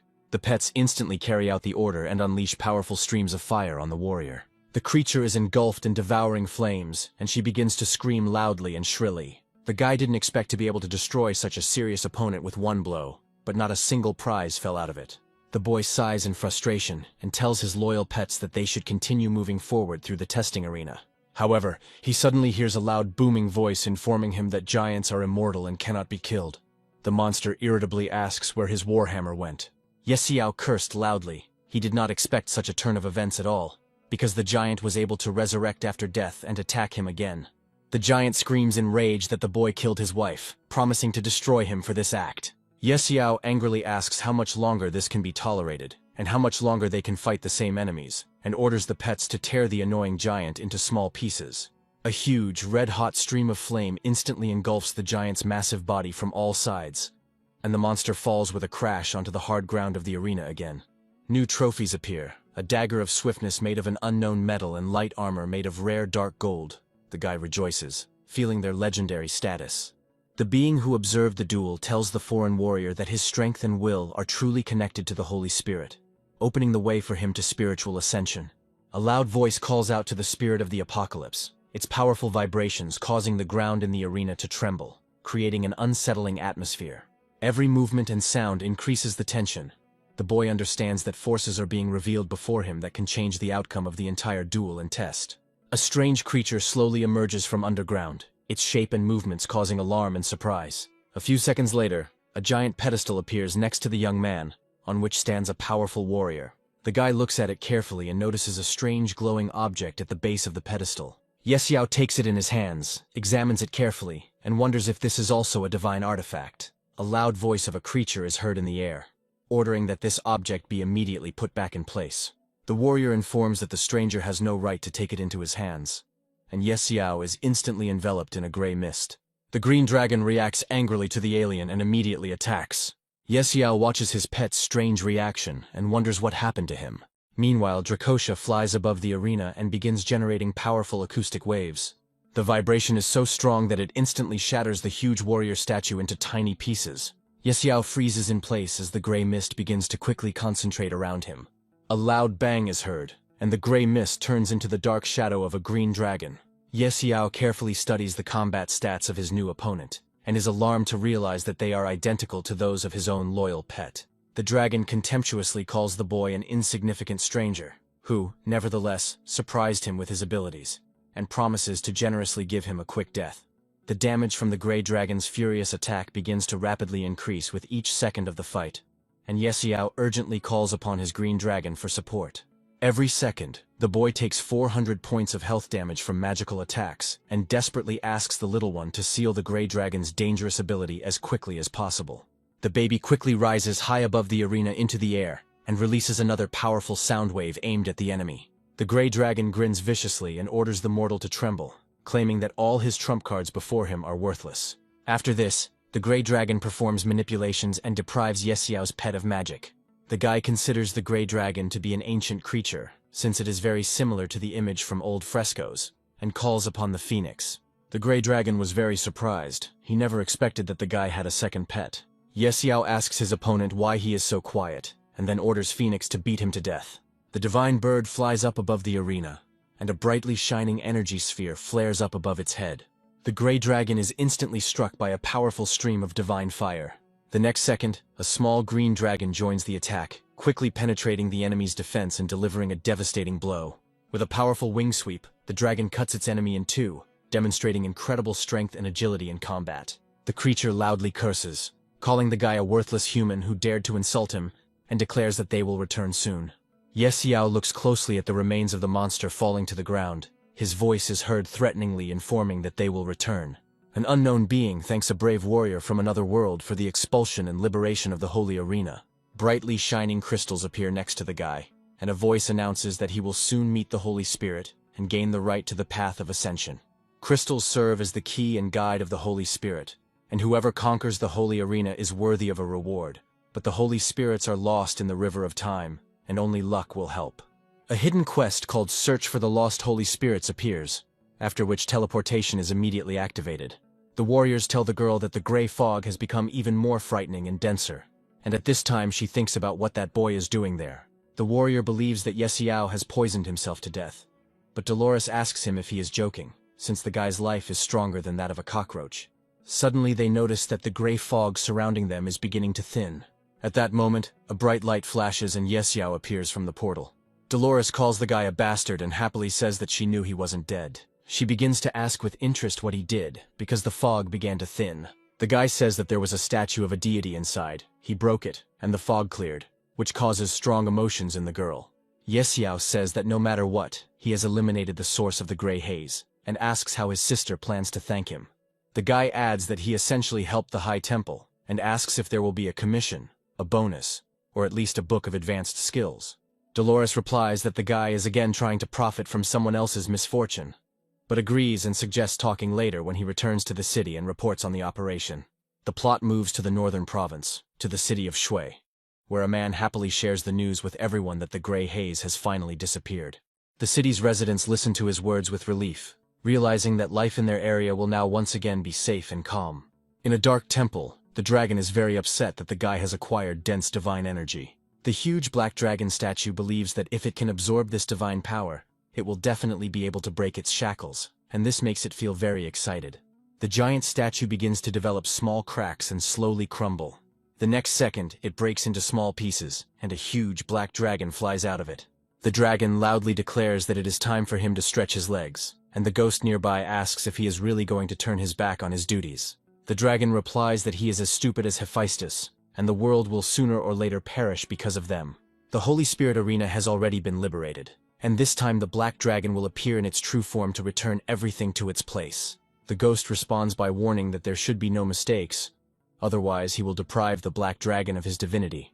The dragon takes off into the night sky, determined to devour this unknown man, break his chains, and make him pay for his insolence. Meanwhile, Yexiao is at the residence of the mayor of Shui City. The woman asks to be allowed to express her deepest respects. The guy asks how the girl is feeling.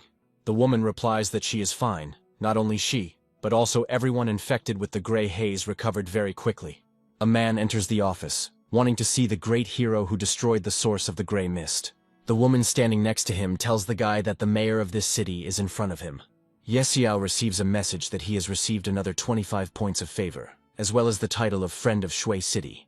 Dolores appears next to them. The girl explains that the current incident with the gray haze is directly connected with the gods. The guy confirms her words, but adds that he still hasn't figured out a lot of things and can't say for sure. The man hands Yexiao a personal communication token and tells him that if the boy ever needs help, he shouldn't hesitate to reach out.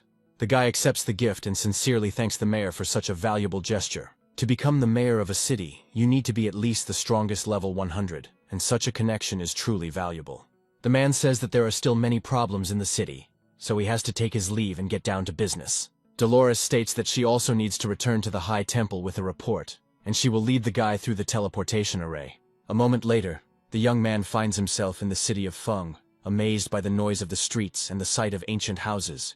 In the old workshop, a dwarf greets him, and the guy asks him to help determine the value of one thing.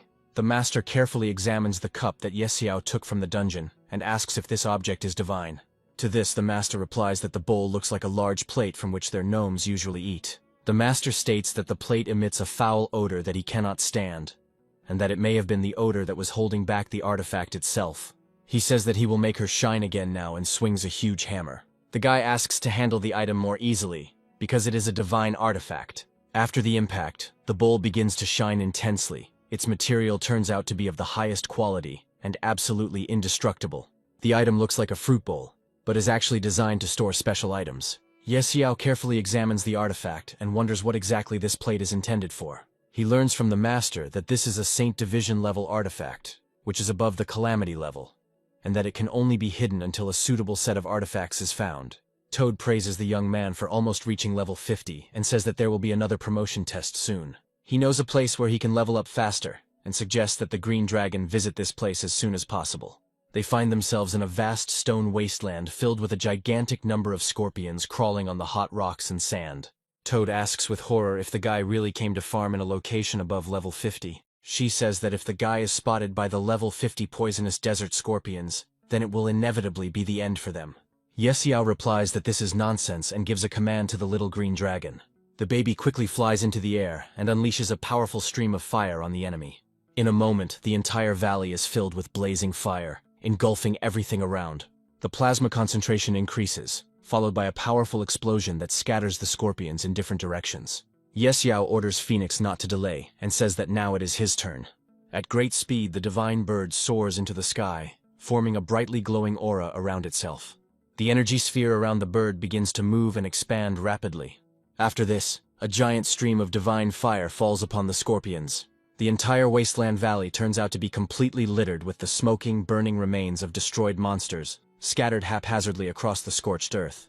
Yexiao is overjoyed by the results and excitedly tells his pets that these massive attacks are simply amazing and incredible. Numerous system messages are coming in stating that his level has been raised to 50th, and his most important strength and agility stats have been increased by 80%. A new unique skill called the Eye of Wealth appears. It allows you to instantly learn all the detailed information about any enemy by spending your gold on it. The guy happily boasts to the little dragon that he is almost unaffected by any counter skills of his opponents, as befits a true master of the mythical class. Yexiao confidently believes that the preparations for the serious trials are finally complete, and the right time has come to go and undergo the dangerous trials of the spirit. The story moves again to the main city of Feng, where the streets are crowded with people, and the buildings are striking in their majestic architecture. Toad turns to the guy in surprise and asks why they are heading to the mayor's office, not understanding the reason for such a decision. The mayor asks the guy with surprise why he is going to the capital. The man reports that, unfortunately, the portal to the capital was destroyed during an anomalous invasion. However, after a short pause, He reveals that there are rumors that the Duchess has a secret portal. Ye Xiao thinks that this is very good, because he is well acquainted with the Duchess. The young man immediately heads to Cherelle's residence. The Duchess greets the boy with genuine joy, noting that if he had been delayed any longer, she would have been forced to put him on the wanted list. Ye Xiao gallantly takes the girl's hand and kisses it with a slight bow, expressing sincere joy at the opportunity to see her again. The guy starts telling her that he needs to get to the capital as soon as possible, and Cherelle immediately guesses that he intends to use her portal. She asks the young man to follow her, mentioning that the portal has not been used for a very long time and may be faulty. Cherelle says that the last time she activated it was when she was still almost a child, and therefore she is not sure that it is capable of working now. The guy asks the girl to just try to start the device, and Cherelle immediately and decisively pulls the massive lever. A huge magical seal begins to flash on the floor, its lines filling with a bright, blinding glow, filling the room with light. Ye Xiao thanks the girl, but she hurries him, warning that the portal is extremely unstable and will not be able to hold the passage for long. The guy says that he doesn't even know how to express his gratitude, and promises that he will definitely return immediately after the test is completed. A moment later, Ye Xiao finds himself near a massive fortress wall, next to which is the main entrance to the majestic castle. The entrance is guarded by two experienced level 80 warriors, who are discussing in surprise who he is and why he appeared so unexpectedly. The guards block his way, but Ye Xiao asks them not to worry, explaining that he came from the main city, and the lady activated the portal especially for him. These words were enough for the guards to apologize for their harshness and change their tone to a respectful one. They offer a military salute, but Ye Xiao asks to dispense with formalities and inquires where the Supreme Temple is located. The stern guards turn around and invite the young man to follow them towards the sacred place. One of the knights asks in amazement if he really decided to take the tests intended for warriors of level 50. There is only one path to the temple, and getting there usually requires a long and complicated procedure. But thanks to Ye Xiao's connections, they decide to take him directly. The temple soars majestically in the sky, striking Ye Xiao with its scale and architectural elegance, rising above the clouds like a symbol of divine power. Behind the gigantic structure is the World Tree, according to legend. If you climb its trunk to the very top, you can receive the blessing of the gods themselves. The massive doors of the temple gate slowly open, and a group of people in ceremonial attire approaches the boy. One of them, a respected elder, introduces himself and says that he is the 5th executor of the Supreme Temple, responsible for conducting the tests. He asks Ye Xiao what kind of test he intends to pass. The guy calmly answers that his goal is the Abyss level. The elder warns that the 50th level test is significantly more dangerous than all the previous ones, and who exactly awaits in the Abyss itself is unknown to anyone. To this, Ye Xiao replies that he has already made his decision, after which the elder wishes him luck and activates the spatial portal. At this time, a messenger hurries through the castle courtyard, informing his lord that urgent news has arrived that requires immediate attention. The man frowns and asks the knight what the news is and what is causing his subordinate to be so agitated. Upon hearing that Ye Xiao, whom he had ordered to be followed, had arrived in the capital, the milord became furious and lost his composure. When he finds out that the guy showed up alone, he orders the personal guard to be called in, expressing extreme dissatisfaction with his unauthorized action. Milord vows to avenge the deaths of his men, but the knight wisely warns that Ye Xiao is most likely in the High Temple. Besides, the guy already has a certain notoriety, and an open attack on him could lead to unpredictable consequences. Meanwhile, Ye Xiao finds himself in a location called the Land of Trials, and finds the place strange, as there are no small monsters there at all. Suddenly, Ye Xiao hears a deafening sound and sees a huge fireball falling from the sky, crashing into the ground with terrifying force. A moment later, a powerful collision occurs, and the roar of a gigantic explosion, shaking space, spreads throughout the area. A colossal creature lands on the ground, slowly rising and stretching, straightening its massive body. In front of him stands a black tiger, a rare level 50 creature known as the Master of the Borderlands and one of the most dangerous creatures. Even Ye Xiao is genuinely surprised to realize that his first opponent was a Lord-level being. The guy gives orders to his pets and decides to test the strength of this powerful creature, and, wanting to test his own strength, the green dragon quickly gains altitude and releases a powerful stream of fire at the black tiger, lighting up the sky with flames. The giant instantly loses almost 10,000 health points, and the roar of flames and peals of magical energy are heard all around. Fire strikes follow one after another. Ye Xiao orders to fry the enemy thoroughly, without giving him a break. The tiger roars furiously, dodges another attack and rushes forward, trying to grab the green dragon. but it deftly moves aside. The dragon gains altitude again, after which it unleashes a powerful vibrational wave on the enemy, shaking the air and the ground. Then a giant flame engulfs the tiger's body. Yesiao orders not to stop until the enemy falls completely. A moment later, the black tiger's enormous body falls to the ground with a crash, raising clouds of dust and sparks. Yesiao, curious, comes closer to see what reward he will receive for such a dangerous fight. This time, the prize is a legendary level item, which the guy takes for himself without hesitation. After this, Yesiao orders the green baby to continue moving, intending to find out what is hidden in the depths of the trials. At this time, a huge magic ball demonstrates the duel, and enthusiastic voices are heard around about how quickly the black tiger fell. The men continue to animatedly discuss the recent duel, emphasizing that such a result is impressive even by the standards of the Abyss. However, one of the clergy asks everyone to calm down and suggests focusing on further monitoring of what is happening.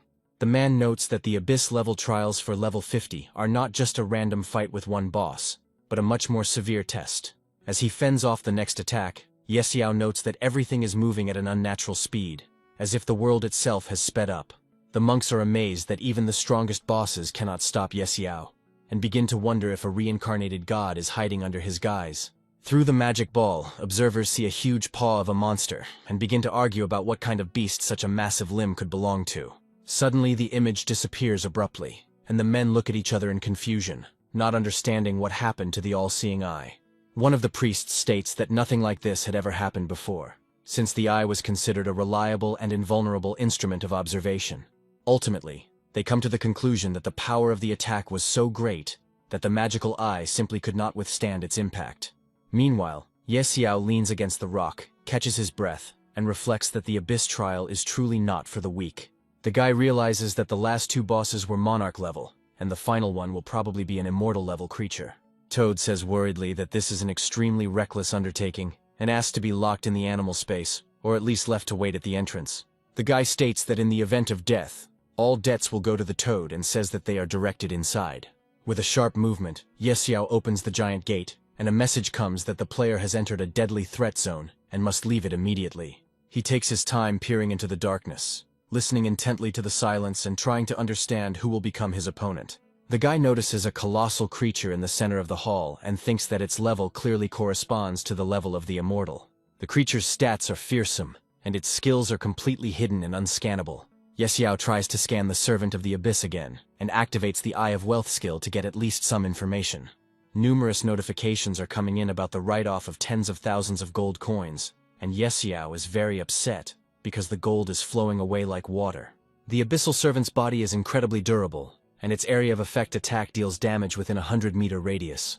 The boy visibly tenses, realizing how frighteningly powerful the skills of this nightmarish creature are, and that the slightest mistake could cost him his life. The voice of a creature is heard, declaring that anyone who enters the Forbidden Lands will turn to ash. However, Yesiao is not going to retreat and calls his beasts to fight. The Phoenix and the Green Dragon fly towards the creature, and they unleash a stream of furious fire flames upon it. The Servant of the Abyss instantly disappears into space, and appears next to the place where he stood previously. The guy is very surprised at how deftly the enemy dodged the divine fire. The next second, the Servant of the Abyss begins to intensively accumulate dense, pulsating dark energy around its body, preparing for a powerful attack. Yesiao is very worried about his little green dragon, and urgently orders him to immediately move to a safe side and dodge the enemy attacks. Suddenly, a powerful, destructive blast of dark energy hits the baby, dealing critical damage of 10,000 health points. However, the brave dragon does not give up and continues to fight. He activates his special skill and unleashes a destructive sound wave of enormous power on the Servant of the Abyss. The mighty Phoenix joins his furious attack, and together they deal critical damage to the Servant for 10,000 health. The boy proudly praises his loyal pets for their coordinated actions, as they created a powerful magic block, preventing the enemy from casting spells. The beasts enter a second round of attack, and again mercilessly unleash powerful streams of furious divine flame on the creature. The creature screams loudly in pain and rage, and threateningly declares that it will definitely tear these pathetic, despicable mortals into bloody pieces. At that moment, it releases a powerful beam of energy, coming straight from the sky. Yesiao dodges the blast and realizes that the god is activating the ultra level. A moment later, his pets find themselves under a powerful energy dome. The guy summons the god of destruction, because if the servant changes his skill, it will be 100% pure damage. Ye Xiao has only one thing left to do: take a risk and go all in. He clenches his fists, feeling the power pulsating inside him. He activates his golden shield and makes his way towards the energy sphere, striking it with his horn. The young man receives a powerful blow that throws him far to the side. The guy curses loudly from impotence and says with irritation that the enemy's magical armor turned out to be too strong for normal attacks. During this tense time, the Servant of the Abyss concentrates a huge amount of dark energy around itself and transforms it into a powerful destructive vortex of death. The whirlwind grows stronger and more powerful with each passing second and begins to inexorably suck in the animals against their will. Ye Xiao intends to continue attacking the enemy fiercely, hoping deep down that the next blow will definitely break through his magical defense. The guy bravely fights his way through dangerous streams of raging dark energy and delivers a powerful blow with his legendary artifact directly to the protective sphere. A deafening, powerful explosion of incredible force occurs, which completely destroys the enemy's protective energy sphere into small, sparkling fragments. Ye Xiao loudly orders his loyal beasts to immediately escape from the deadly trap while there is still such a chance. They instantly run away with all their might, while a powerful energy vortex continues to relentlessly pursue them. The guy, without slowing down his frantic pace, rushes forward to the exit and loudly orders his animals to immediately leave the dangerous kill zone. A deafening, powerful, fiery explosion is heard, which, with incredible destructive force, throws the young man far beyond the magical gates. A golden shield saves the boy from a terrible blow, but this salvation costs him more than 100 million gold coins. He slowly and with extreme caution enters the room and sees that everything around has been turned into a pile of wood chips. Ye Xiao hopefully assumes that the boss has been destroyed, carefully examines the destroyed space and approaches the huge body, noticing the lack of trophies. After some time, a brightly sparkling crystal appears in the air, emitting a dazzling glow. This is another fragment of the abyss, the fifth in a row, but its characteristics are unknown, and identification is impossible. Ye Xiao takes the crystal in his hands, and at that very moment he finds himself blinded by a bright flash of energy. The remaining parts of the fragments suddenly appear nearby and instantly merge into a single whole. After this, the crystals begin to glow brightly, gradually merge into a single object and turn into the key of the abyss, which possesses destructive power. The guy looks at the key that appears with genuine surprise and thinks about what exactly he can open with its help. At the same time, players receive mass notifications that the Night Hunter has successfully completed the level 50 abyssal trials. Many people begin to envy the guy and claim that only donors with enormous financial resources can reach such a level. One of the players loudly declares that Ye Xiao is in a different location, and now they can farm peacefully without any competition. Ye Xiao moves to the Supreme Temple and is clearly surprised to find that the place is completely empty. The toad asks the young man whether he really teleported to the exact place he intended to. The cult members moved to the next room, believing that this was where the magic ball would begin to work, and the image would appear at any moment. Ye Xiao quietly creeps up to them and subtly wonders what exactly they are all doing here at the moment. One of the men tells the guy that if he wants to pass the test, he will have to wait, to which Ye Xiao replies, "What if he has already passed it?" The elders turn their gaze away from the magic ball and focus it intently on the boy. Ye Xiao proudly declares that he has just passed the abyss's trial. The guy confirms his words once again and adds that he has not yet received the award, after which he asks to formalize everything. The man notices the toad and asks if he really went through the ordeal with such a pet. A respected elder of the community suddenly interrupts their lively conversation, wanting to know what power level the final boss had. The people present in the room were greatly surprised and shocked to learn from the young man that the level of the last opponent was immortal, of the highest category of power. The elder respectfully asks the young man to follow him to a separate room for an important conversation. The boy reminds him once again of the reward, but the old man asks him not to rush, first leading him to the core of the sanctuary so that he can accept the blessing of the will of the world. Ye Xiao is very interested in the words of blessing and tries to understand their meaning with special attention. After some time, they find themselves near a huge shining tree. The old man begins to tell that this is not God, but the will of the divine tree. The tree begins to shine even brighter. The elder asks to accept the blessing. During the ritual, you need to wait a little, and the man is about to move away. At this time, a bright aura flares up around the guy. The glow becomes incredibly intense, and Ye Xiao wonders what is happening around him. Enormous waves pierce space, causing powerful vibrations that shake everything around. The radiation becomes so powerful that the guy can hardly stay on his feet. After this, the giant tree begins to grow even larger in size, After a while, the vibrations stop and Yesiao looks up in surprise. Brightly glowing blue spheres flare up above the tree, slowly rising into the air and illuminating the surrounding area with a soft, mystical light. The tree's seeds are scattered across the sky and earth, and new life begins to sprout from them. Dwarves, giants, dragons, elves, and goblins, all the ancient peoples, one after another, begin to multiply again, awakened by ancient magic. Enormous dragons circle the skies, and their breath alone is enough to melt an entire mountain. The dwarves master ingenious mechanisms and ways to unleash power many times greater than their own. One day, mysterious aliens appeared on the continent, calling themselves gods, and demanded that all living beings bow down before them. Many races submitted, but the dragons refused to submit, and from that moment on, a bloody war began. One day, the outskirts of the continent were once again consumed by darkness, and with it began an anomalous invasion that disrupted the fragile balance. Yesiao comes to his senses and begins to ponder the meaning of his visions, whether the anomalous invasion is connected with the gods. The boy hears a voice that calls him an alien, and asks him to look for traces of the sacred rift, because only its power can stop the onslaught of darkness.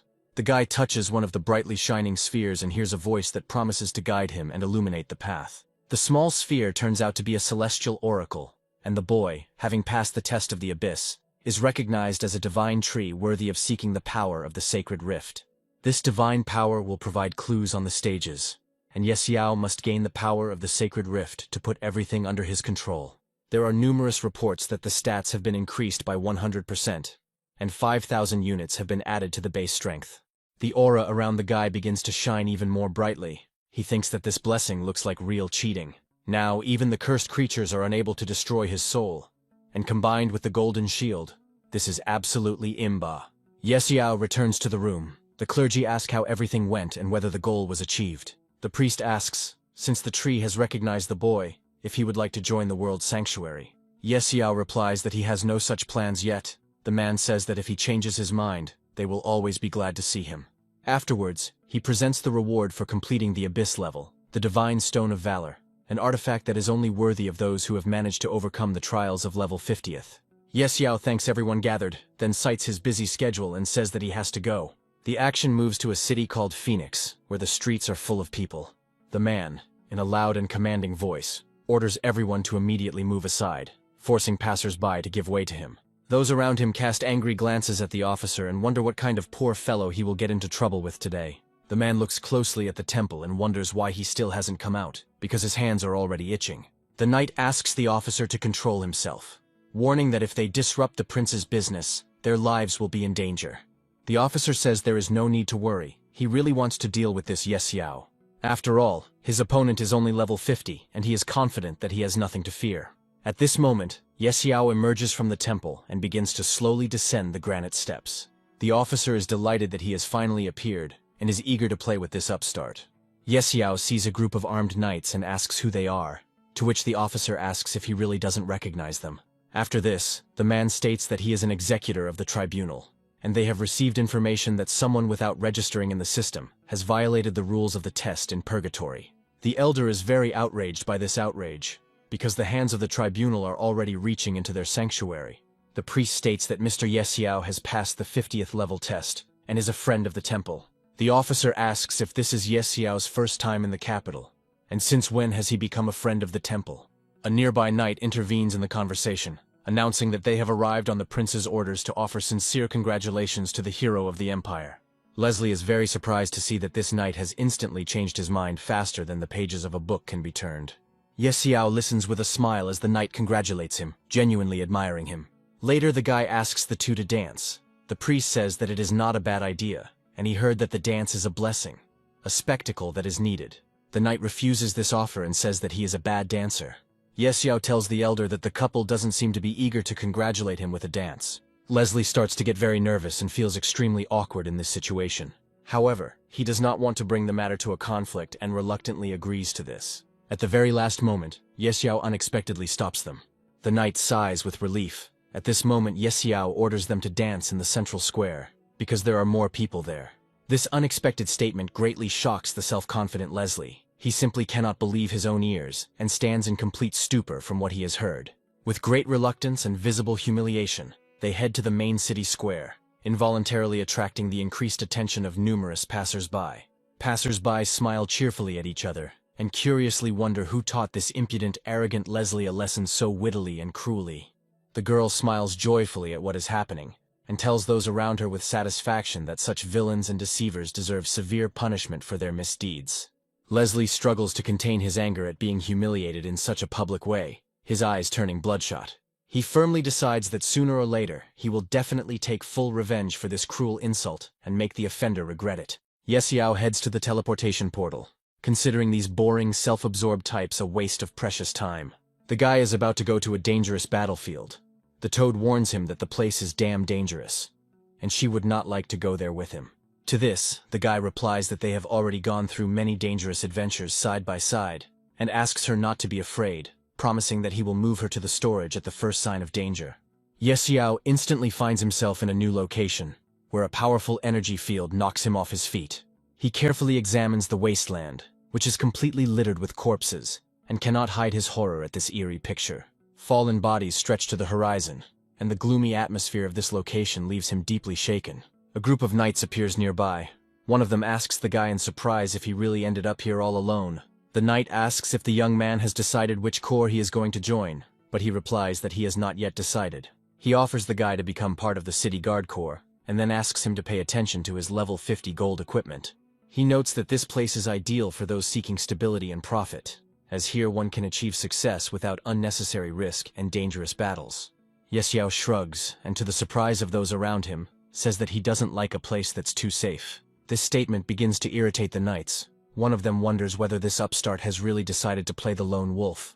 Yesiao smiles and replies that something like that, and then asks for directions to the nearest forge. They tell him that from the city gates he needs to go west, where an old blind man works, who, although he can't see anything, does everything very quickly. The guy thanks him for the information provided, and his subordinate quietly tells his commander that this young man is definitely crazy.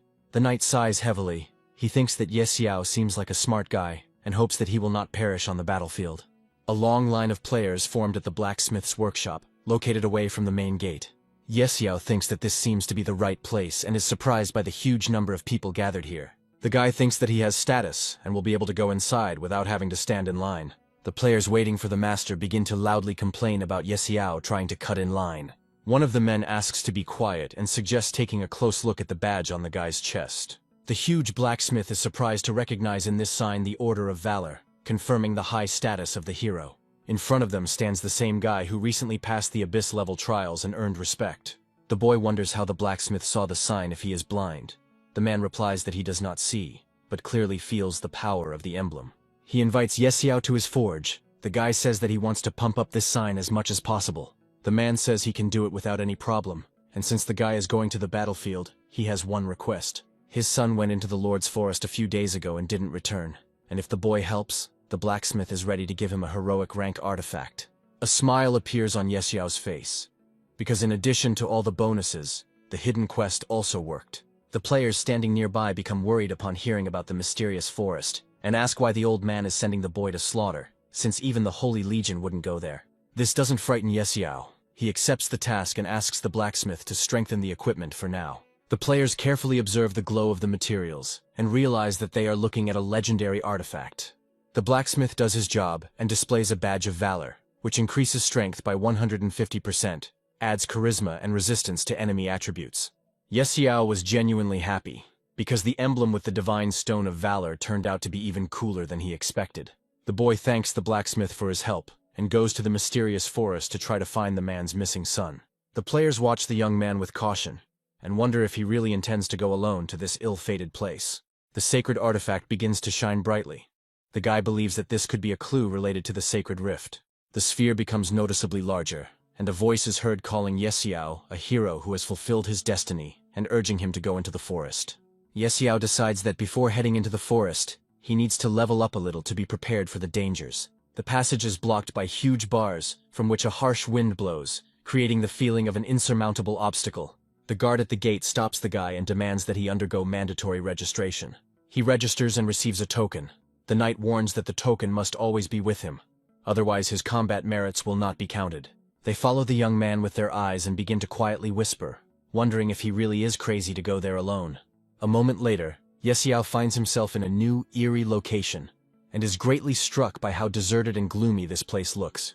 Loud screams are heard, and several creepy creatures appear on the horizon, causing alarm with their terrifying appearance. Yesiao understands that this place is truly not for the weak, as creatures of level 50 and above are about to attack him. He lets the monsters get closer to him, after which he summons his faithful companion, Phoenix. The divine bird swiftly takes to the air and unleashes streams of fire on the monsters, incinerating everything around. The giant, terrifying creatures are instantly engulfed in deadly flames, and Yesiao begins to gain battle points. The points keep increasing. Yesiao thanks Phoenix and says that he did a great job. After this, the guy checks his statistics and notices that, despite the huge number of monsters killed, he hasn't even gained 500 units of combat experience.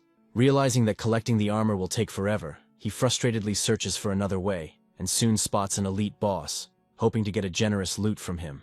The action moves to another location, where a player named the Mechanic approaches a huge, defeated bear. The young warrior admires his powerful blow, as he managed to destroy the elite boss with just one blow. The guy checks his stats and thinks that with this kind of farm today he'll definitely break into the top 100 in combat achievements. The overall player ranking statistics appear on the screen, where Yesiao is unexpectedly in first place. The guy swears loudly in frustration. He has once again surfaced in the lead. After some time, Yesiao's name suddenly disappears from the leaderboard without explanation, leaving the guy wondering in confusion what kind of strange glitch is happening to the system. Player number 2 quickly rises to the top of the rankings and takes first place, which is a sure sign that he has successfully destroyed a dangerous elite boss. The Phoenix dives down from the sky, carrying with it an all-consuming divine flame, ready to mercilessly incinerate all living things in its path. A gigantic wave of red-hot divine fire crashes down on the monster from above, completely engulfing its entire massive body in furious flames. A message arrives stating that Phoenix's power level has been increased by 100% of its base value, and that his spirit and agility stats have also been significantly increased. Yesiao checks his stats and is delighted to learn that he will soon earn 100,000 combat experience. The guy asks Phoenix not to stop and orders him to move forward immediately. Players receive a mass message informing them that Night Hunter has entered the top 100 in the Battlefield Merit ranking. Players are buzzing about this news, saying that at this rate, Yesiao will break into the top 10, as he already has over 100,000 combat experience. A huge number of players in Feng City continue to discuss the guy, and believe that he is simply a real monster. They admire the fact that Yesiao has only just visited the capital and has already quickly shot to the top of the rankings. After some time, Yesiao reaches a mysterious dark forest, where the next stage of his journey begins. The toad sitting on the guy's shoulder begins to become noticeably nervous, and says that she feels uneasy in this creepy place. Yesiao tells her to calm down and reflects that in theory this forest should be full of high-level bosses. The captain of the watch is on a high observation tower, carefully surveying the surrounding area, assessing the situation. An officer approaches him and informs him that he has an urgent message that requires immediate attention. An agitated officer reports that intelligence indicates a Lord-level boss is heading towards their camp, leading a horde of mid-level monsters numbering several hundred. The captain immediately gives the order to prepare to repel the attack, his voice sounding firm and decisive, because he is fully aware of the seriousness of the impending threat. He tells the soldiers that the monsters intend to destroy their outpost, and orders them to prevent this by fighting valiantly for the honor of the Third Corps. The soldiers support his speech with loud shouts, and declare that they will fight to the end for the glory of the Third Corps. The lookout reports that he has observed movement at the edge of the forest. A huge number of glowing horns appear in the darkness. The captain is very surprised to notice this, because the number of approaching monsters turns out to be simply unimaginable. Eerie demonic deer begin to emerge from the forest, emitting ominous energy and ready to attack. They instantly rush to attack the people, and with a powerful blow scatter the first rows of defenders to the sides. The enraged creatures rush at great speed towards the fortified camp, sweeping away everything in their path. The sergeant orders the soldiers to hold back the onslaught of the ice deer. The captain watches the progress of the battle closely. He gives the order to attack the enemy's flanks and under no circumstances to collide with him head-on. After which he gives an urgent command to the archers to take up their battle positions on the hill and prepare to fire a volley at the enemy. The archers quickly line up in tight rows on the rampart. They draw their bowstrings and disciplinedly wait for the command of the senior officer to shoot. A loud order is given to open fire, and hundreds of arrows simultaneously strike the first wave of advancing ice deer. The captain orders that the pressure on the enemy not be relaxed, as the first ranks of the attackers are already beginning to roll back under a hail of arrows. At this tense moment, a giant deer appears at the edge of the dark forest, and judging by the powerful aura, this boss is a dangerous anomaly. The captain immediately realizes that before them is the king of the deer, the leader of the entire horde, and orders the soldiers to prepare to repel the next furious attack. A murmur of alarm runs through the front ranks of the fighters. They experience great fear, because this mad horde of animals is rushing straight towards them.